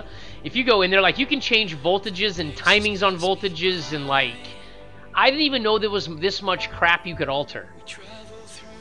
But, for all that shit in there, I'd forgotten one basic rule of overclocking. When you overclock your CPU, and you adjust your multiplier to do that, you're also adjusting the multiplier for your memory. Oh, boy. So, you know what I forgot to do? Adjust the multiplier for your memory. No, because the multiplier's in one place and it does it for both. What you need to do is lower the speed of your memory so that when it multiplies, it doesn't exceed the capacity of the RAM chips itself. So I had it on I've got 2133 memory in here, but it's got an XMP mode you use to get to that. It has a slower XMP profile that's only at 1866. And you know what I have experienced since changing it to 1866? I'm gonna guess good things. Glorious non-freezing PC. It only took me half a year. And Pluto telling me I should turn down my overclock, which I told him no, I want to go faster. So Pluto, eat it. Alright guys. So we need a match. Let's see how the brackets are shaping up. Why don't you give us a rundown on the brackets here, Pastor? Alright, ladies and gentlemen, in the winners bracket finals, we have our first winners bracket finalist. It's going to be Flood. He's waiting for the winner of Tearing It Up and Chloe, who took out No, Chloe just got it. Chloe just advanced. The bracket just updated. Ooh. We can do their match. Yeah, we have either that or Frosty and Workhorse in the losers bracket. Your choice. We can also do, what, has Tearing It Up and Seamus already started? No, I mean, if it just advanced for me, so they may just be getting started. We could. Who would you rather see? Would you rather see Workhorse or would you rather see Flood? It's your choice, honestly. I don't really care. They're both Terrans. Oh, by the way, I thought I had mentioned this to you. So Ninja Slice apparently got knocked out. Was given a bye in the lower brackets twice, and then he logged off. Oh, he left? Yeah, I wonder if he still was angry about that topic earlier. Yeah, I'll probably be dealing with tickets on it, and for some reason, my entire ESL site is now in German. Well, hey, no big deal. It is a German-based company, you know that, right? Yeah, but usually it's in English. All right, you know what? Let's just do Flood and Chloe since they're here. Okay. We'll just do Flood and Chloe. All right. Oh, hold on. Frosty's also available. Is Frosty in the lower bracket? So, yeah. You know what? Let's give the lower bracket some love. Let's see if Frosty will do it. Here it is. We haven't done Frosty yet. And I want to do a lower bracket match also, since we haven't done it. Okay. We're going to do Frosty Phoenix versus Workhorse. So, okay. Yeah. Okay, that works. And Passer when ready. I think Flood just IM'd me. Did he? Yeah, hold on. I'll let it. Hold on. Let me tell him.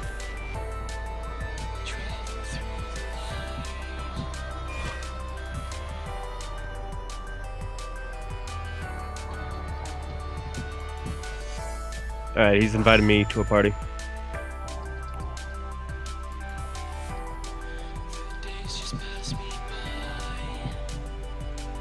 Alright, I'll be right back then. I gotta grab no something. problem.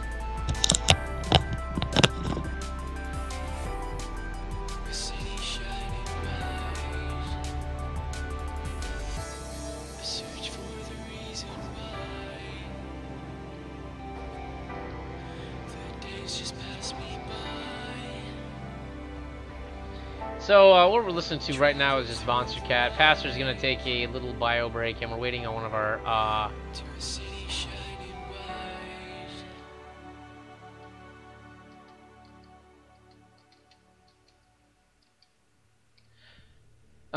so what we're gonna do, Expired, is we're gonna do one of the lower bracket matches, and so the lower bracket match with Tearing It Up actually has already started. So we're gonna do Frosty versus Workhorse. So it's not that we were necessarily following Workhorse into the lower bracket, but we wanted to give some lower bracket love in general, and he just happens to be the only match there. Riot! You're all gonna riot! Where's Riot?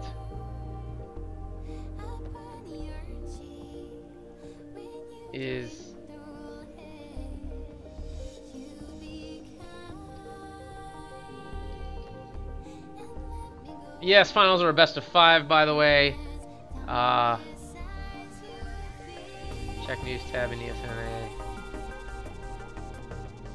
You know, it's okay, So Triggered. People like that exist everywhere. You just have to accept it. I'm not sure if it was your first tourney or if it was his first tourney, but, you know, these jitters happen. People get frustrated and they say things maybe they don't necessarily mean or whatever, but in the end, it'll be reviewed. And we'll, you know, everything will be sorted out by then.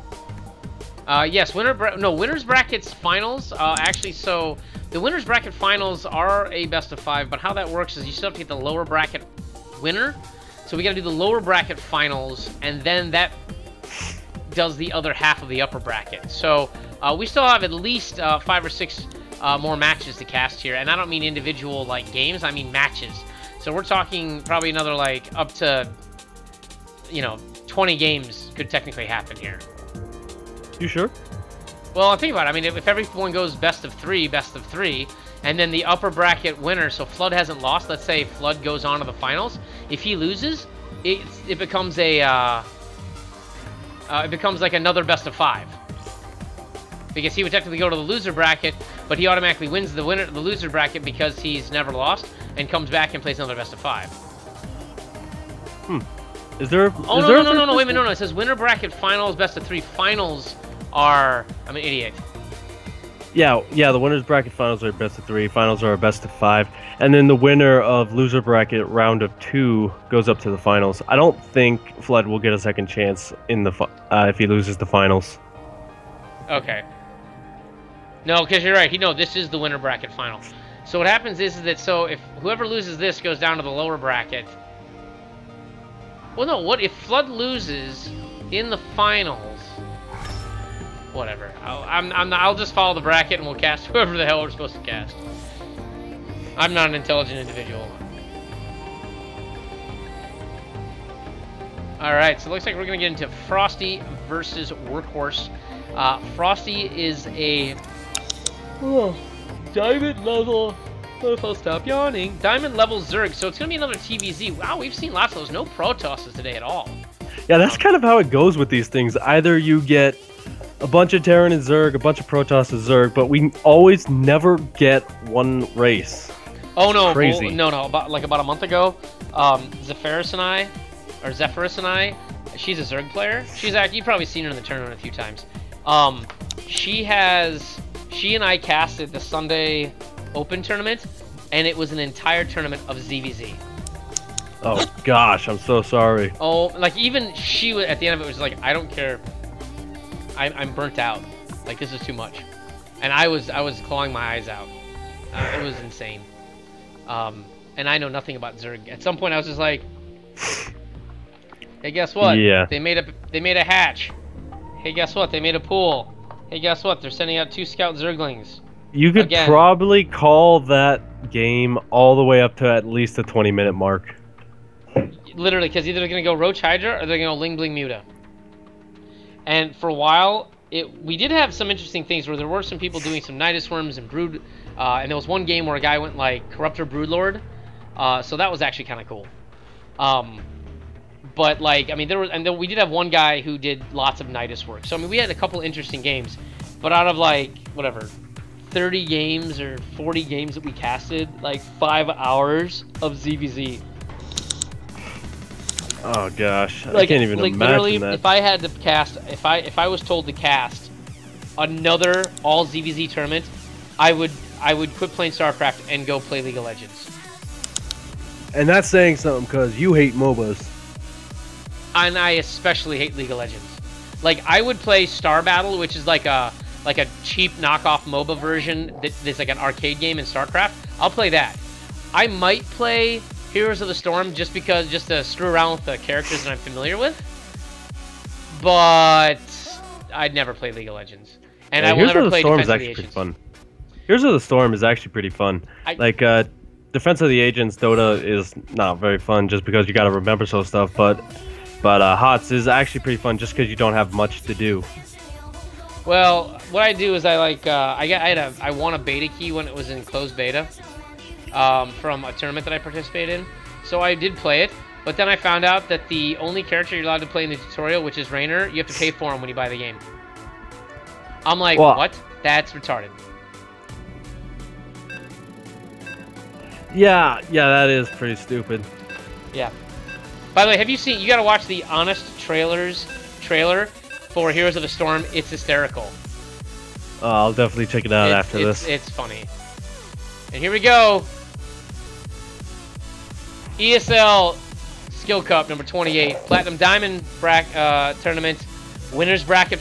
Sorry, this is the lower brackets. Was this the lower bracket quarters? Round of 4, yeah. Yeah, lower bracket quarterfinals. So here we go. In the upper left-hand corner, we've got our Zerg player. We haven't casted him before. In fact, I don't think I've ever casted him. It's Frosty Phoenix. And in the bottom position, we can't say the same for him. We've casted him bunch. He's the Mechio workhorse.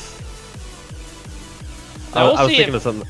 We'll see if Frosty here can keep up with the way Workhorse plays. Now, we've seen Workhorse in 3 games straight go super fast command center into Marine, Tank, Hellion, Viking, eventually Raven, right? So if he can hit early, I think he can take Workhorse out in a very quick 2-0 and advance to the next round. Yeah, I'm starting to think there's something sneaky here. This is a really, really early scout from Frosty, so he may be thinking just the same thing. He's been watching our cast, and he just wants blood. Yeah, and he's got to know, is he going command center first, or is he going racks first? And he's on attack. He's on the attack move, so he's got a rally point, and then from the ramp, he's then an attack move. So here we go. We see actually, wait a minute, we don't see anything coming out of Workhorse. Yeah, it's a CC first once again. Where's the CC at? Oh, well, he's just saving up. Drop till 15. There it is. So yeah, and the patrol is on, and he's gonna try to block whatever comes down. He's not sure what's coming down, but he's gonna block it, whatever it is. Yeah, here we go.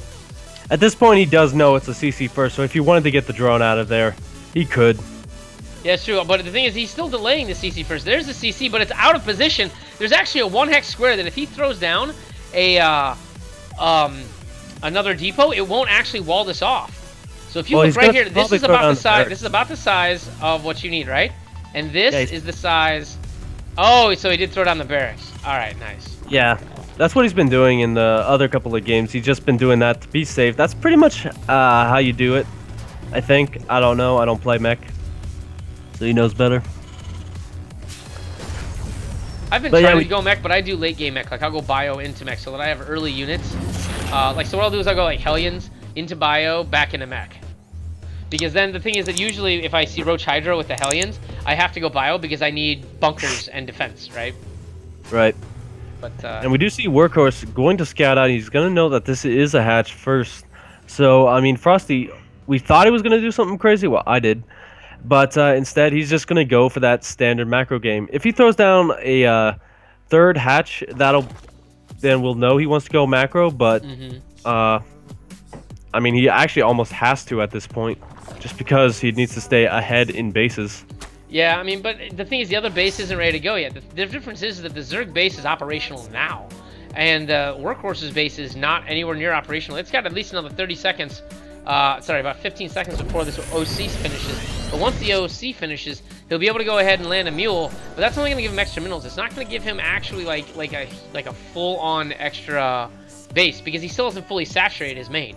So, you know, whereas over here, Phoenix is already. Sorry, Frosty is already building, and he's decided he's going to go for the Roach Roar. Now, I like this play a little bit better. He's got the idea of what he needs to do. He's going 2-base Roach, which is a standard build for Zerg. The 2-base mech is not a fast build for Terran. It takes a while to get it up. You're reliant on Marines and Hellbats to keep you going until you get your tanks, Vikings, and everything else. Yeah. I think a Roach Rush actually would do pretty well here. Workhorse can decide to go for earlier tanks, but I mean, if you just rush like 7 or 5 roaches, there's no wall off here, so you can run right past the bunker, get into the main base, and do a lot of economic damage.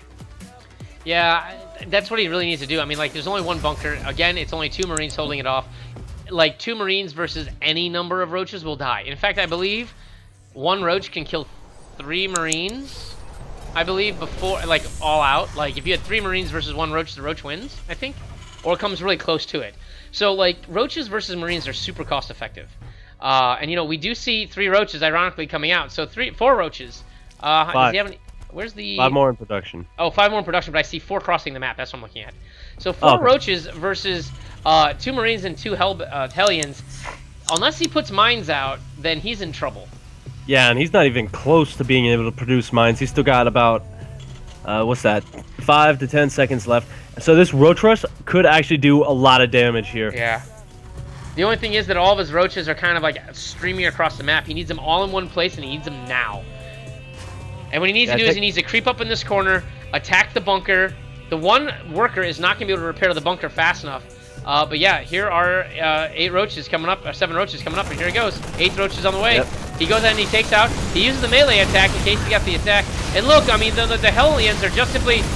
Oh, he gets the bunker! And now this is trouble. No, go ahead. No, finish what you're saying. No, I was just saying that pull was way too light. He's going to lose a lot of SCVs here. He will have that 3rd CC, so this is not enough damage to kill Workhorse just yet. The bunker does go back down, so you need to attack either the debris or the supply depot. They both have the same amount of health, but tank production is about to start here once he has the minerals for it. So I mean, Frosty really needs to do what he's going to do right now. Yeah, and I think he heard you. He moves in. He goes ahead and takes out the work from the bunker. So like the Marines have no place to go. He is taking some out. He gets the Marine taken out. I mean, he is slowly chipping away at these Hellions. And while Hellions aren't necessarily designed to kill roaches, in certain numbers they do start to become effective. So I mean, he is, and the thing is, they are being repaired by the SCVs there. But these roaches, he's sacking them all for the sake of getting his bunker down. And finally, the bunker completes, but there are no Marines to go in there at all. And these this mass Hellions have actually held this off. There was 0 reinforce and no extra base, nothing thrown down. I really think that was like an ultra all-in. But if I do say so, it was one of the worst ones I've ever seen. Yeah, his attack, this attack is over. That one siege tank has the support to really stay alive for a while, and he only killed 6 workers in that, so that was really not really worth it. Yeah, I mean, he lost 6 roaches versus 13 units. I mean, 606 in resources, and I guess there's also... How do you get 606? Like, seriously, how do you get these weird numbers when all the units all cost end in zeros? Or gas. He must have canceled something. Yeah, that doesn't make... How do you... Anyway. So, yeah, he... Anyway, so now he's got enough roaches, actually, to push up that ramp. But the problem is that now there's 2 tanks, and this battle's over. I mean, he's prevented the 3rd from being taken because he's got the Clever Overlord there. But he himself has not taken an additional base. Yeah, but this is actually a pretty smart play here. He's going for the Spire Tech.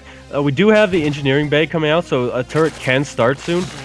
But, I mean, if you get to just one place where there isn't a turret, like the Natural, where one's not going down, you could start to get on top of this production and really slow it down immensely. There's nothing that shoots up. Nothing much to say about it. There's Vikings now, but still not very many. There's a Viking. And yeah, a Muta attack on this would be great. They could take out the... I mean, he doesn't have... Let's see here. He is double producing Vikings, but Vikings do not counter Mutas. So, I mean, they do, but it's like the hard counter versus to Mutas, you know? Like yeah, they can technically kill it because it's an air unit, you know, and they do a good amount of damage. But Vikings are meant for killing things like Broodlords and Corruptors, right? So, right. But, like, typically, a small amount of Mutas can deal with a fairly decent amount of, Vikings. And hold on one second, my apartment's really cold and it's making me tired. One second, I gotta turn my air conditioner off. So you commentate. Okay. So we do still have 1 Overlord blocking the 4th base. The one at the 3rd base was cleaned up. We do have 1 turret in the main base, a couple more going down. So these 8 Mutas really had to get out just like maybe 2 seconds earlier. But now it's going to be a lot harder for them to get any damage done because Mutas are so soft and so squishy. We do have the 3rd base about floating over as we speak to go get that extra mineral and resource income here. Plus the 3rd base is going down for Frosty Phoenix. Not much else to say here. Workhorse is really oversaturated here in his Natural. He does have the 4th base as well. So if he can hold off this... Oh my gosh. That is an insane amount of workers. I mean, he's got, what, 24 plus 8? Wow, he had a lot of workers in that base. Holy crap. He's got a big problem with that. Like, he expands... But, oh, he doesn't have the command center landed. He accidentally lifted it. Ha! Oh, boy. But yeah, I mean, a little Mutapoke there. Yeah, the Mutapoke didn't kill too much off. Only 1 worker died in that. But really, what he needs to do with these Mutas right now is get rid of the gas income. You get rid of the gas, and the minerals are worthless. You can see Workhorse has a lot of minerals because he doesn't really have the gas to spend on what you need. He's also supply blocking really heavily here. Yeah, and the other thing is that what you got to do against a meching Terran is you got to baneling the hell out of everything. Like, you just have to keep making banelings and keep the pressure on. Eventually, you will get units through, and you'll chip away at his defenses. I mean, these Hellions are not transformed into Hellbats. They're stationary. Does he have the Hellbat? Does he have the Hellbat tech? He does have the ability to transform. But here comes the Mutalisks, and once again, he let this critical mass of Vikings appear. I mean, there's now 7 Vikings that can deal with, you know, 5 Mutas easily. And now he's at 5 plus a bunch more. He really needs to send all these Mutalisks in and just wipe out these Vikings. And then after that, then he can do other cutesy things like, you know, kill tanks, workers, all the other things that don't shoot up. Yeah, it's going to be a lot harder for these Mutas. Just because you do have the missile turrets everywhere. There are 17 of them, but Thors plus missile turrets equal GG Mutas. Yeah, where's the Thor at? I don't see a Thor. Is he making it? Oh, he's making one now, yeah. Who just popped. Ah, that's why I didn't see them. I was like, I don't see none in play. So. But yeah, this needs to be a 4th base fast. Maybe a 5th base here for Phoenix. I mean, he needs to ramp this up. And the only, like I said, the only way you stop this is you go like Corruptor Broodlord and you break his defenses. And then after the Corruptor Broodlord, you know, gets taken out by the Vikings and Thors, you flood with Zerglings. And that's how you win this. And, you know, I know it's expensive because you're like, well, Thor, Viking, Hellbat, blah, blah, blah, Zerg tiers. It's the only way you're going to do it. Unfortunately, these 16 Mutalisks going across the map are not going to get a lot done. The Thors and Vikings are here. They're going to fly in. They're going to run into 2 turrets. And there's the 2 turrets. They do take down the 2 turrets. Ah, no. He decides to pull out. He said that's a bad idea. That's really good. Yeah, but the range of the Vikings and Thors are real. The Vikings actually, wow, they take out quite a bit because he's got, well, he's got 11 Vikings there. But still, that's plenty to take care of that flock of Mutas. Yeah, and we do have a lot of Zerglings on the other side of the map. A Baneling nest going down, so I think he's hearing us. Baneling's really good against Hellbats, but not so much against siege tanks, mainly because Hellbats are in front. Here's the thing, though. So these Hellbats are upgraded. So Banelings only have 35 hit points, right? Right. The thing is that Hellbats upgrade with +1 do 33 damage versus light. So basically, when you've got more than one Hellbat, all Banelings are one-shotted. Yeah, Hellbats. but the thing is, the Hellbat here does have that upgrade, but he's got the range of 2. Banelings explode at a range of melee. Click on one. Melee. Yeah, which is 0.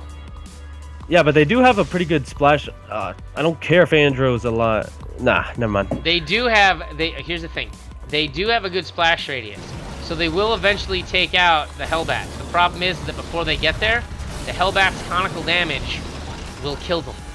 Because what happens is you're gonna have 2 Hellbats that are gonna swing towards each other, and that Baneling will never get near it. So there will be some damage done at range, because the explosion is like a range 2 or something also, or a range 1.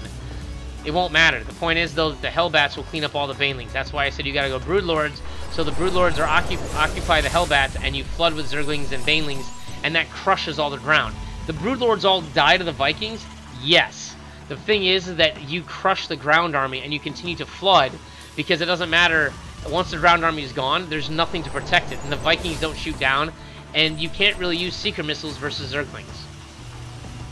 Well, I mean, you can, but it's a waste. I get you there. I'm saying you can activate the power, but there's no use, yes. Yeah, another thing that really is slacking for Frosty, he has absolutely no upgrades in terms of plus 1, +2. He's just now building all 3 Evo chambers, and with the Workhorse's bank, I mean, he could honestly just push right now and kill what little is here. I mean, the Evo chamber is late. I mean, he's got +2 weapons for all of his vehicles and ships. You know, in the meantime, he's got Ultras, which is a good, and he's got Banelings and Mutas and Roaches. There just simply isn't enough of all of those things. Yeah, it's 134 to 115 in army supply. It's not enough. You know, I mean, he throws on a whole bunch of Marines to come up here, but he knows they're not his. There is a small hole through that bunker. That's kind of funny. I don't think he realizes it. And here come the Banelings. They do get they don't actually connect entirely because of the planetary. But like I said, if he had a couple of Broodlord, Broodlord to go do it. So they do attack the planetary, they take out the turrets. The planetary is being attacked by ultras, but the tanks are just attacking everything. He gets to the planetary, but it's at what cost? Yeah, he pretty much just lost most of his army there. He's gonna try and remax on Mutalisks. That's not really something you can do effectively in this situation. Way too many Vikings, way too many Ravens. I mean, I honestly just can't see how he can win this game without the Corruptors, without the Broodlords, like you were saying. Or Swarm Host or something. He needs a siege. He needs something to break this. And then what you do is, in order to win this, you send your Zerglings, your Banelings, your Roaches to the other bases, and you choke him to death. What you do is you send them over here, you choke him to death, you prevent him from expanding, and you keep sieging his main point. Because as long as you keep his army in one place, he won't move. He can't move.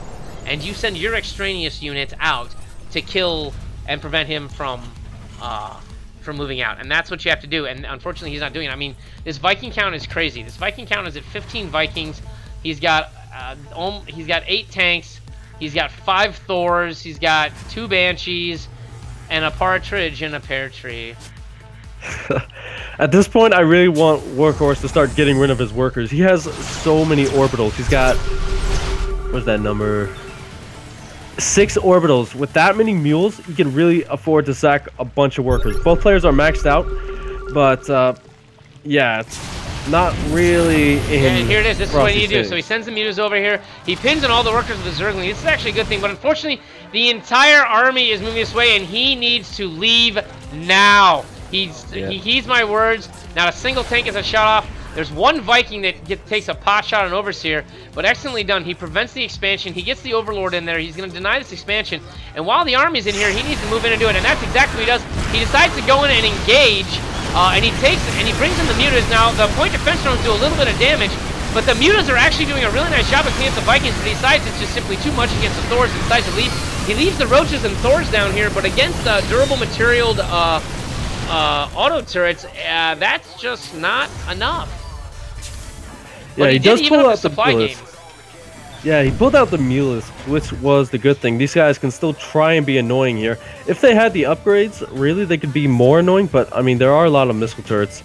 If he goes into where this 4th base is, he could actually get rid of a lot of siege tanks here. Just sack a couple Mutalisks for it, free up some supply, and then if he wanted to, he could go into, he could use that supply for some more late tech units. Yeah, you're right. I think what he needs to do is he needs to send his mutas into this 4th base here, destroy that command center that basically isn't doing anything. It's just a regular old command center. Kill the tanks and keep chipping away. And like I said, he's got to choke him out.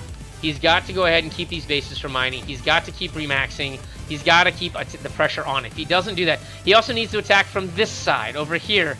So this 4th base out here needs to be hit from both sides at the same time. Ultras from one, mutas from the other, and then just wreck base.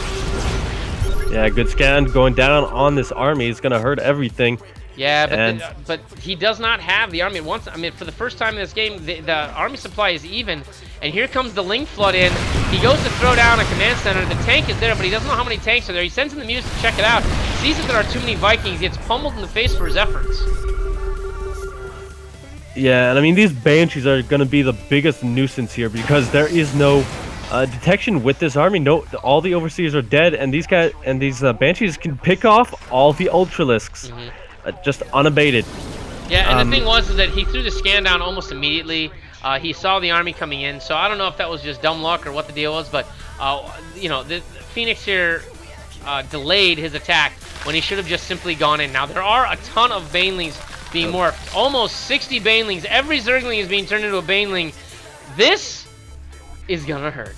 Unfortunately, though, this base here, this planetary, doesn't have all the workers. It's only got 11 workers at. The main production facility is actually, wait a minute. He's not mining at his 3rd at all. For whatever reason, he never resaturated that. His natural isn't being mined. His main is mined out.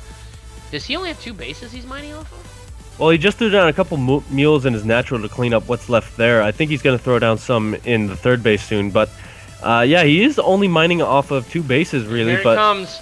Oh, you're tempting me with fate, buddy. Right there, the scan again goes down. Finds the army on the 1st try. Yeah, that was the money scan right there. All right, in come the Banelings. Everything rolls in. The Ultras go in for fun. And you know what? Here it is. Everything on the ground gets wrecked. The seeker missiles go off, but most of these tanks are actually gone. The ultras are doing what they can, but the banshees once again.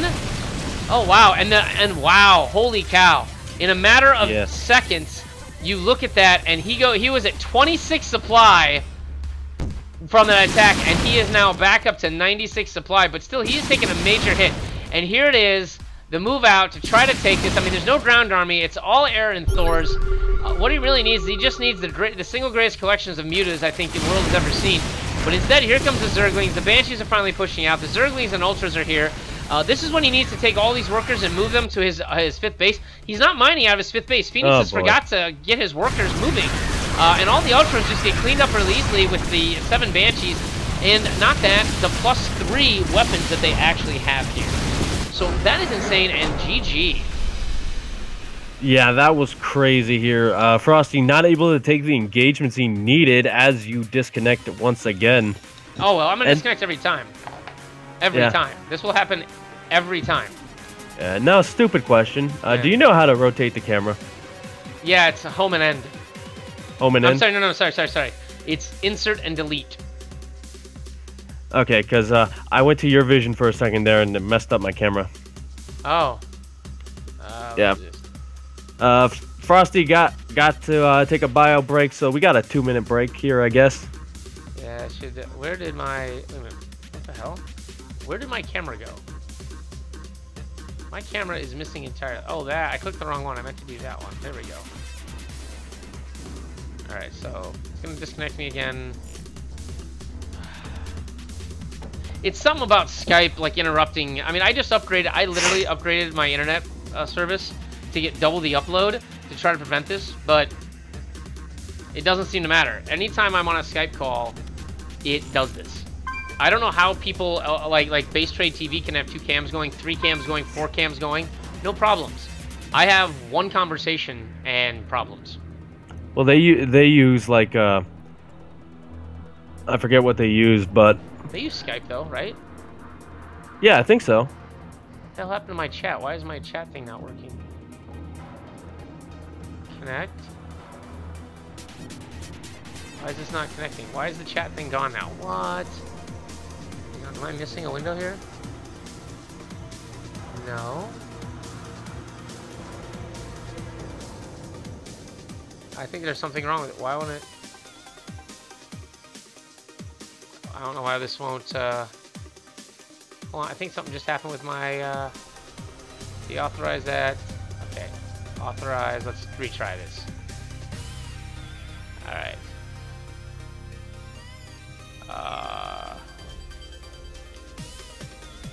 On the other side of things, while he works on that, the losers bracket is still going on here. No updates just yet. I thought there were going to be. But, nope. Well, apparently my chat window thing just broke. Darn. Yeah, it was actually kind of cool having it up there. We'll just remove that, and we'll add it back. It's Twitch IRC chat viewer.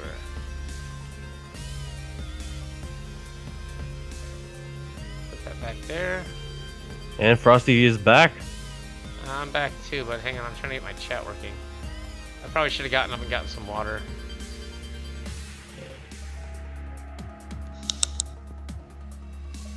Okay.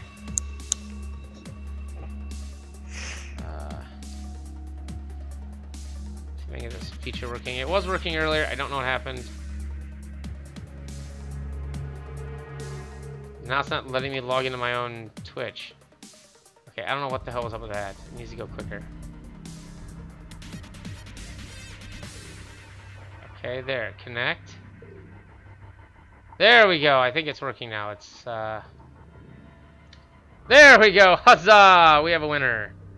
Alright, so invite me back to the party. And I'm going to go ahead and grab some water real quick, and then we can move on to game 2. Okay. Alright, 1 second. I'll let you inform them of that. Alright guys, so it looks like we're going to be on Moonlight Madness for this.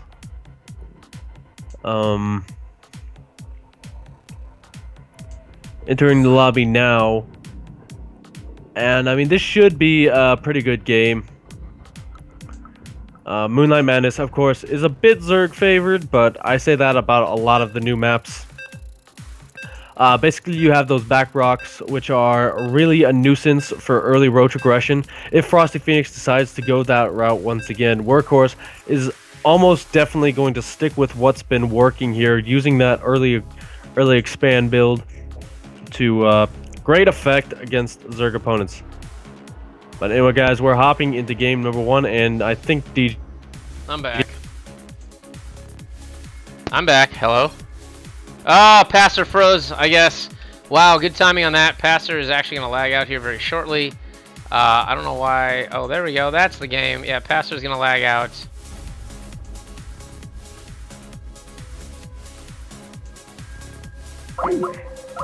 Yeah, we'll just cancel that. Like, how do I vote him out beforehand?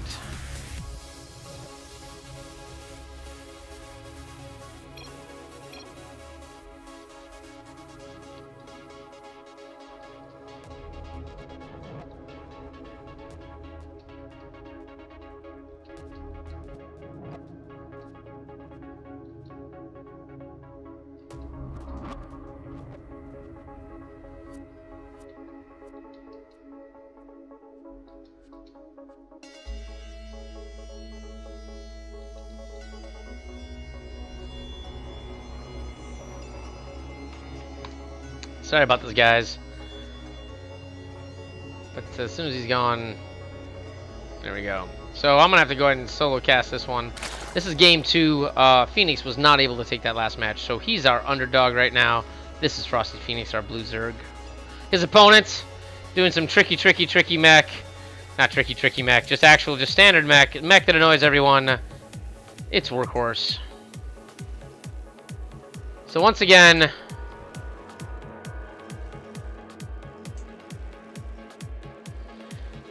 we're going to see another ZVZ. I bet you anything that we're going to see this same build out of Workhorse. It's worked so many times. And the only thing that really stops this build is super early aggression by Zerg, which no Zerg is willing to do because it's a gamble. It feels like an all-in. It feels like, you know, some sort of awful thing. But,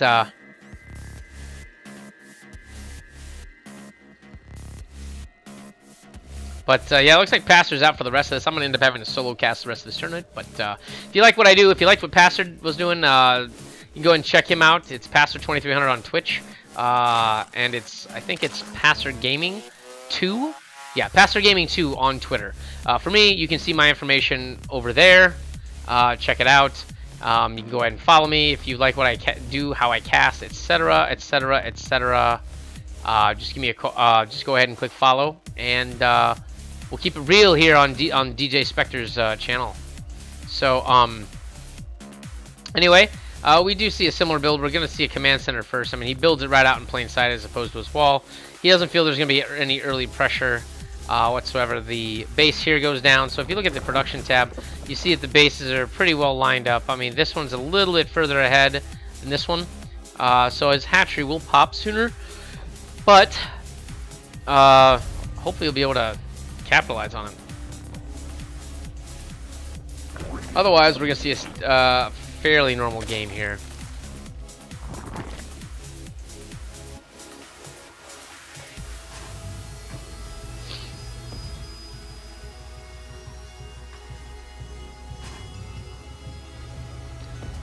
This time we do see, this isn't necessarily an early gas. I don't know if he's going to send the Reaper in, though. Let's get rid of the in-game music just so it's not conflicting. I'll just leave the Monster Cat stuff running in the background. I don't think it's the Monster Cat broadcast that's causing a problem, right? We'll close that. We'll close that. What else do I have open that might be causing internet problems? Not that one. I'll close that window. Don't need that open. Don't need that open. Don't need his Twitter open. This I do need open. So I try to remove a few things. Maybe this will help. Either way, there's a bunker going down here. Nothing crazy out of any of these users. We see Zergling speed coming down. Queens popping from buildings.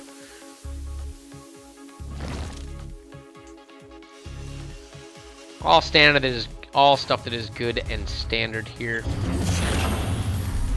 Actually, I can get a better angle. I can't really get a good angle on this one. Bunker goes down. 2 Marines will go in there. Reactored. As we've seen in the past, we're going to see a reactored. We're going to see a reactored factory here, and there'll be a couple of Hellions. He will really defend with 6 to 7 Hellions. It does seem to help against the Roach push, which you do see a Baneling nest, so he's going to go for a Baneling all-in, which I think is the proper choice in this situation.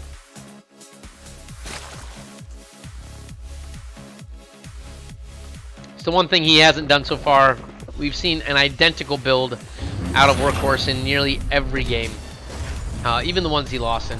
He just likes doing this. He's building another command center to take this third over here on the other half of the build map, and here come the Zerglings. There's an Overlord slowly creeping its way, but once these Zerglings get up here, they're going to see it. There's a wall, there's a bunker, and here come the Banelings right now. You know, I actually think, to be honest, I think that Frosty Phoenix here is in a really, really good position. So I'm going to move the mic further away from my mouth.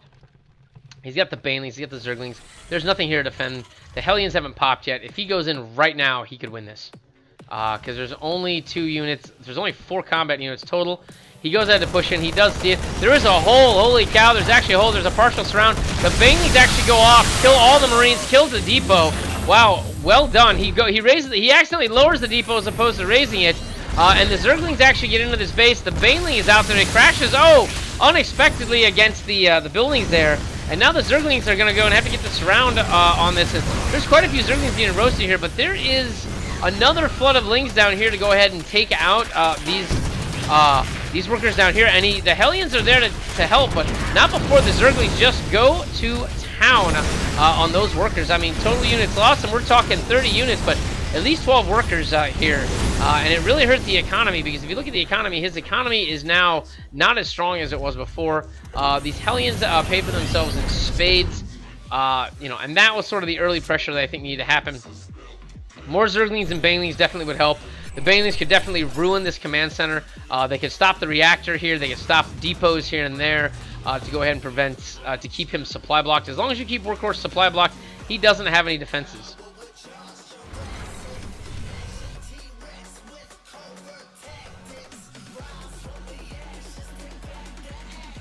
By the way, Mushu92, welcome to the stream.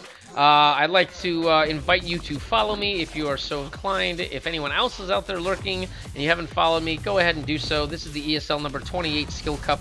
This is currently the Platinum Diamond Series. This is game number 2 in the winners bracket finals. We still have, I'm sorry, in the lower bracket quarterfinals. We still have quite a bit of stuff. There was a hidden Baneling there that I guess got cleaned up real nicely, but it did delay working time down here, so that actually was somewhat helpful.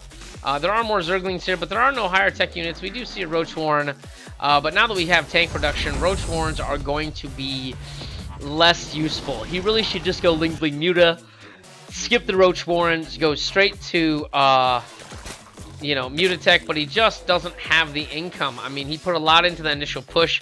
I don't think he did as much damage as he thought it would. The Terran's income has now returned to what it normally was. And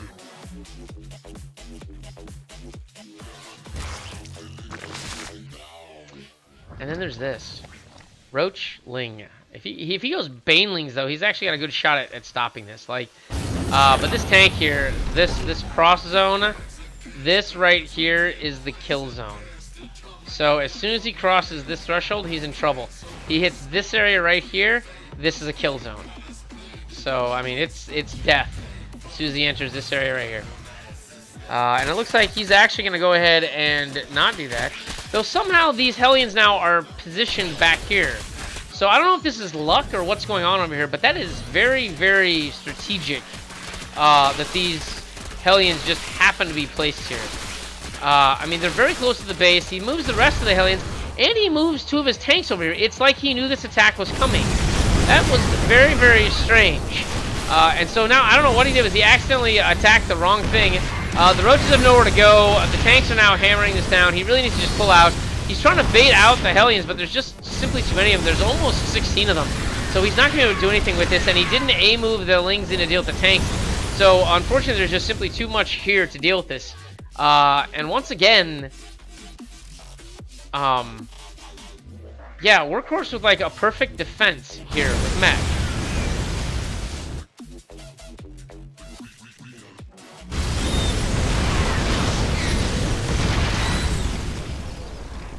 Cleans it up nicely, but that was not for me to speculate on, actually. I will bring that up to someone else, but that was very strange timing and positioning.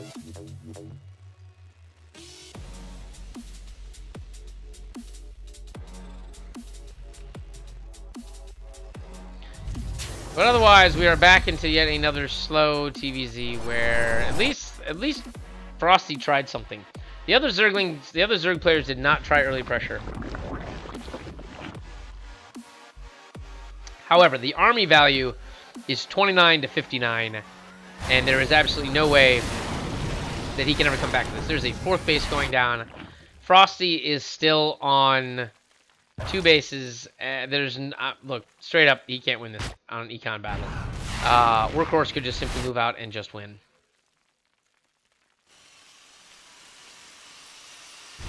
There is very little he can do. Frosty would need to literally tech to air units right now, all of a sudden just spontaneously have air units. And unfortunately, as per usual, Ling Bling Roach did not work, and now there is a, well, I guess he's supply blocked at the moment, but there is a double Viking production going on here. I don't know. And then mass depot wall.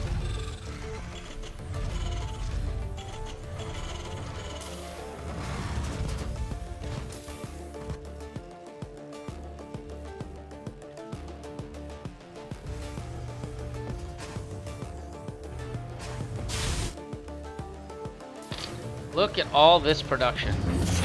And look at this. There's nothing being made. He now has a 3rd base, but it's 2.5 bases to whatever bases. Mutas, simply aren't enough mutas here to deal with all this. Well, I mean, maybe he can pull this off. He doesn't have Thors yet. Does he have Thors? No, the Thors aren't out, and the Viking count is low. So mutas could actually bring this back in his favor. If he gets these mutas in here to kill off these 3 Vikings, he literally will have a free party on everything else everywhere on the map.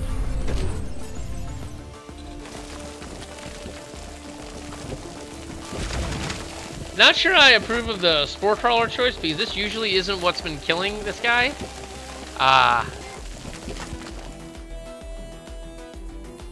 Catalyst, I wasn't going to say it, but I'm going to let you say it. So, I agree. There seems something oddly suspicious about the things that you're mentioning. But, anyway, now the Viking count is now at 5. I mean, he's very quickly here, he's losing Frosty Phoenix is losing his advantage.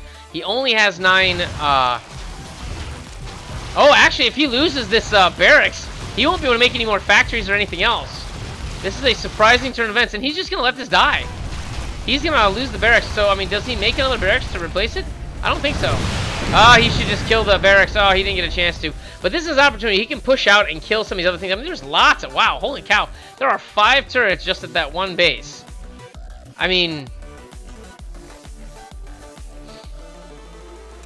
if we look at his vision, I mean, he really only sees 1 unit here and 1 unit here, and nothing else anywhere else on the map, right? So, oh, and he lets the barracks die. That's actually kind of funny.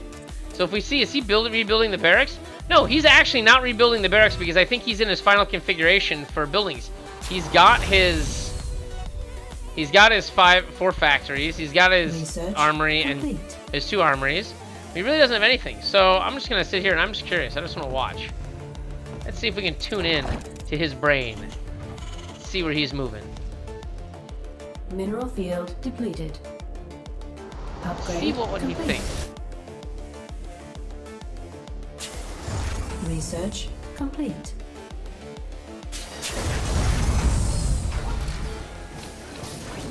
So now this is just him taking it and Mineral defending field his newest base. depleted.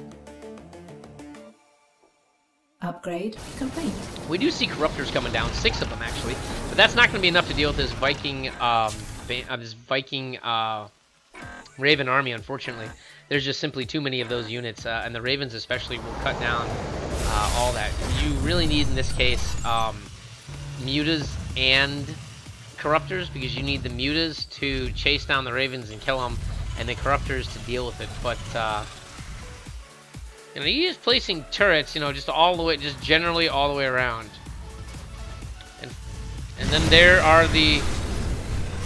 He does go ahead and decide to take the tower now. He saw something out of the corner, but I don't know what it was, so he's going to send the Hellions out to kind of clean up some of these creep tumors here. There's the entire army. He spots it coming in there. Now he sees what the composition is. And what does he do?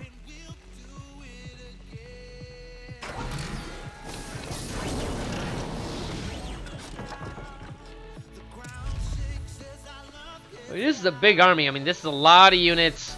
I mean, they're unfortunately Zerg is. I mean, Frosty is still not maxed, you know, and there's sensor towers all over the map. There's not really. Well, I mean, I guess you could swing her on this side, come back around here over on the left side, and come in. You know, he's building another barracks because he realizes he can't build any more of his other buildings, which is kind of funny. He didn't realize he'd lost his barracks, which I thought was very strange that he didn't bother repairing that until right now.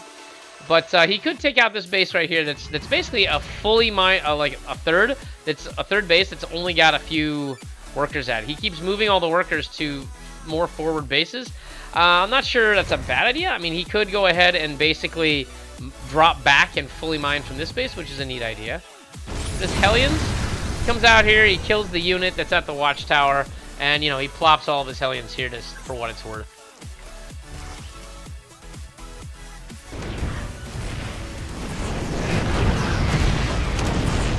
Yeah, but there are... How many Thors does he have in this mix? He's only got 2 Thors, but he's got more than enough Vikings and more than enough Ravens to be able to deal... I mean, how many Ravens does he have? He's got 7 Ravens. And they're all mostly full on energy, so...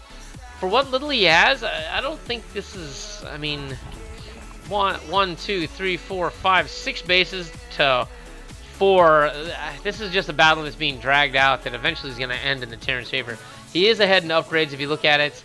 He's got +2/+2. This has only got level 1 flyer Zerg Carapace. That's nothing versus Thor missiles.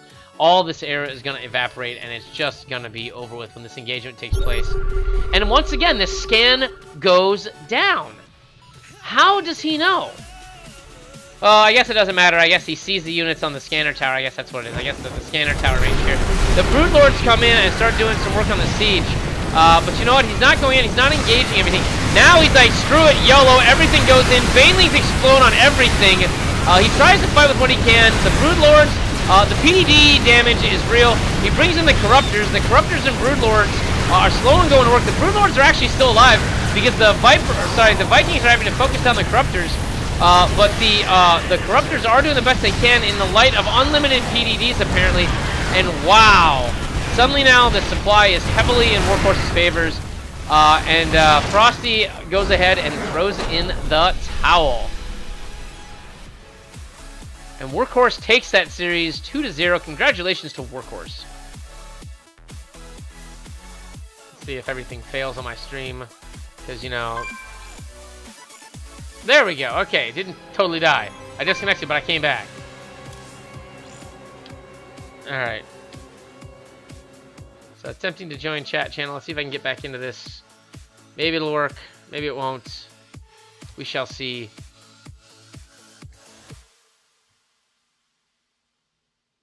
Alright, this is kind of dead. So we're just gonna move me back down here. And what I'm gonna do is I'm gonna go ahead and take a... Why won't it let me join the ESL chat? There, no. Okay, I'm back. Yay! Alright, Alright, I'm gonna take a bio break real quick. I will be right back.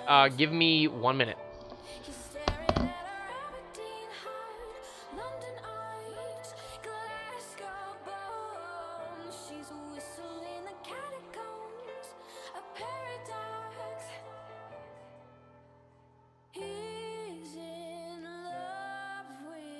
Statue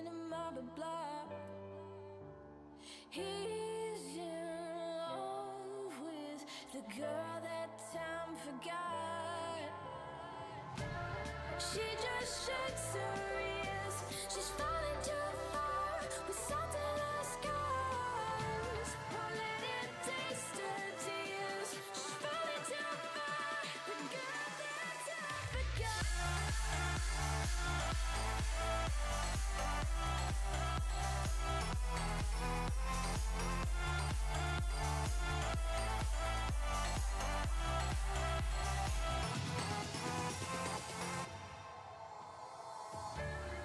Wasted moments, full of potential at torment, an angel in disguise.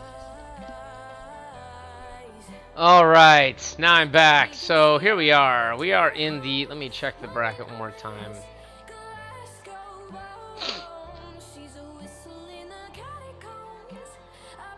All right, so it looks like we're waiting for Tear It Up versus Seamus in order for Workhorse to have his next opponent, and I keep yawning because I'm tired. And it looks like Flood versus Chloe is still going on, so we don't actually have a match to cast at the moment while we wait for everyone to finish up. So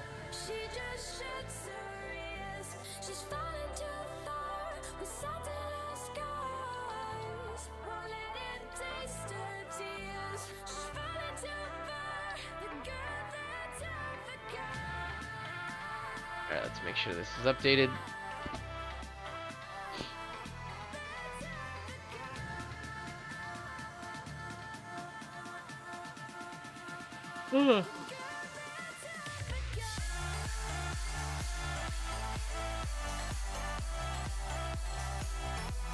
Alright, and so we still have the lower bracket. What is it? The lower bracket. Well, we're still gonna have one more match. From the. So what happens is the loser of this match ends up down here, and then the winner of this match pairs it up, and then the winner of this match goes up here to fight the winner of this match.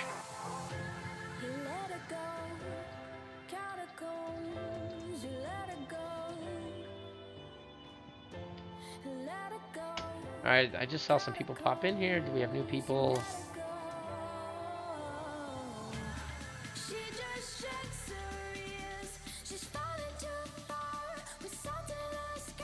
I'm yawning on stream, Catalyst. I am yawning on stream. Oh, it is so unfortunate. But, yeah, so anyway, I'm DJ Spectre. This is the ESL number 28, Skill Cup number 28. What that means is that it's broken into two tournaments. The first one being the Bronze, Silver, and Gold, representing the bottom 3 leagues. And then the middle 2 leagues, which is Platinum and Diamond, is represented by the tournament you're watching right here. So anyway, if you haven't, go ahead and click the follow button if you like what I do, or if you want to come back and heckle me at some future date. I suppose that's acceptable as well. Or you can go ahead and follow me on Twitter at DJ Spectre TV. All those things will eventually appear here on my glorious cell phone. But let's see here. Well, let's see here. I should probably get caught up on all these alerts. I mean, look at I've got all these ridiculous alerts I've got to follow up on. That's just my notification tray. So we'll see here.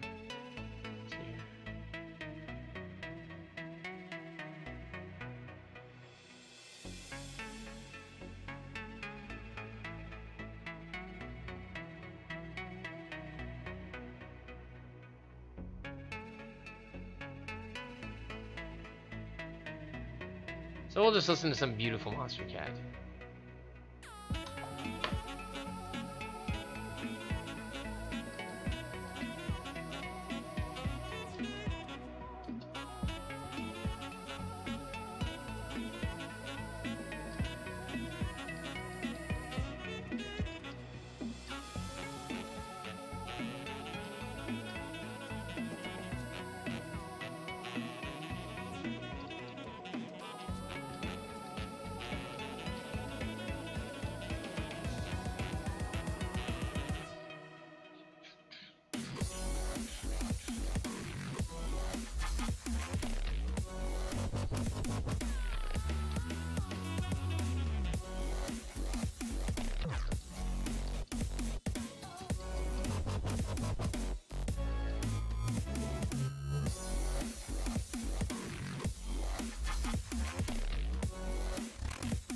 see here. So it's actually going to be Chloe versus Workhorse in the lower bracket. Flood will move on to the. It sounds like Flood will move on to the finals. So it looks like there's going to be a rematch because let's see here. Did Chloe fight? No, we saw Chloe against. Oh, we saw Chloe earlier against Ninja Slice. So we will see this.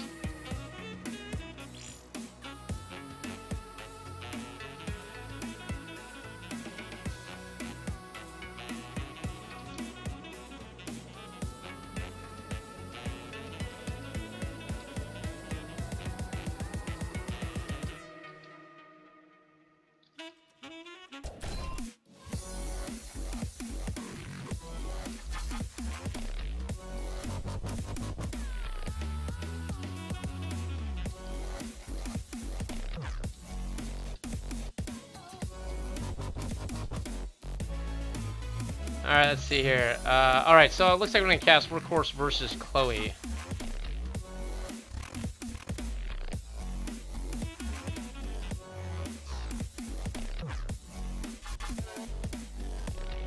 But Chloe lost, so Chloe drops down to here. I'm not sure how this works, but Chloe's out of the bracket. The upper bracket.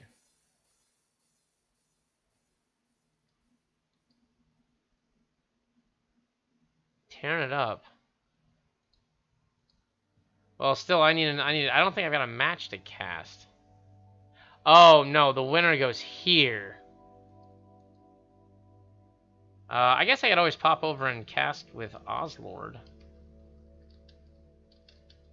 No, he's doing the bronze, silver, gold. I can't do that.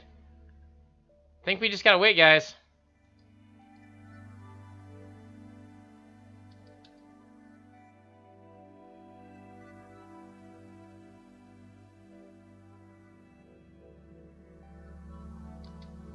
So I'll respond to some of these texts and such. I'll talk to people in chat. Thank you guys for showing up. I appreciate it. If you guys would like to... hold on.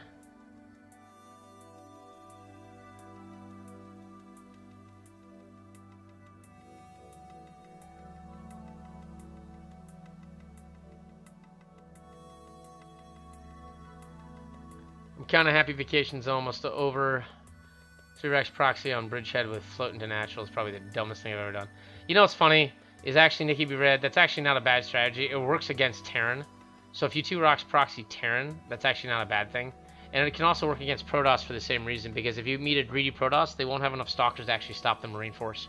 They'll have Photon Overcharge, but you just hang back a little bit, because even if their Warp Gate finishes, it won't matter, they lost it. So, no, Catalyst, there's not always a lower bracket in this. There's usually one in the Bronze, Silver, Gold because we have fewer players there, but not usually in the Platinum, Diamond.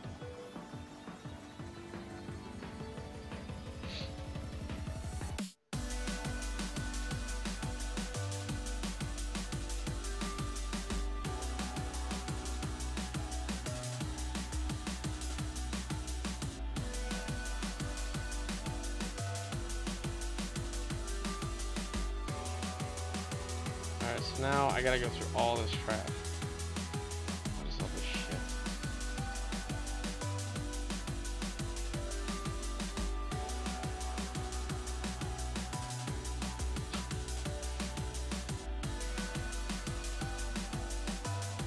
Gotta go through all my Twitter edges and stuff. What the hell? There's two.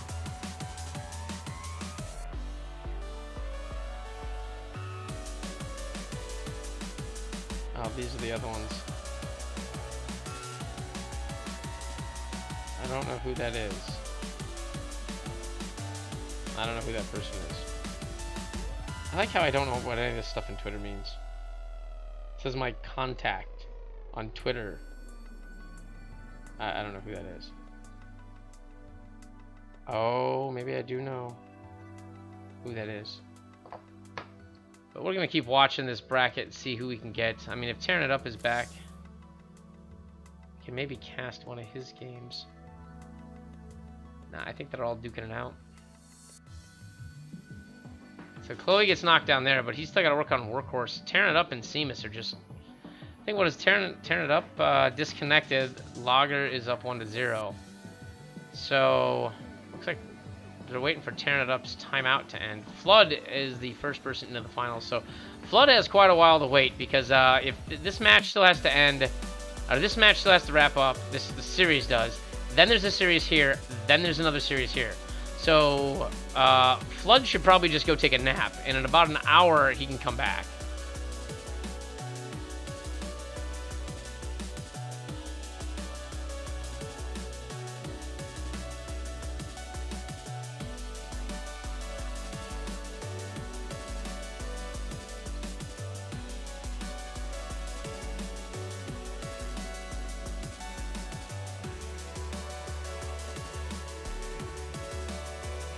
Yeah, the proxy hatch was actually funny, Nikki B. Red.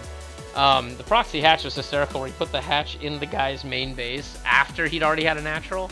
That was a riot.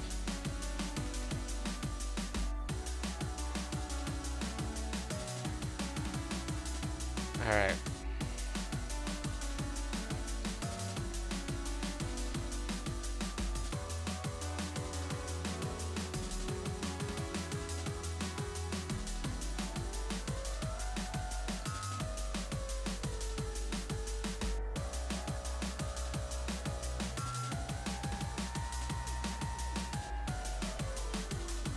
So it looks like you'll have to wait for 2 series. It's gonna be Workhorse versus I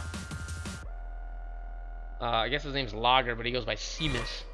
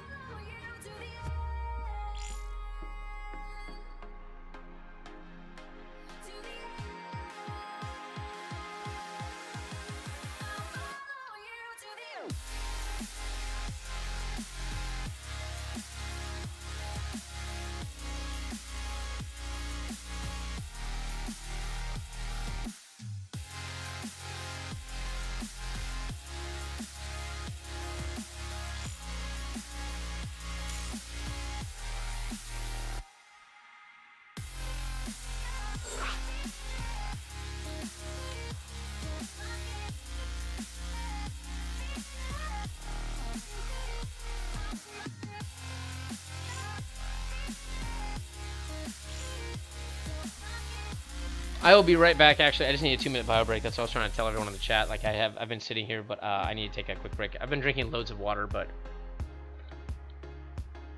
just give me 2 minutes and I'll be right back. I will turn up the Monster Cat music so that you guys get a little bit to listen to. If I manage to find a co-caster in that time frame, that would be great.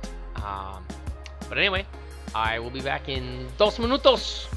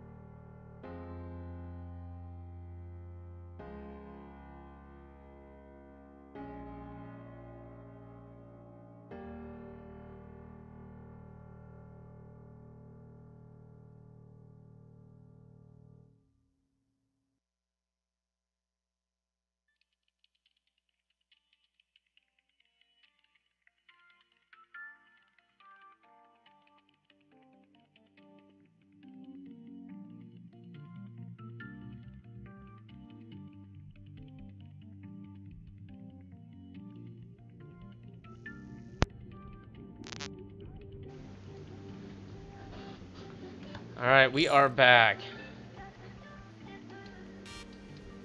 So we are waiting. There's Lager versus Workhorse. Looks like we are in the lower bracket. This isn't the lower bracket finals. This is the lower bracket semifinal, technically.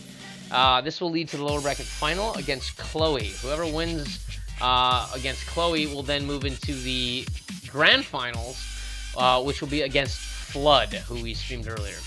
I had a co-caster. His name was Passer. His PC took a nuclear header. But anyway, what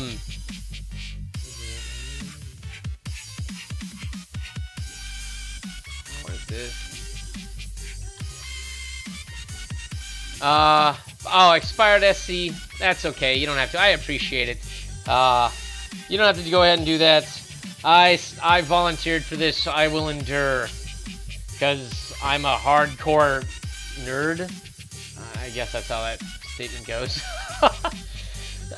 So anyway,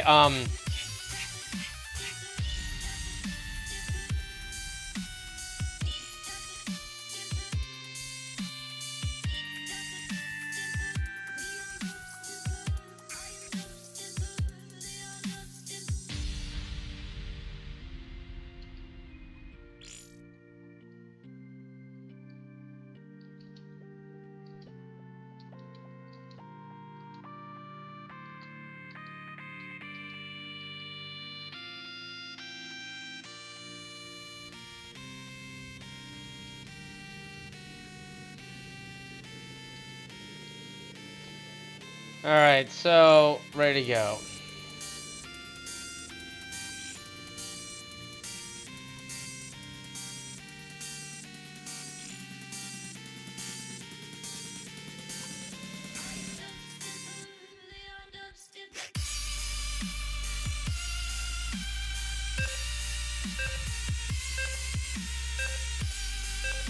Alright, we're gonna close that all, well, no, leave the party chat going. Ah! Couldn't get the message out. Make sure that my stream is in the right mode. My hotkeys are not working anymore. Don't know why. Alright, well here we go. We are in the lower bracket. Oh, I'll turn on the music because I forgot that was up really loud. Let me turn that down quite a bit here. So we just have background music, not like overpowering noise. But here we go. Our super mech Terran player that's been doing it as if it's his job. It's our purple Terran, it's Workhorse. On the other side of the map, we got this guy. This guy! He goes by Seamus Online, but in this game he's called Lager. It's a Red Zerg. So, another TVZ. We've seen quite a few of these today. What we've noticed is that, you know, our Terran player is actually... Oops. Our Terran player here is vulnerable against early aggression. Why do I say that? Because he likes mech. Mech requires a lot of gas, a lot of early defense, and a lot of commitment to it. You also need a lot of bases.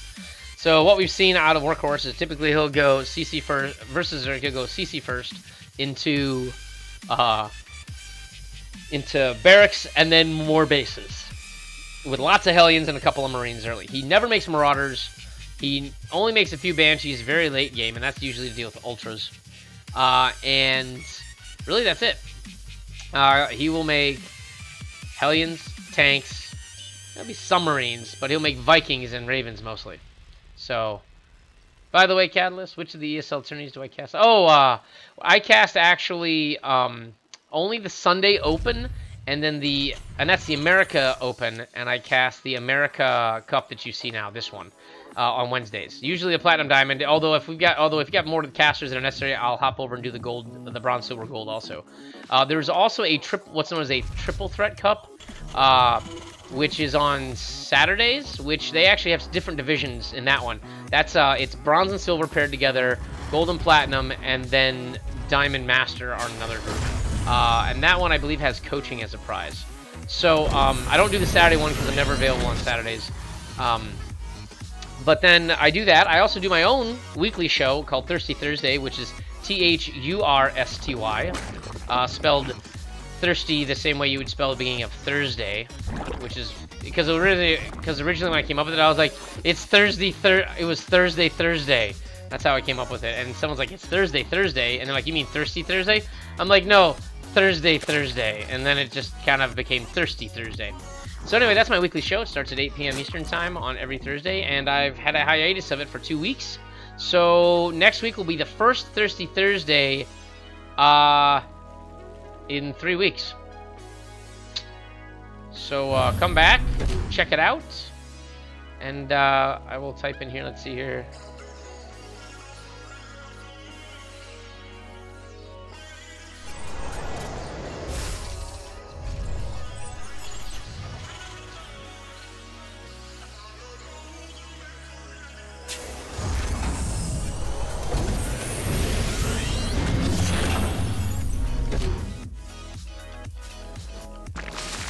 So we see a standard build, his standard build of make a barracks, make 2 Marines, make a factory, make a bunker. Game paused.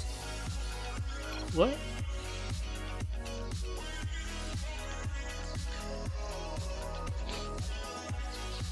So it looks like Lager has... Is he gonna leave?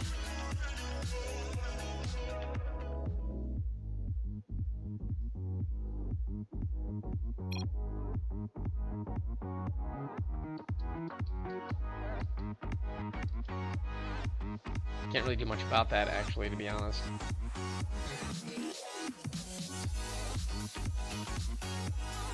So Workhorse will have to agree. He can have 2 minutes.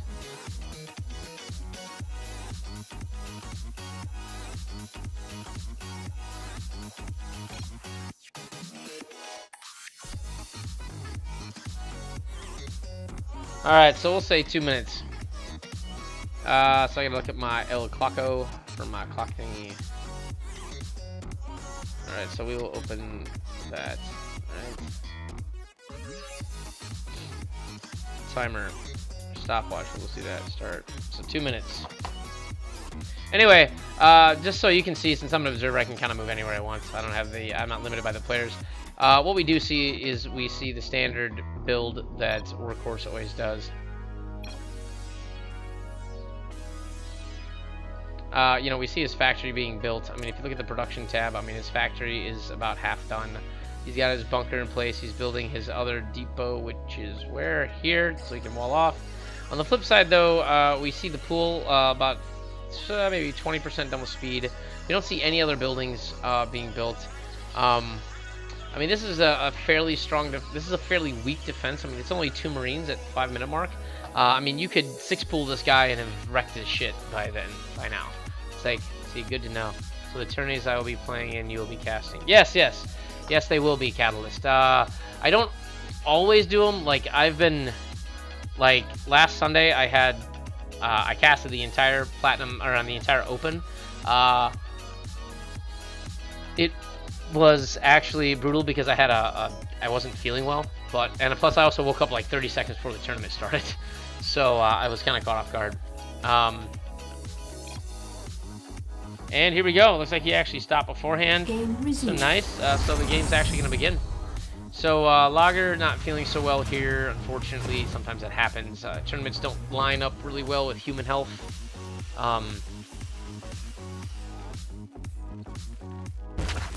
This is half done. How much time is left? We're talking about 60 seconds. He's droning up like a mother. He's staying on his larva injections. That's always a good thing. Very good.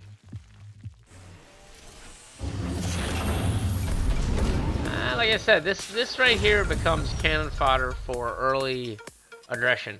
Like 6 minutes, and if you look at the army value, I mean, like, Zerg has, well, 2 queens, and where's it at?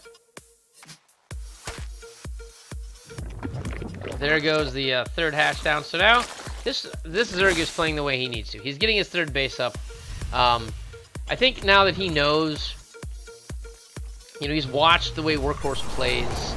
You know, he knows what to expect. He knows this guy does the same build against Zerg every game. And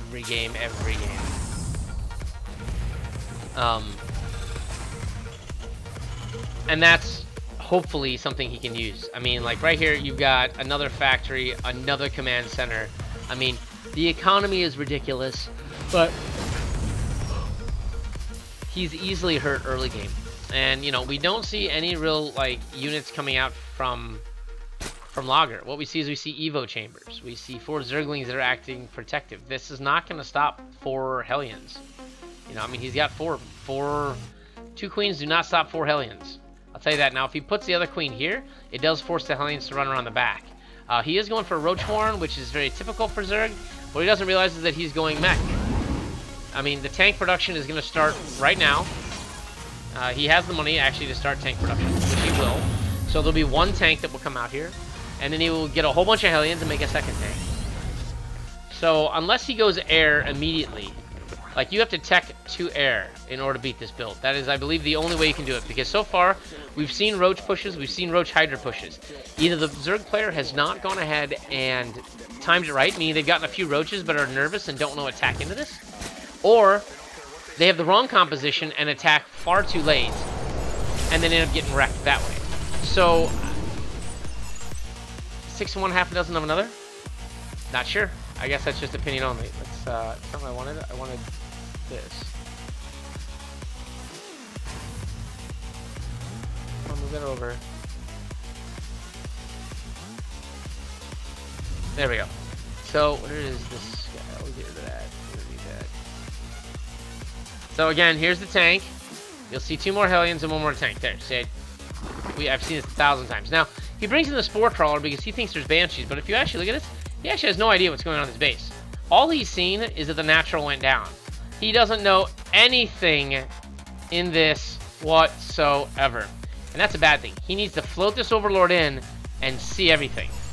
It's what? Control Shift S? And what? Shift... yeah, 0, 0. There we go. I put the score up just for you. Sorry, I'm still getting used to how you do that. I'm not used to using this part of the screen. So right now, this is enough to handle just about anything. He turns any of these. Does he have the... He doesn't have the armory started yet. No, he does. It's right here. But here it comes. Once again, that Roach push. But you're just not going to stop this. There's just too many. Now, he's going to catch this out of position, which is actually kind of nice. So when these Roaches float in, he needs to get these Roaches here now. They don't have speed, so they're hustling as fast as they can. But he throws the scan down, and he avoids the scan. So that's good. So he knew that there was something up. But, I mean, right here, you've got range, and you've got... I think Roach speed just finished. Yeah. So he's going to be able to move up into this, but he's not going to be able to take this fight. Actually, no, he could. He could go right into the base right here. And that's what he needs to do. And he's just going to say, screw it. Oh! He hesitates for just a minute, and it costs him. He takes a few extra shots, loses a few units there. I mean, he takes 7 unit losses. Wow.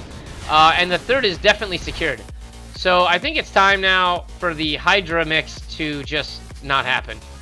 You really got to tech to Muse at this point and wreck this. There are no turrets. The eBay's up, but there's no turrets yet anywhere. If you look in the base, there's just nothing here. And here comes the Roachling mix. And he doesn't realize that there's more tanks on the top. He closes in, kills 1 tank. What's he going to do? The other tank's out of range. Okay, fine, this is good. He gets in. He actually manages to move the whole thing in. He takes down the bunker. Does he focus fire? Yes, he does focus fire. The other tank, so the other tank's fine. The Vikings are okay, but these Hellions are actually going to get ruined by these Roaches slowly but surely. So the Vikings land, but all these Roaches are coming in, and they're cleaning up these Hellions. The Vikings finally die, and right now he needs to either reinforce or back out. But the Roaches, this is going to be cleaned up because of the help from the SCVs. And if you look here, the SCVs actually help clean this up. Now the other Roaches do scurry in real quick. They get close to the tank. They're going to be able to take this 1 tank out. That's excellently done. The tank can't heal. This Roach push is actually being super effective. Holy cow, I think he might have actually taken this. I cannot believe this. Workhorse was actually able to hold a push like this earlier, but these Roaches are just suddenly magical. He has Burrow. I didn't know that. He suddenly burrows 3 of them to heal them. There is no detection here, so these Roaches are coming up and reinforcing. They get really close. They do take out 2 of these tanks, but there are now more tanks here because there are 3 factories pumping out tanks. But so many Roaches are coming in. Oh my god, I cannot believe it. And GG. Wow. The Roach.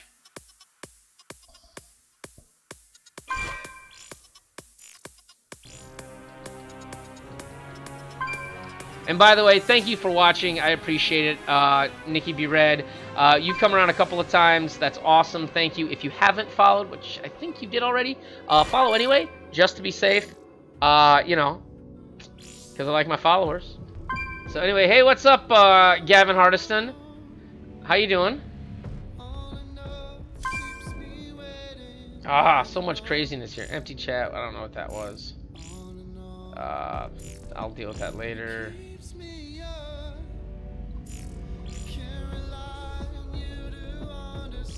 Close that one. Close that one. Gotta go back. I don't know. None of my. All right.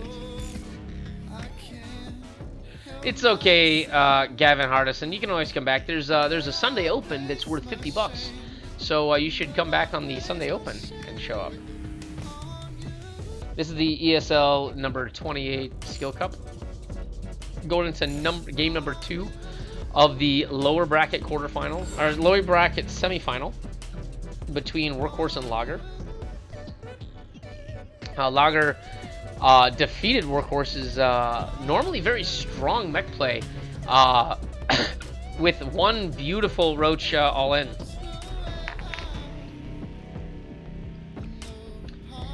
So I gotta remember all this ish. Iron and Terra still available. Alright.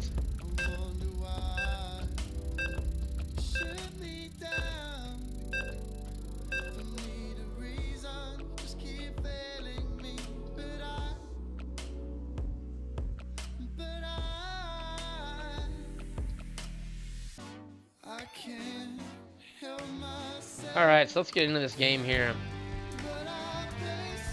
Starting down in the lower right-hand corner. Usually a very stalwart mech player.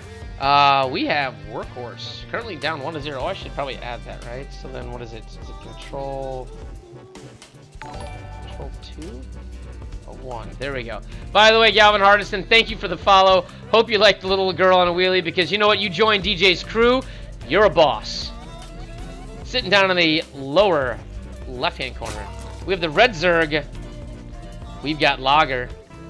He handed Workhorse's ass in the last match. Gotta hand it to, that was pretty impressive. I really didn't think he was gonna be able to hold it. He only had a couple of workers. He only had a couple of roaches left. I think Burrow completed like during that battle, and he was able to sort of keep 3 roaches down and heal them a little bit.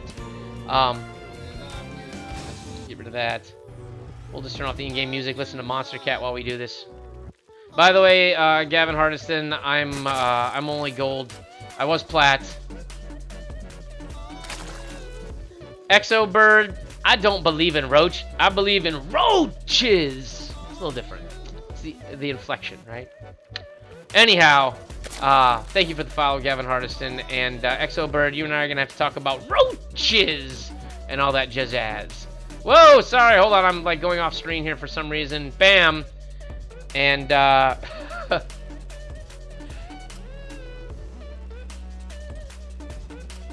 so back here, I wonder if he's gonna go for the same thing. Do we see it? Yep, he's going for the same build. He's like, hey, you know what? No way that guy's gonna go roaches twice.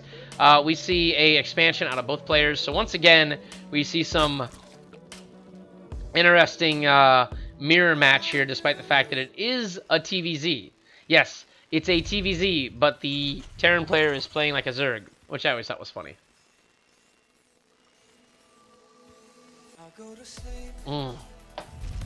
Cold water. I said it once earlier in the stream, but for those of you guys who missed it, it's one of the great joys of being a human. Ice cold effing water. Anyway, there's an overlord in the base that's gonna come in and be like, hey dude, I see your base. I see your base. I don't know what's over here though, because I'm slow and fat and I'm an overlord. And my boss hasn't given me muscle flying upgrades that make me go fast. So I'm gonna just sit here and not do anything. Oh look, I'm slow. I'm so slow. Oh my god, when is this over? Can I go home now? Hey minions, go. I'm gonna take a nap, never mind. Anyway, back to the Zerg player. It gets scouted by... Well, not everything gets scouted. I mean, he does see that there is a natural.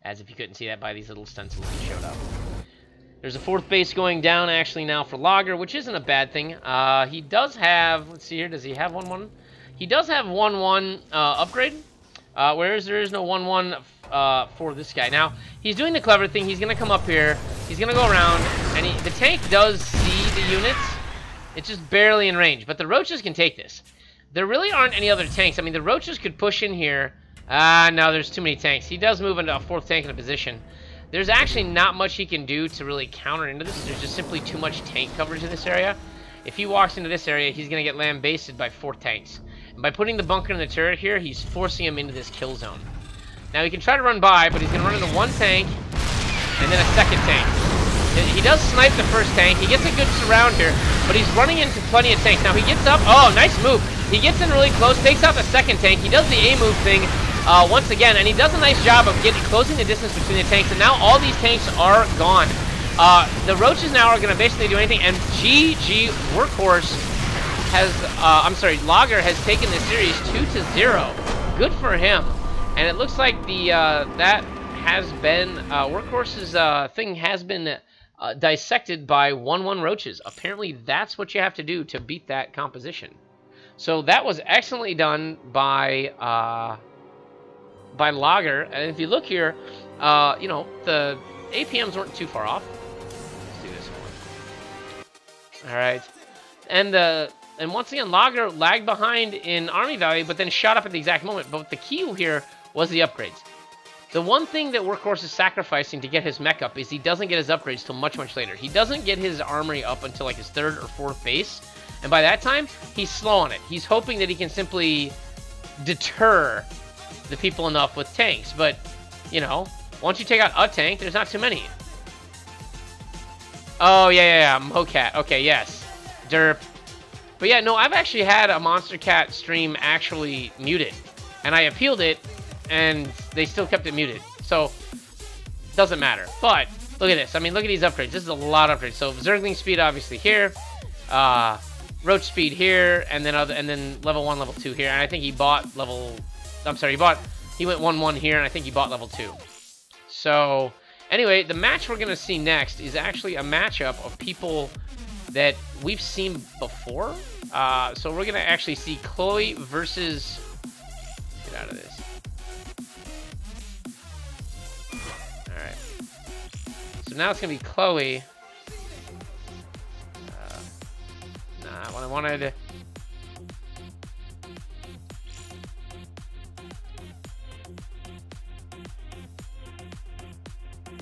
Make sure my... Oh, I'm not on the right screen. There we go. Ew. So, while we take this quick little break, I'm going to go ahead and check my phone, look at Twitter, and see what's going on there. See if anything new. By the way, if you guys haven't, you guys can follow me on Twitter. It's DJ Spectre TV. You know, you can go ahead and follow me there if you like, if you want, if you feel the urge to become a Twitter follower. Let's see here. So yeah, I'd like to thank Alice Amanoff, who is a Brazilian-based caster, I believe. He casts the Open. He does a Portuguese stream for the Open. All right. Where is Lager?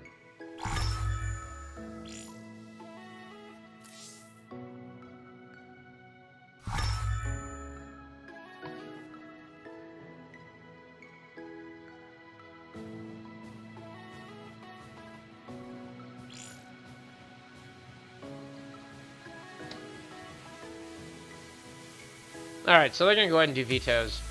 There's a little bit of chit-chat.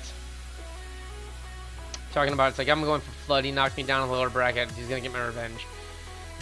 So a little bit of praiser. A little bit. But yeah, that Roach push was awesome. That was some dope. That was some dope. Sorry guys, the stream's on a mandatory 90-second delay. So I can't do anything about that. Alright. Alright, let's see what's going on here. Sorry, people. Oh my god.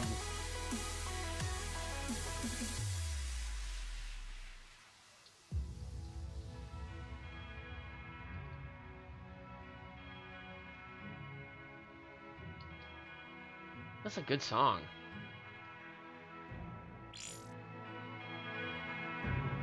Ooh, it's very mellow.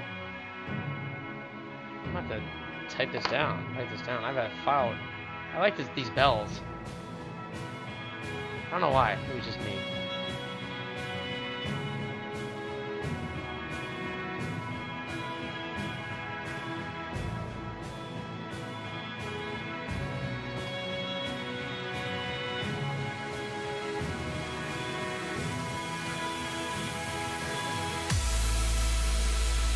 This is a really good song, actually. I don't know why. It's just very melodic. So we'll listen to this briefly. They're still doing it.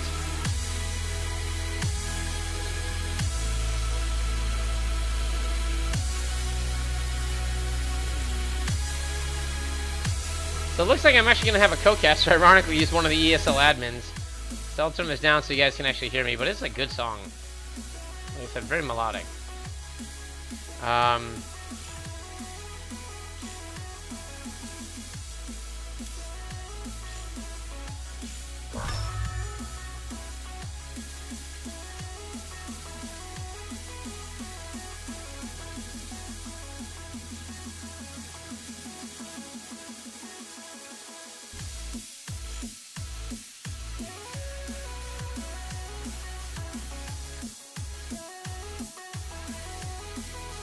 Alright, I'm gonna go ahead and add, where is he at?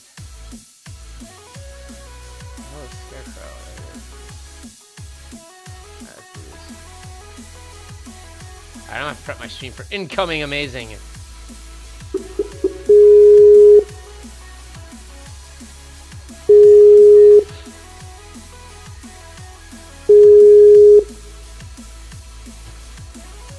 Yellow?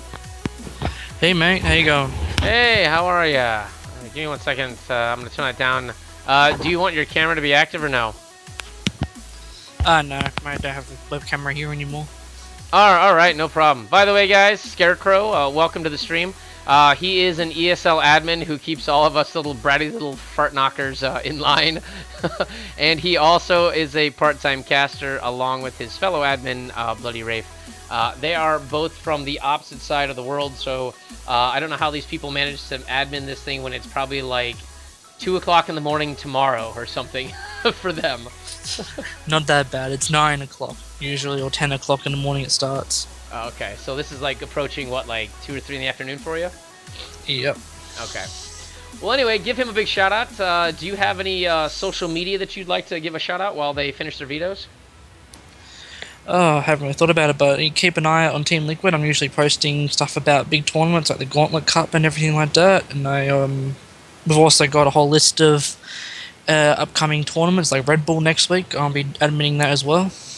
So if you guys are interested in seeing some more action, check those out. And also doing some LOTV Cups next week as well. Oh, nice. Awesome. That's good to hear. And for me, and by the way, I'm going to try to talk and type at the same time, which is always hard because I usually end up saying what I'm typing or typing what I'm saying. So, anyway, if you want to find me, my information is actually down in that corner down there. Twitter, DJ Spectre TV, or you're already watching my channel, so just hit the follow button and then you'll see me when you open your Twitch again. Terraform. I have a YouTube channel, but I don't have a custom YouTube channel, so it's one of those things where, like, the URL for it is, like, 931.6 characters long, and I'm not gonna spam the chat with that. So, things we won't do. Alright, we're gonna do this game heart mod for those of you guys who like that. Hey! Alright, create as party. Here we go.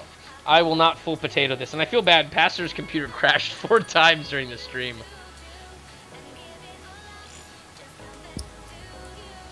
Alright.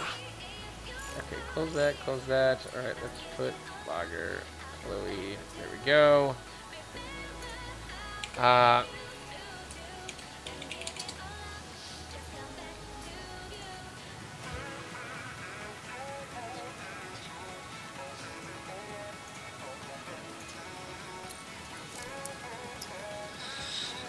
So the Zerg defeated the favorite of the tournament, Workhorse.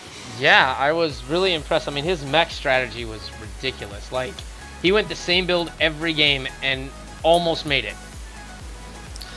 Yeah, it is quite hard to counter mech, but if you can break it. Well, apparently Still 1-1 he's Roach there. is how you do it. I mean, that's literally what Lager did 2 games in a row. Yeah, it's a lot easier to blind counter someone if you know what build they're going to go for beforehand. If they go bio and you got 1 roaches, that can spell disaster. Yeah, and we did sort of have to follow Workhorse through part of the tournament because of the, I don't know, the bad blood or what you ever want to call it from a couple of the other players earlier. One of them being Chloe. You know, that was accused of something. You know, it was craziness. So we had to switch streams, and then then we went to Flood, and then Passer crashed, and Flood made it to the final, so I couldn't go back to Flood. So it was like Yeah, I Blood had a look at his games, the person that was accused of hacking, and there was nothing there. There was no Yeah. hacking. He actually won one of the games just by doing a Ling all-in that caught the guy off guard. So if he was a map hacker, wouldn't he know? Yeah, I know. Plus, the other thing is that there were 2 linchpins to that match where the bunkers went down and killed the natural, but the thing is the guy never made a queen at his main. So, like, he was already behind on larva, and so then when he finally did, then he made a macro hatch instead of an expansion. So, whatever. Anyway, so in the upper left-hand corner, we've got our Green Terran who we casted earlier and survived the tumultuous upper bracket earlier. Now in the lower, or now got down to the lower bracket after losing the winners final. It's our Green Terran. It's Chloe. Would you like me to do the Zerg? Yeah. Alright, we have the Zerg that's coming back from being knocked out in the second round. He is the red player in the bottom right corner. It's Lager.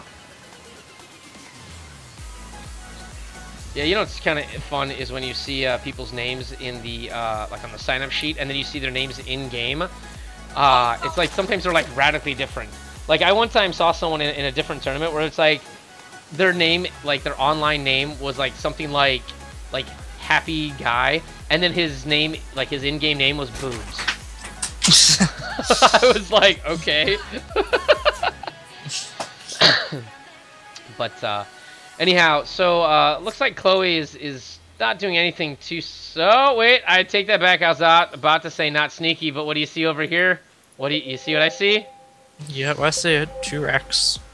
Oh, it's so cute. Oh, I love this. This is a build after my own heart because in gold, the best way to win is just cheese.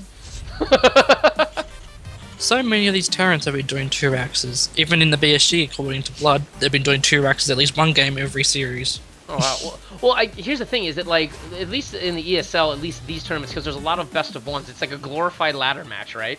So you're like, well, I got to get out of this round so I can get to the best of 3 and maybe do some trickier things, right? So they practice this and like, fine, I'm gonna do a 2 racks, and then I'll try it in the first game of the best of 3s if I make it, and then they'll do something normal. Like I guarantee you, we'll see Chloe do something more normal like bio or a mech push or something. But for now, it's Marines. Almost all the games I've seen has been pretty much bio except for 1 player, and it's Workhorse that likes to play back, so maybe he'll bring the mech back in, but not sure. Yeah, I know. Like Chloe pretty much just did like a mech bio mix, like more like a marine tank mix, and that's what she did, earlier. And look, there's the bunker. If it worked once. Well, I missed Lager's game, so how did he just do 1-1 roach timings, or was there more to it? No, what he did was he would send a few early lings in to sort of scout to see what was at the natural. He usually would either lose them or whatever, but he'd get the information he needed of like, hey, this is what I'm facing if I walk up to his ramp. And then He doesn't look happy. anyway, memed. But yeah, so that's what he would do. Is he would then do a roach. He'd do a roach timing. He'd build up his force of roaches. He'd at least move like he'd get a third, and then right around the time that his 1-1 would finish, because he'd do a double Evo chamber like on 2 bases. And then after that, then he'd be like, all right, well, now it's time to move out now that I have 1-1, and that 1-1 would allow him to take like an extra tank shot per roach, and that really helps. So Yeah, that's a build that I actually, when I won my finals, I did a 1-1 roach timing on like the last map.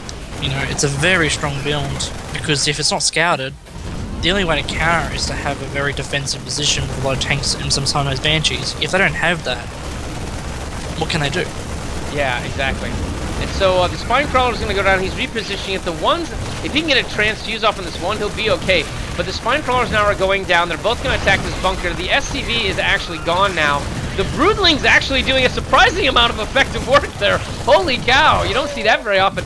And I hate to say it, but the fact that Chloe killed the base is what ended his push. Yeah, I would give her slightly to Chloe in my opinion, just because he's got a base up. He's got 2 command centers coming down in his main base.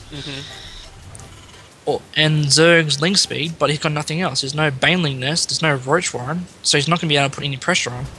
That's true, but with the Raxus still floating, there is no combat units in the main base.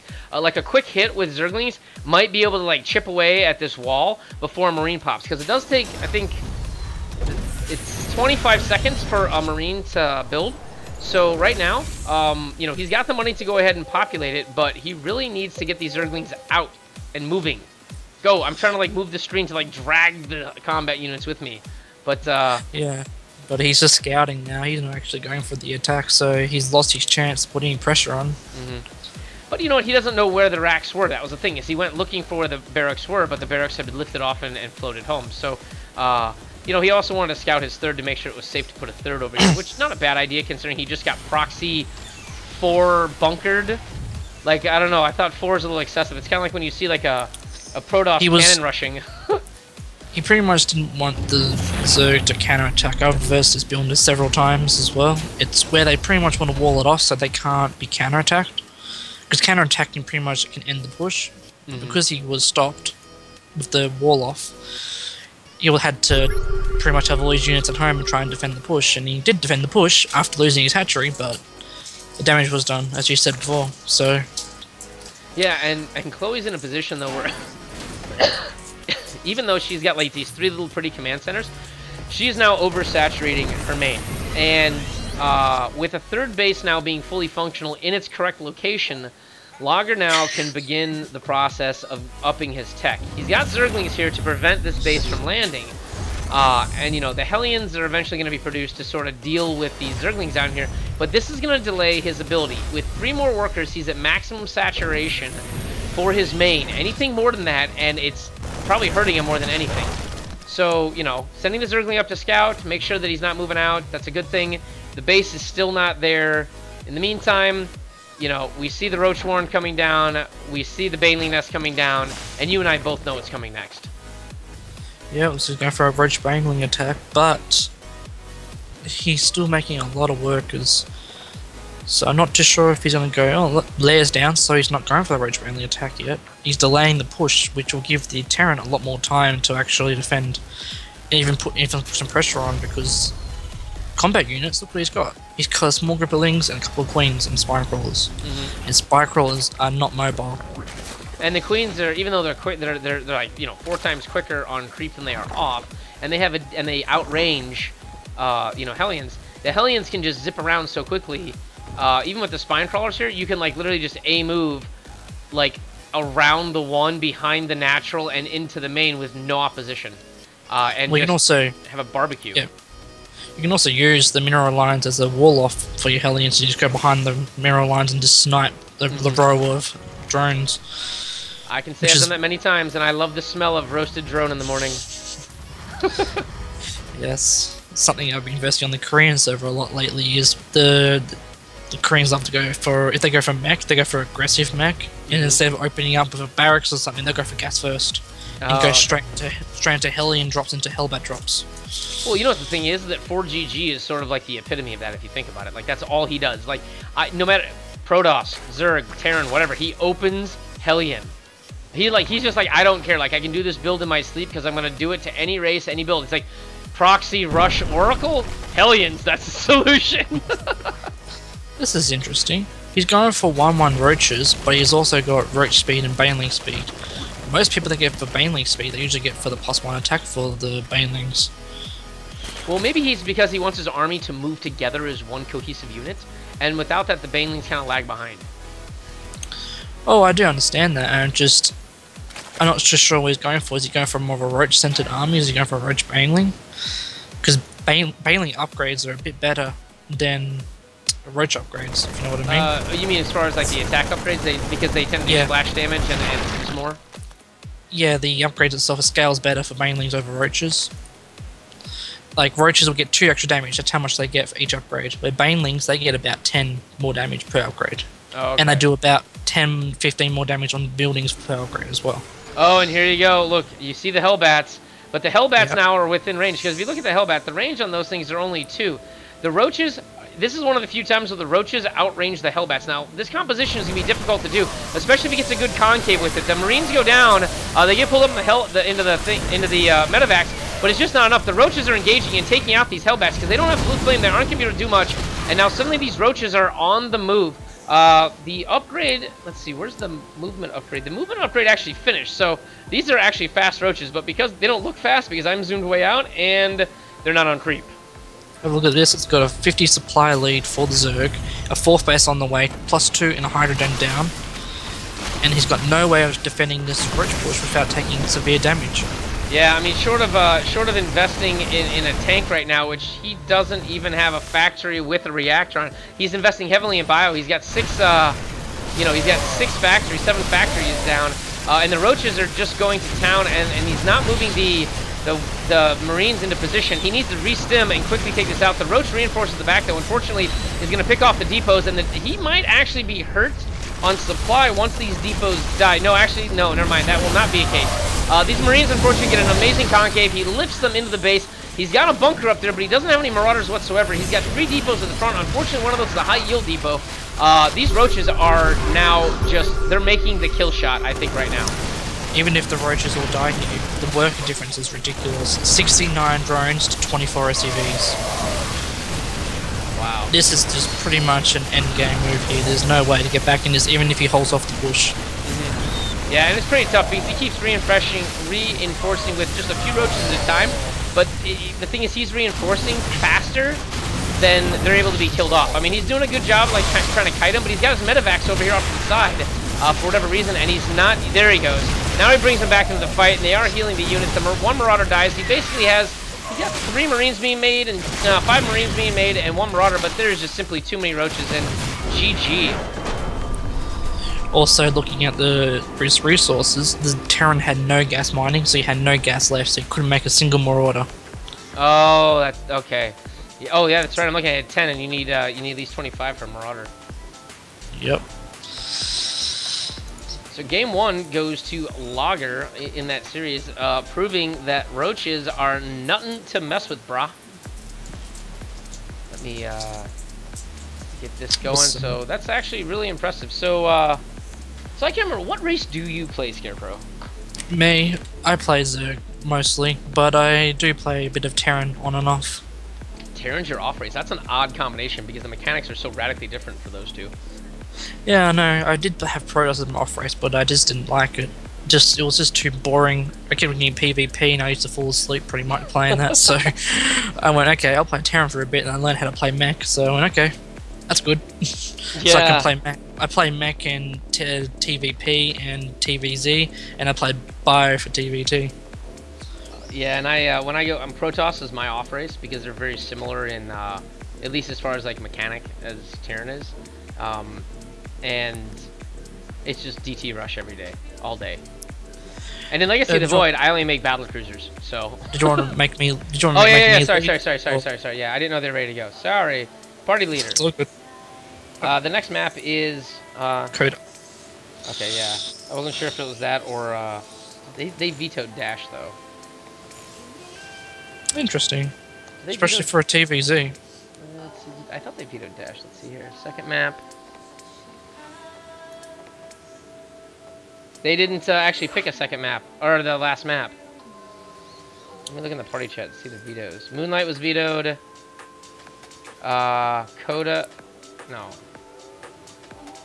No, Cactus, Moonlight, Cactus, There's one missing. This chat must not go all the way up. But yeah, Terraform. Yeah, I think Dash and Terminal might be the last one. Well, that'll be an interesting map for TVZ. Yeah, I've actually started to like Dash and Terminal only because I'll just go mass tank on it, and like, where are you gonna run on those narrow little pathways? I love seeing Terran on that if they go for the gold base, because I was one of the first people, I think, as well as Bly, I think it was, who did the proxy hatch against the fast gold base from Terrans. And just put a spine crawler at the top there and just have all the SCVs just die to one spine crawler. That was I do like the you know, the thing is, as a Terran though, you usually put your racks in your depot at that ramp when you're doing TVT to prevent the Reaper from hopping up there. So like, I've learned that the hard way, where I'm just like, all right, screw it, I guess I'm putting all Reapers up there. All right, so we are in this match. Let me go ahead and kill the Monster Cat tunage. And here we are, decisively taking that last match. In the lower right-hand corner, we've got our blue Zerg. It's Lager.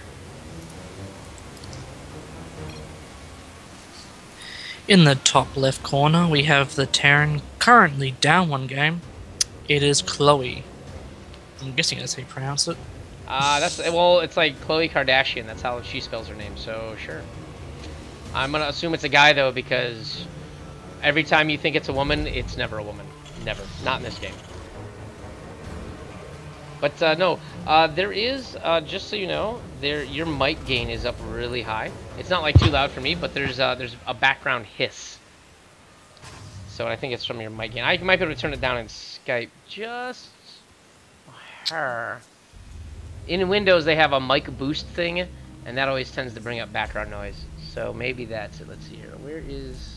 Oh, I can't lower your volume without accidentally lowering or disconnecting you. I don't want to do that. Oh, I'm sorry. Not a big deal. It's not huge. You actually can't hear it. I just, what it was when I turned the Monster Cat music off, I thought that there was something else, but it's not a huge deal. It's actually a very gentle hiss. Well, oh, there, gone. Boom. What'd you do? Move the mic. Uh-huh. So we do see a hatch first out of Lager. This is very similar to the previous build. We do see a fast factory out of Chloe this time. Channeling her inner workhorse, we see a command center first. Yes, command center first, but I'm guessing Zoe's going to play normal and go for a pull. Why but we would you could want have a pool? Lies. No one goes for a pool as Zerg. Meant if he's going for a CC first, you want to go for 3 hash before pull, because okay. Hellions won't be out on the field to do anything for quite a while. That is true, and you can actually get away with quite a bit of damage. So this pool's going to finish up probably around the same time the hatchery is, and so that'll give it an extra larva that'll pop out of that hatch, and you can have, let's see, 4 larvae. You can have 8 Zerglings out basically your first round if you have full larva. So that's always a good way to punish a greedy Terran. Now, the one thing I want to see from Chloe is to see what his follow-up is. He's going to go for a faster command center. I know he's going to go for a factory, but is he going to follow it up with another command center, or is he going to go for two barracks? Now, why I'm saying this is because a lot of Terrans will go, okay, I'll go for really, fast greed if after the Hellions are out in the field, I have to go for a command center first. But all Zerg has to do is go for an all-in, and you die, because you've got nothing out to defend it. But if he goes for 2 barracks behind it, and the Zerg goes for an all-in or an attack or anything, you can crush it and counter-attack and pretty much kill the Zerg's third base.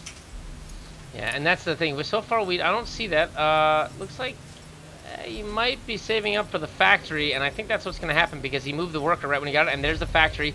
So after this Marine finishes, I'm very curious to see if he's going to throw down a reactor, because typically when you put a factory this close to it, you're going to swap the add-ons with whatever you make off the barracks. But we still have 1 drone in the gas geyser in the main base for the Zerg, so it looks like he's playing very standard. There's no shenanigans going yet. If he wants to go for a roach push, he'll leave the drones in.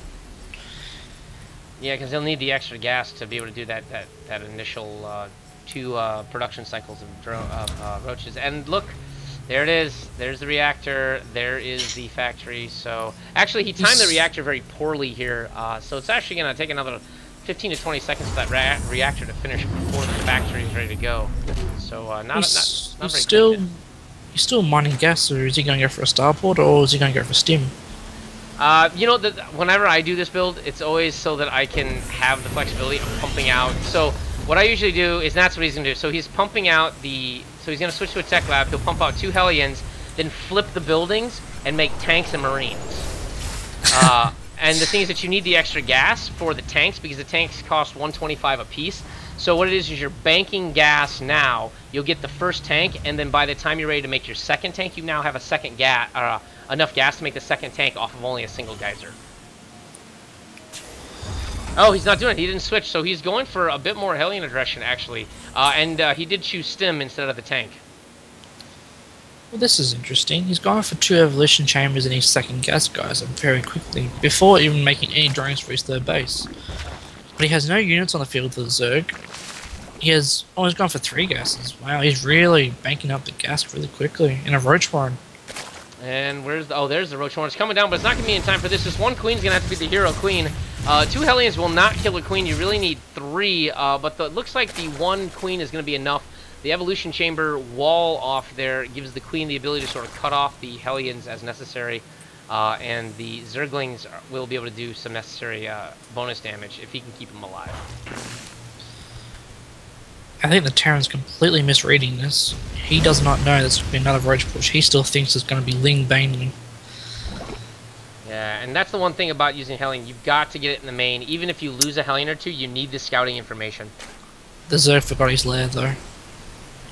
Oh. Yeah, he can't get his roach speed, because when you do this build, you start your lair, or you can do one first. But usually, when you start your lair, you put 2 evolution chambers down, and then you put your roach warren down, and then you start your 1/1 upgrades for your roaches. By the time the lair finishes, your roach warren will be finished. And look at this. He leaves the depot down, and all the Zerglings get in. There's nothing to repair the bunker. The bunker's going to drop. The 2 Marines inside are going to die.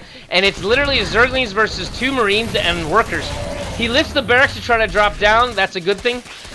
And he's going to go over and try to... Is he sending a worker to rally? He is.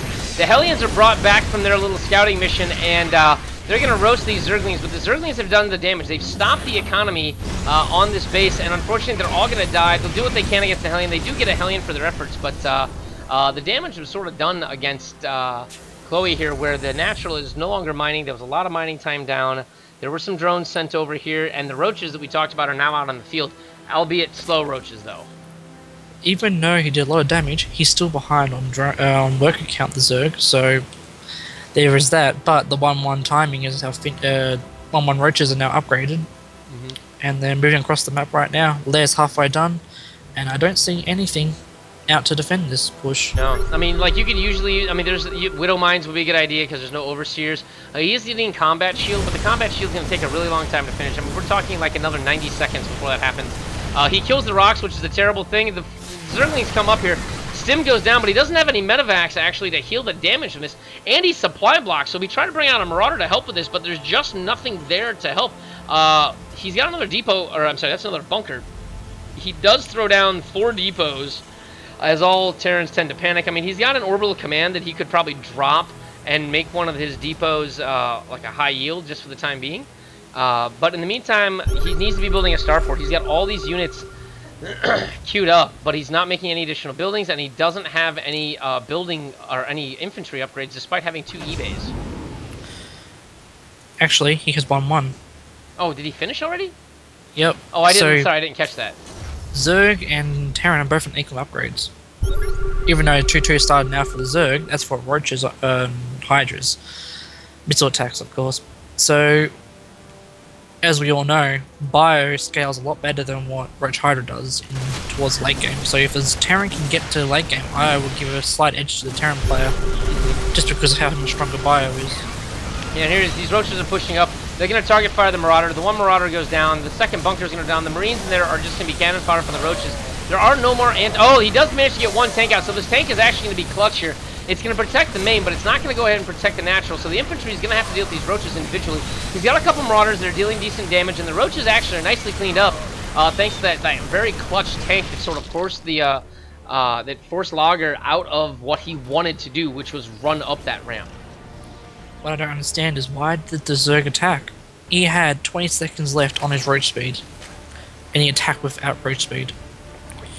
He got jumpy, I guess. Maybe he just thought he could kill it. Maybe he didn't think there was a tank up there. I don't know, but roach speed's finished now, but he's got no roaches really to do this. Now his supply lines have now finally gone off, and he's got quite a big group now, but still not big enough to do any damage. And he's starting to finally spread his creep, but it's a bit late. He's got no creep spread across the map. Yeah, he doesn't even have his bases connected, so he can't even, like, you know, reinforce. I mean, the Terran army is moving across here, clearing out overlords. He's prepping for his third base because the command center for that has been sitting over here forever and a day. He's dropping even more barracks. I mean, he's got 8 barracks coming down. No, yeah, does he have 8 total? He's got 8 barracks total. He moved his factory to build a reactor to put on the starport that he's eventually going to swap over to it, and 2-2 has started for him as well. So The Terran's finally seen the Hydra Den. Now he knows what he's up against, but it took him a long time to figure out what exactly he's versing. yeah, and against Hydras, like, you just need Marines. Like, you just need lots and lots of bio to kill. I mean, the solution to Roach Hydra is Marine Marauder, and that literally is the solution. And here comes the roaches. They poke up there briefly, you know, and Chloe knows that the army's there, so, you know, he spreads his army out just in case. He doesn't know if there's banelings or not, because, you know, he's not, well, I spotted the Hydra, but I didn't see a baneling nest, and I only had 1 scan.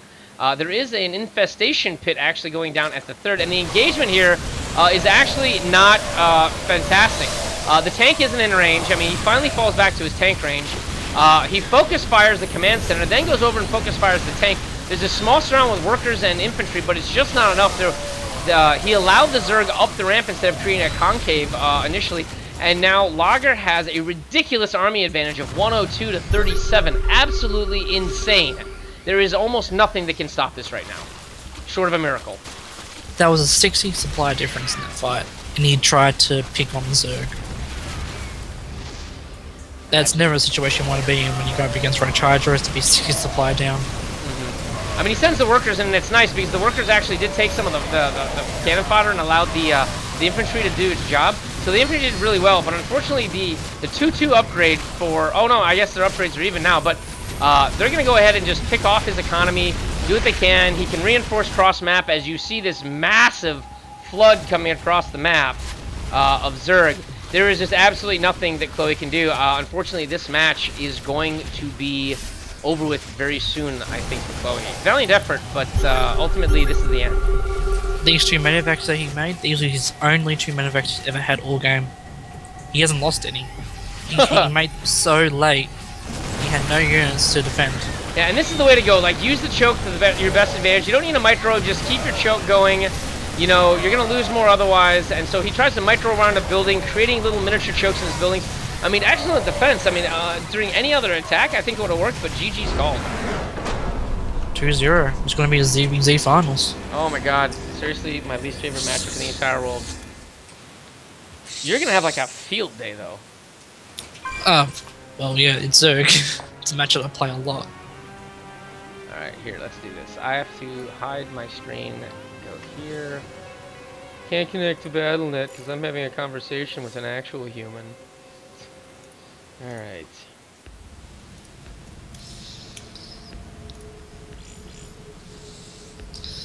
Alright, here we go.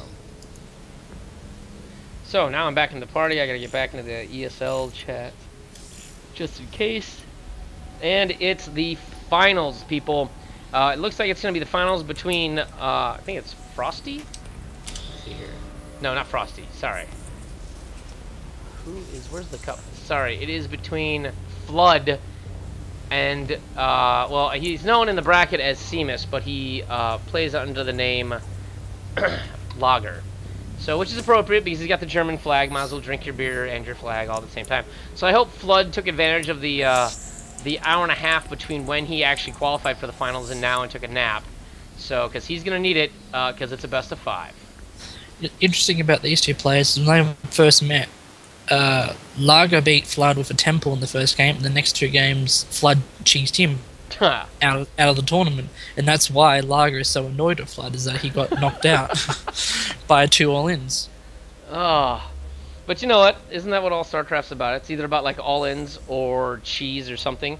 And like people get really irritated. Like I'll do like a 2 racks just because I like if I'm losing a bunch, I'm gonna go ahead and do a 2 racks just simply to sort of get some momentum going. And I literally will get like, I'll get comments like, really? I'm like, why are you complaining? You're dying. Like, and I'm sure you won your last 12 matches anyway. Or like, you know. Yeah, I've been laddering on the EU server on and off, and I'm investing in the Masters players. And the one thing that every single Terran Masters I've versed they hate is bailing all-ins. I had one guy that even scouted it, saw it coming, and still died to it because he ran his Marines in between the bunker and the ramp, and he got trapped, and the bailings connected, and he killed all his Marines. Oh man. The only way I can successfully defend against a Ling Bane all-in is I'll actually suicide a few workers, like at the front, and what I'll do is I'll force them to attack the Baneling, and usually what happens is a lot of people using Banelings will just do a move, right? So they'll go off on the nearest set of units, which is the workers. So I'm like, all right, 4 workers, that's not a lot to lose, and hopefully I can get like 3 or 4 Banelings to go off on them on a very, you know, lopsided engagement, and then whatever's left, hopefully I can split well enough against to do it, to survive. But I actually have trouble with roach pushes, early roach pushes. Like I can do good against Ling Bling all in, but dude, early roach kills me so bad. I used to do that a lot, you know, really enjoying it, and then all of a sudden I've seen people that actually knew how to counter it, and the one problem that I've always seen is that once the roach push gets completely shut down, like it does pretty much nothing, trying to deal with drops is a nightmare. Well, is it because of the fact that you just simply don't have your Spire up because you put all your investment in the roach tech and the hydro tech? Is that what you're saying? Yeah, but it's also because the mobility of Ling Billing is a lot quicker. You can get to one, you know, defend a couple bases pretty easily. Where roaches, you need to have enough to defend each drop. And if they see there's enough roaches there, they can just boost and go to a different base. That's true. Like I will say that, like even though like you know, Terrans and mutas do the same thing. Like mutas will bounce between mineral lines if the natural and the main are close enough, right? And the one thing is that, like, you'll notice Zerg players like, well, screw it. You're going to do that, I'm going to leave, like, a handful of Banelings and Zerglings right where you likely are to drop in both bases, like, after they see what you've done at once. And you can't drop on it because the Baneling will detonate and take out everything around it, you know? Yeah, but one issue is that I've always seen is that if they see that you're putting a lot of effort into defending, say, the third base or the main base, the Terrans that I verse, they'll put 1 drop at each base, but they won't drop anything yet. They'll just wait around that area, a bit hidden. And then they'll push forward with a big, massive push right to the middle of the map. So you have to bring all your units to try and defend this push, and all of a sudden they'll be dropping while you're trying to defend. And it's like, no. Try and get back, scramble. And the thing is that usually, since I'm not as skilled as you, what I've actually done is I'll put 2 empty medevacs, or like put a medevac with like 1 unit back in their base, so they think I'm going to drop in multiple places, so that I hold the rest of my units back for the main army. So like, if you got 3 medevacs, you know, you can hold 8 Marines and 1 medevac. I mean, that's a lot of Marines that you're committing. That's 24 Marines separated out with only 1 medevac support, right? So, you know, I'm like, all right, well, I'll send 3 Marines and 3 medevacs and keep the other 21 with my main army, and maybe I can do something a little bit there. But it's always a gamble when you do that, because it's like it's a total bluff, and you got to do it all at once. You got to have them know that you have, like, you have to have their overlords scout. You actually aim for your overlords and have them scout the fake drop coming, so that you can push through the middle of the map with the main army. But I've only ever had that work once. I've tried it 4 times, and I only have a 25% success rate. One thing that I've been watching a lot more, not high level, but I'm guessing, you know, the open cups and stuff, that, you know, that kind of level, is Terrans that do the fake drop and that, they'll just have that drop and boost, you know, the second they get spotted, and make it look like a real drop.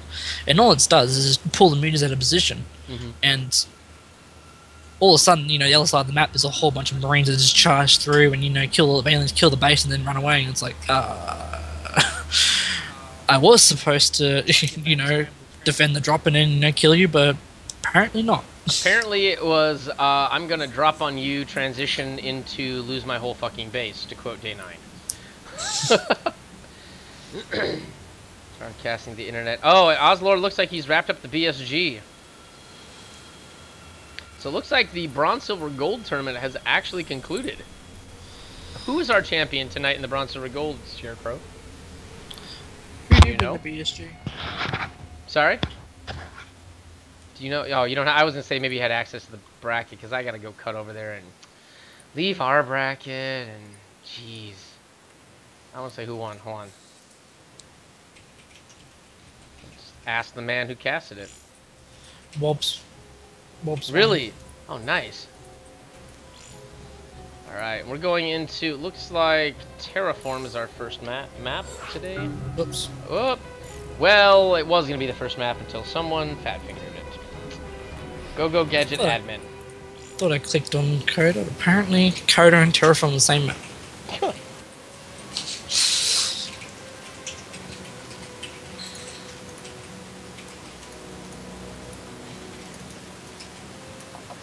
Alright. So guys, you are watching my stream. I'm DJ Spectre, the Aussie-sounding co-caster in the background that you hear. His name's Scarecrow. He's an ESL admin, but he's also a Zerg player and part-time disembodied voice for the purpose of casting the tournament, which he's administering.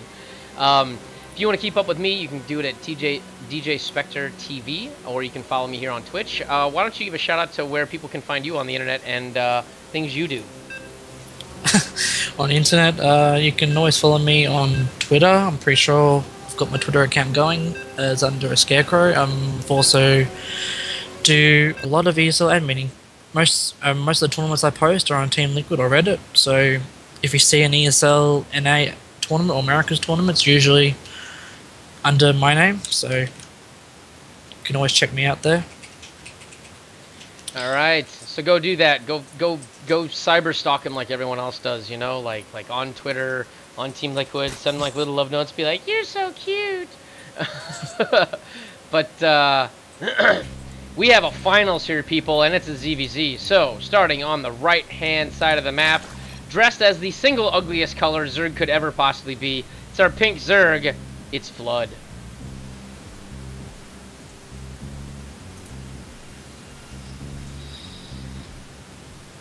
You gonna introduce the other guy? Yeah, I was about to. I was just trying to fix up my the brackets a bit. Oh, okay. Okay, so who did you do? You want me to do it? Alright, so in the other corner, in the upper left-hand corner, it's his opponent, currently the master of all things that apparently involve roaches. It's the blue Zerg. It's Lager. So, do you think we're going to see a lot of cheeses this time, or is this going to be a macro ZVZ? You know what? I honestly think this is going to be two Zergling scouts at the start, transitioning into roaches, and then a lot of roach-like vomiting on each other mid-map until someone wins. Well, I hate to break your little bubble, but we're about to see some aggression from Flood. Nice. Oh, and this is going to be bad if he actually goes for... Oh, if he goes for hatch first, Lager's in trouble. Oh.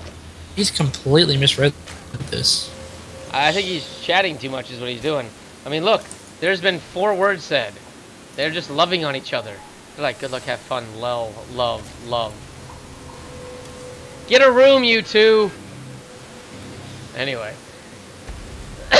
Oh, if he's doing, how many drones was that? I think that was a 12 pool? Yeah, I think that was a 12 pool.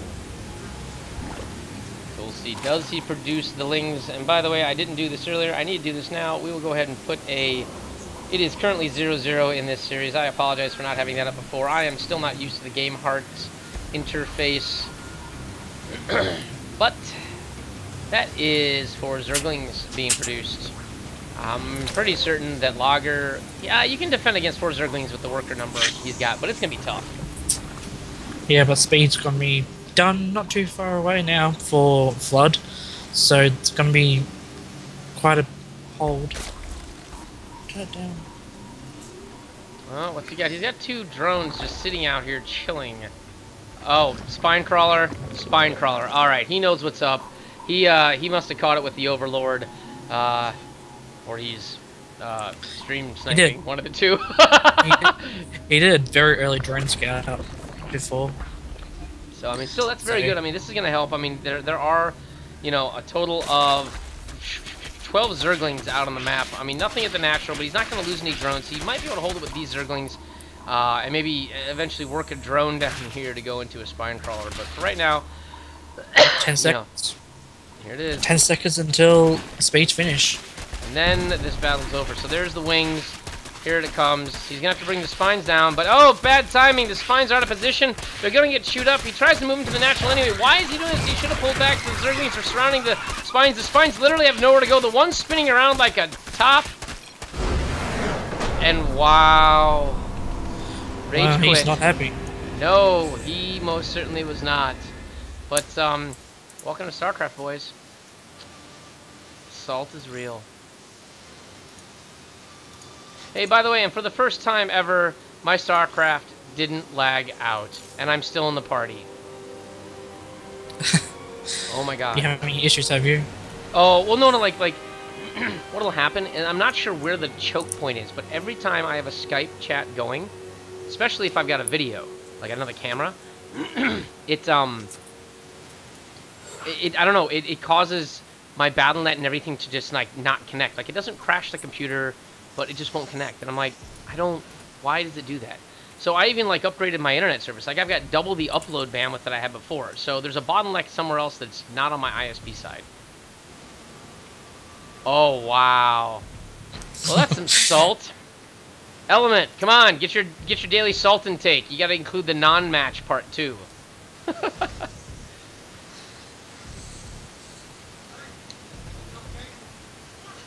I'm completely not Australian. The fact that I even say mates probably even sounds bad. I can hear it in my own accent and I sound horrendous. That's alright, mate. Hey, mates. Yeah, it sounds like something terrible. No, I'm just gonna stop. Gonna give up on it. I can do the Swedish Chef really well, but I don't think anyone wants to hear a whole cast of the Swedish Chef. We've got a whole language made of just the mate, so... Just mate. So you go up to be like, mate, mate, mate, mate, mate. Mate. You drag it out. It's like, stop, mate. Anyway, start spawning in the what apparently is the corner of salt down in the lower right. It's our blue Zerg who got handed him his own ass with a 12 pool. It's Lager. In the top left corner, the person that's been enjoying the aggressive builds / cheese, it is one of Demi Flood. Yeah, so you know what I want to see, and I saw this a couple times. Like I've mentioned this a while ago when Zephyrus and I had God, now he's doing the same thing back.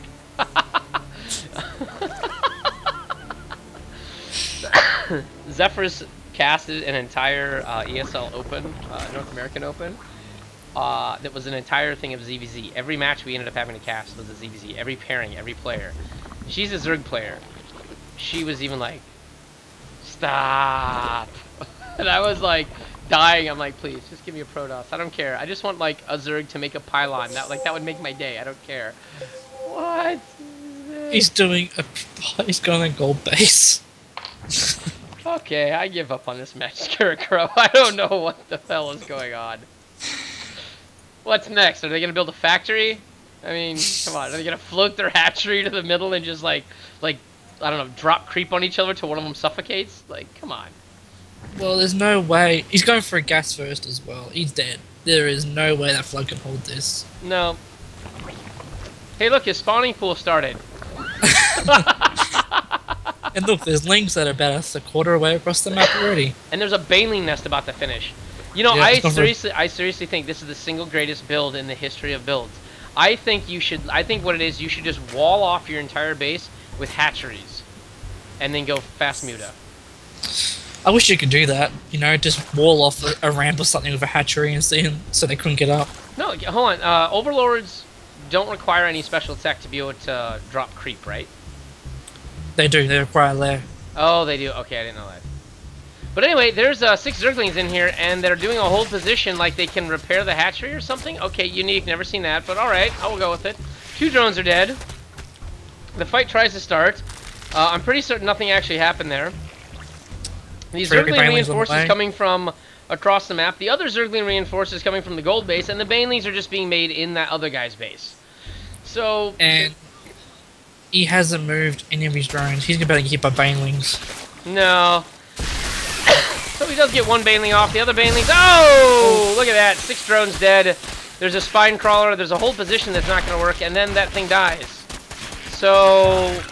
There's some Zerglings and other Zerglings and some drones that aren't going anywhere, and then Zerglings that are running back to a base that they can't defend from. So...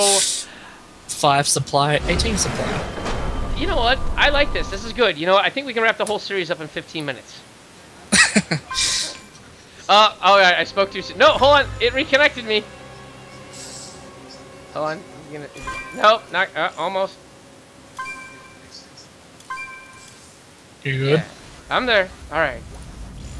It's like right before you it's like right before, it's like you're choking, but then you get like 1 quick breath, and then you start choking again, and like you've got your friend behind you ready to give you the Heimlich, and you're like, nope, not yet.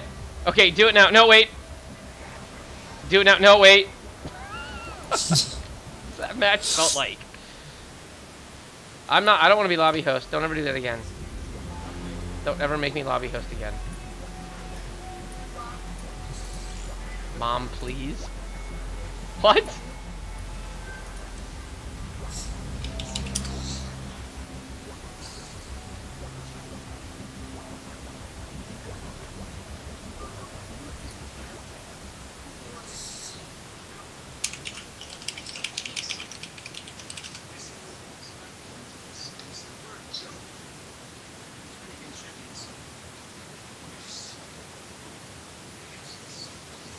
Hell, it took him that long to type the word how long. He's already done with his break. Back to work. Time's up.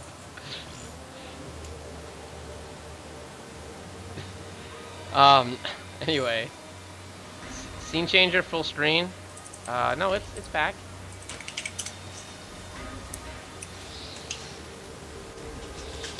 I don't know how he does it. Scene changer, full screen. I've got this guy, you know, Silver Chloride. I'm not sure. He just messaged me randomly. 4-minute bio break. I don't know. Maybe the guy's got to drop a double. Oh, by the way, welcome. By the way, oh, did I do that? I didn't do that entire thing in. Oh. Pastor's like king of the admins. I have the sword. Zero Length, by the way, welcome. By the way, Zero Length, my co-caster, is actually another ESL admin named Scarecrow. So, besides, you guys didn't really want to see that last match full screen anyway. It was just a bunch of, well, it was another 12 pool. Okay, that's what it was. Yeah, Temple Baneling against Hatch Gas Pool. No, versus a spine that never finished. Yeah, that poor spine. And those poor drones.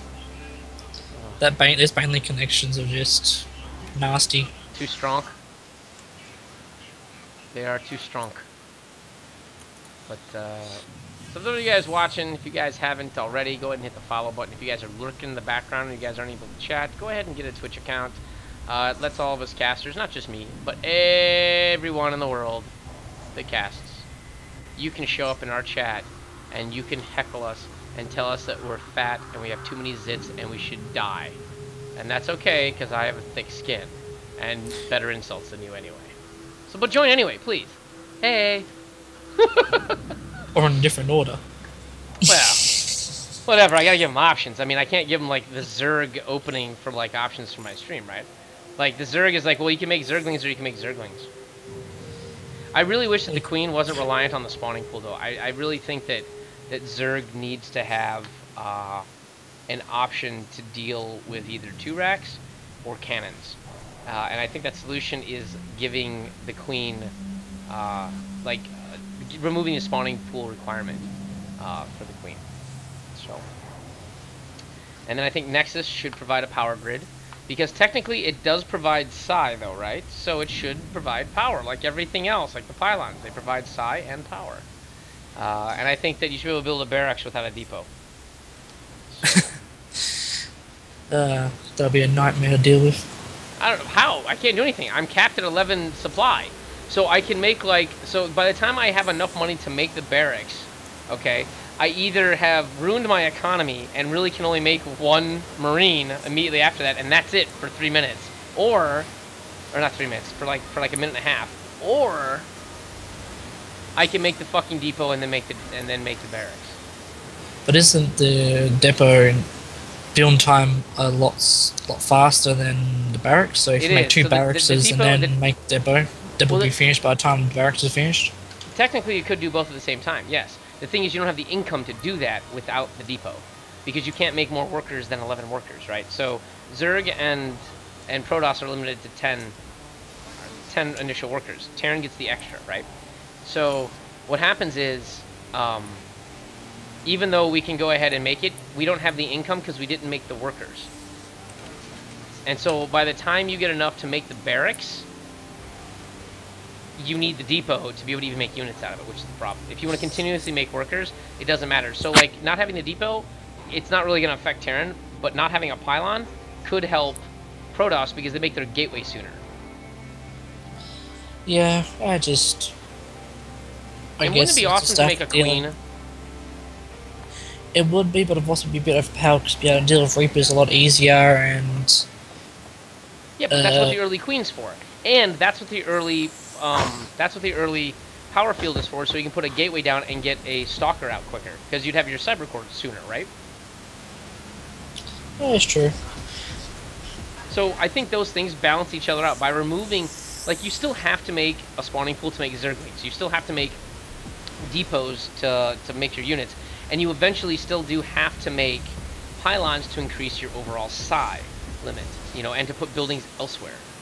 So I do think that it's worthwhile. Oh, they're back, by the way, so we're ready to go. I do think it'd be worthwhile. It would allow a faster queen, and it would give Zerg an extra injection basically before the Reaper shows up. You good to start? I'm ready to go. Let's do it. Let's do it. I don't know why I'm trying to drink lemonade out of an empty lemonade can. Wishful thinking, right? I'm thirsty and I drank all the water, and I don't have, and I forgot during that 4-minute window to get up and get water. So I'll just suffer. Let's hope they 10 pool each other again. So after all the smack talk, down in the lower left-hand corner, Lagger was like, "Ah, that shitty build," and then what's he do? He does the same build and wins. So tying the series up, it's a purple Zerg, it's Lager. In the bottom left corner, the guy that went for the... Wait, no, right corner, sorry. The guy that went for the very fast gold base and lost. It is Flood. I don't think I've seen a very fast gold base on that map in a ZVZ before. Yeah, I don't know. ZVZ is such a weird thing. Like, I don't even know how Zerg players figure out ZVZ. They're kind of like, well, what do I do? Should I make Zerglings? Or Roaches? Or a hatchery? Or all three? I'll just choose all three every game. Well, ZVZ is actually one of the most strict matchups, really. Like, in TVT, you have your surprise attacks, or you can do, you know, secret things. Even PvP, you know, you can proxy tech and stuff. Where ZVZ, it's pretty much what you see is what there is. You know, if the roach push coming across the map, you'll see the roaches. You know, if there's a Ling or Ling coming, you'll see the Ling coming. But there's always a counter to it. You've always got the units ready. You know, the most basic build. Oh, look at that. Right there. Boom. 10 pool. Out of Lager.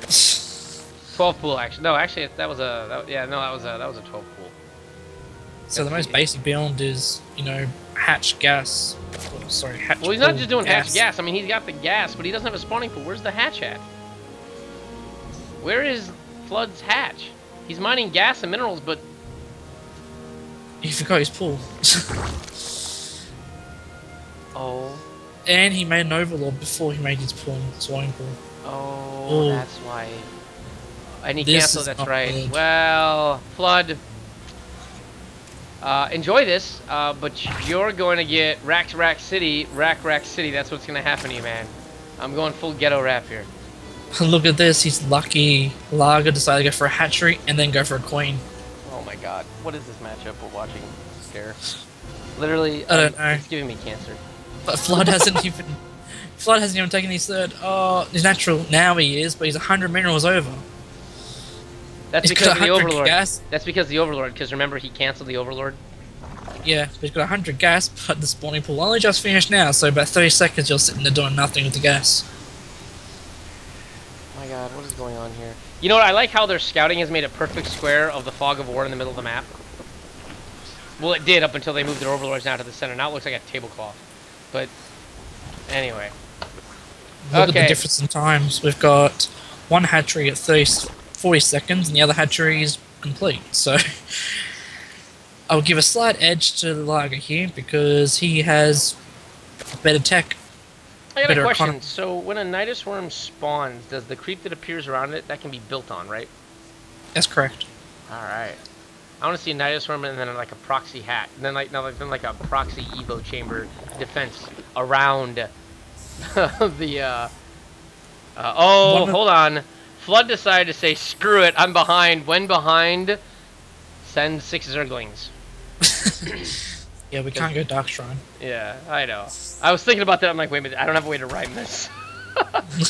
So anyway, he does get the Zerglings in there. There are no lost units here, though. I mean, the Queen's out, but the Queen is going to die a horrible death to, like, her little not her babies, is what's going to happen. So the Queen is getting chipped away at. It then goes into slow-mo mode and dies a painful, horrible death.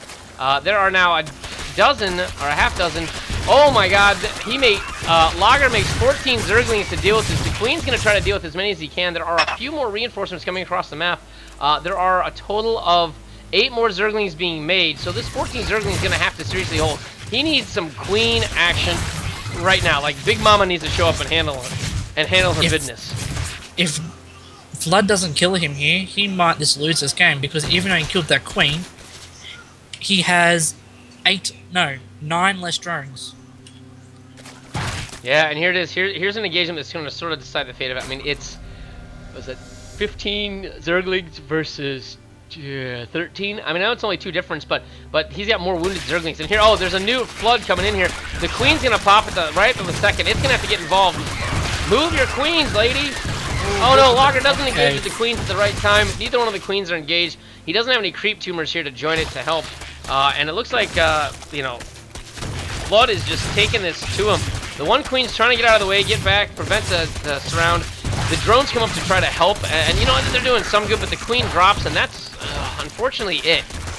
You know, 2 creep tumors go down to sort of spread creep down there, and what lings can be made are being made, but unfortunately there's only 1 base economy here. I guess it's 1 base on 1 base, really, if you really think about it, because, you know, Overlord before Fool. Check out the banelings. Oh, I didn't see those. And This not being scouted. is going to be a bad day. Wow! There's also that. So yeah. BG. I don't know what BG stands for. Like, Big Bad Game game. Hunters? I don't know. Bad game. That's what he's pretty much saying to him.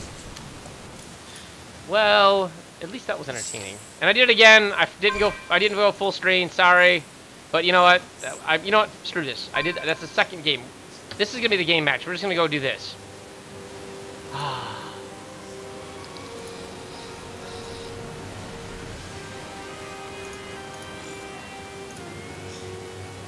right. I need a 30-second break myself to go pee. So I will be right back.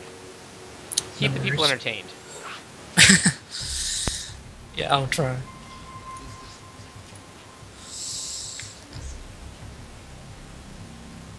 But we see Lager still trying to, well, I'm not sure what he's trying to do.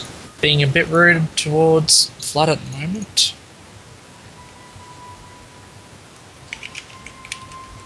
Yeah, let everyone know that DJ's not here.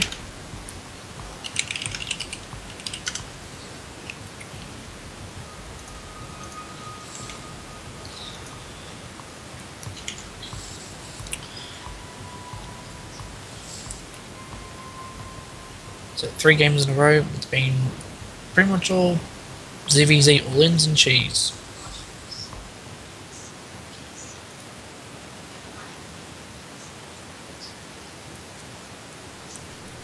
Not sure how game 4 is going to go, but it's another 4-player map and might be another temple.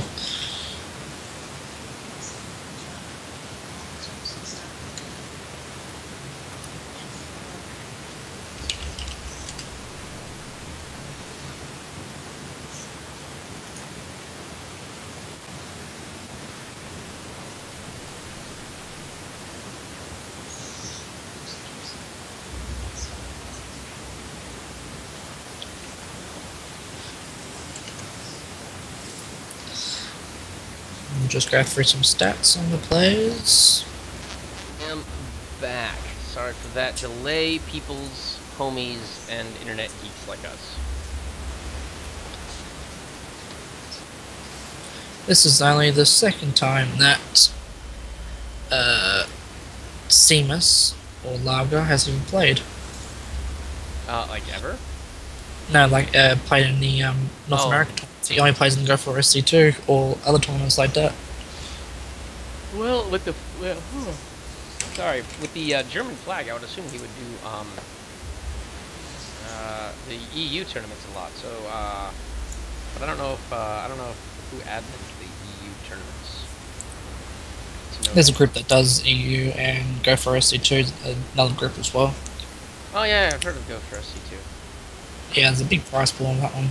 It's $100 or $50 or $200, not dollars, euros. How often is that? Every week? Oh, twice or 3 times a week. Per tournament, it's like it's 150 Yeah, euros. there's one tournament that you don't get any money for, 2 tournaments you get money for, and then the winners of each of the tournaments go into monthly finals, which has got a bigger prize pool. Wow, I didn't know. Like I heard of Go SC2, but I hadn't. I didn't know it was that crazy. Oh, wow, it's you can pretty make like a good. living off of that almost. Yeah, Bly has. Bly has won quite a few of them, Mm-hmm. and yeah, it looks like we're ready. All right, let's do it. So, and I gotta update my interface. I always forget to do that. So I've got full screen. Yay. Ah. But yeah, the amount of players are in that tournament, when there's the prize pool money in it, it's about 100 players or so Wow. at minimum. Sometimes about over 150. That's a lot of people to deal with complaining. All right, so let me get this thing. So hold on, who's it? Let's see. Lager has 1 win, and Flood has 2 wins. So it's 1-2 right now. Is that correct? That's correct. All right.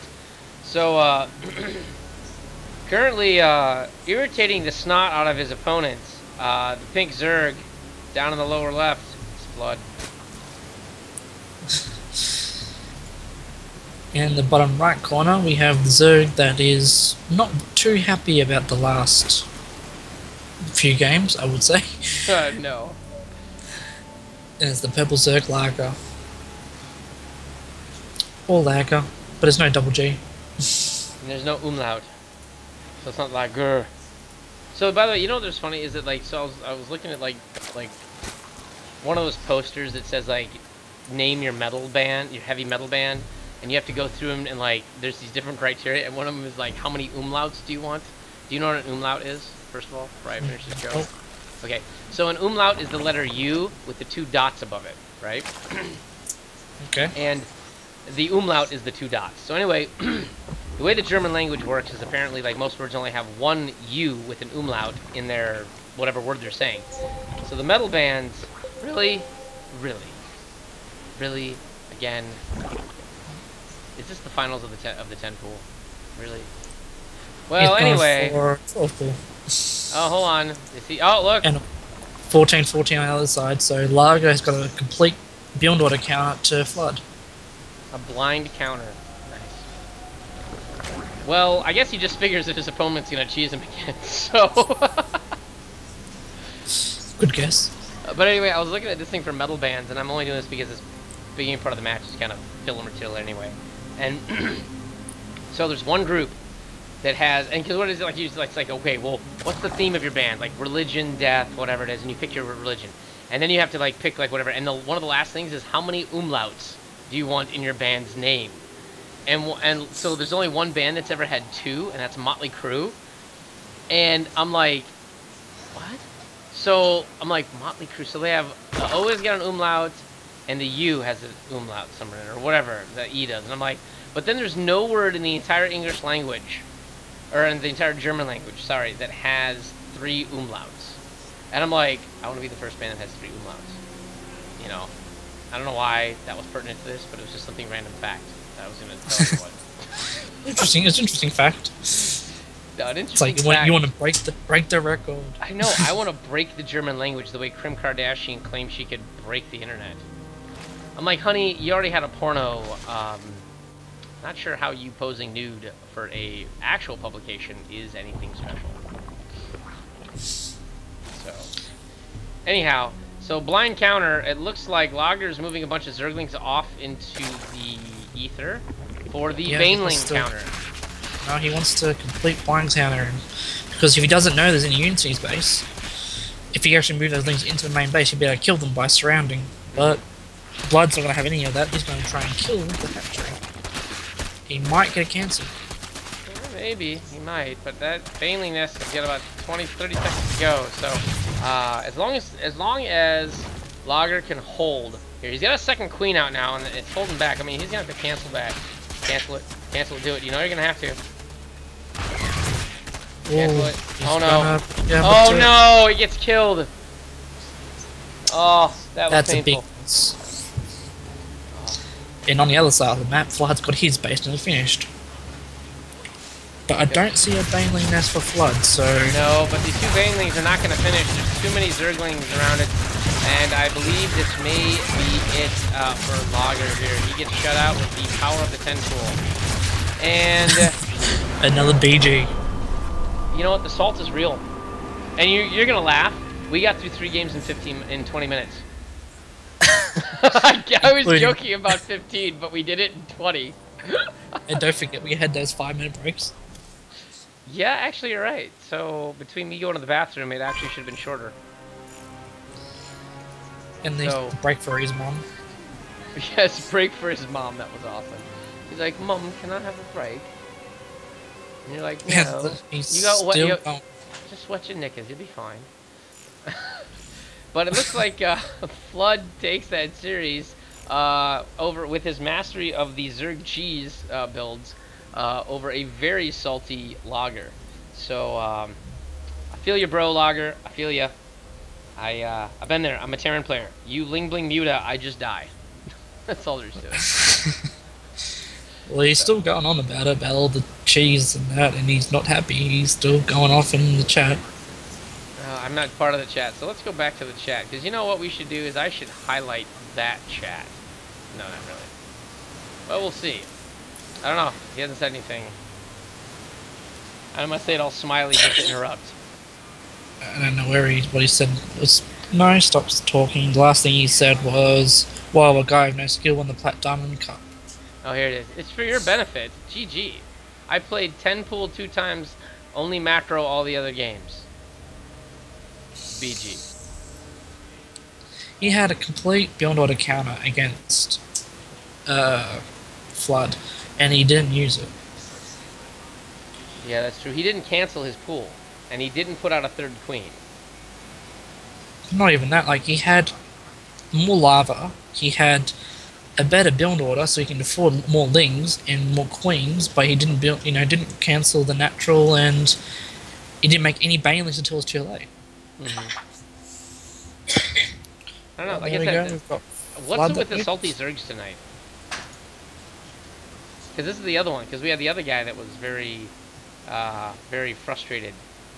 Who was it? Well, I won't mention names because I want the person to come back, but the thing is that person believed that there was a hack going on, and you could look at his match and there's easily 4 things that he did that contributed to his, the loss in the first game. Hell, that person even mailed me or messaged me and said, "Can you watch my games?" And I'm like, "I gotta cast something else, dude. Sorry." But anyway, this has been the ESL Skill Cup 28. I've been graced with the grand pleasure of Scarecrow who is one of the admins and a fellow streamer. So tell the world where they can find you one last time before we go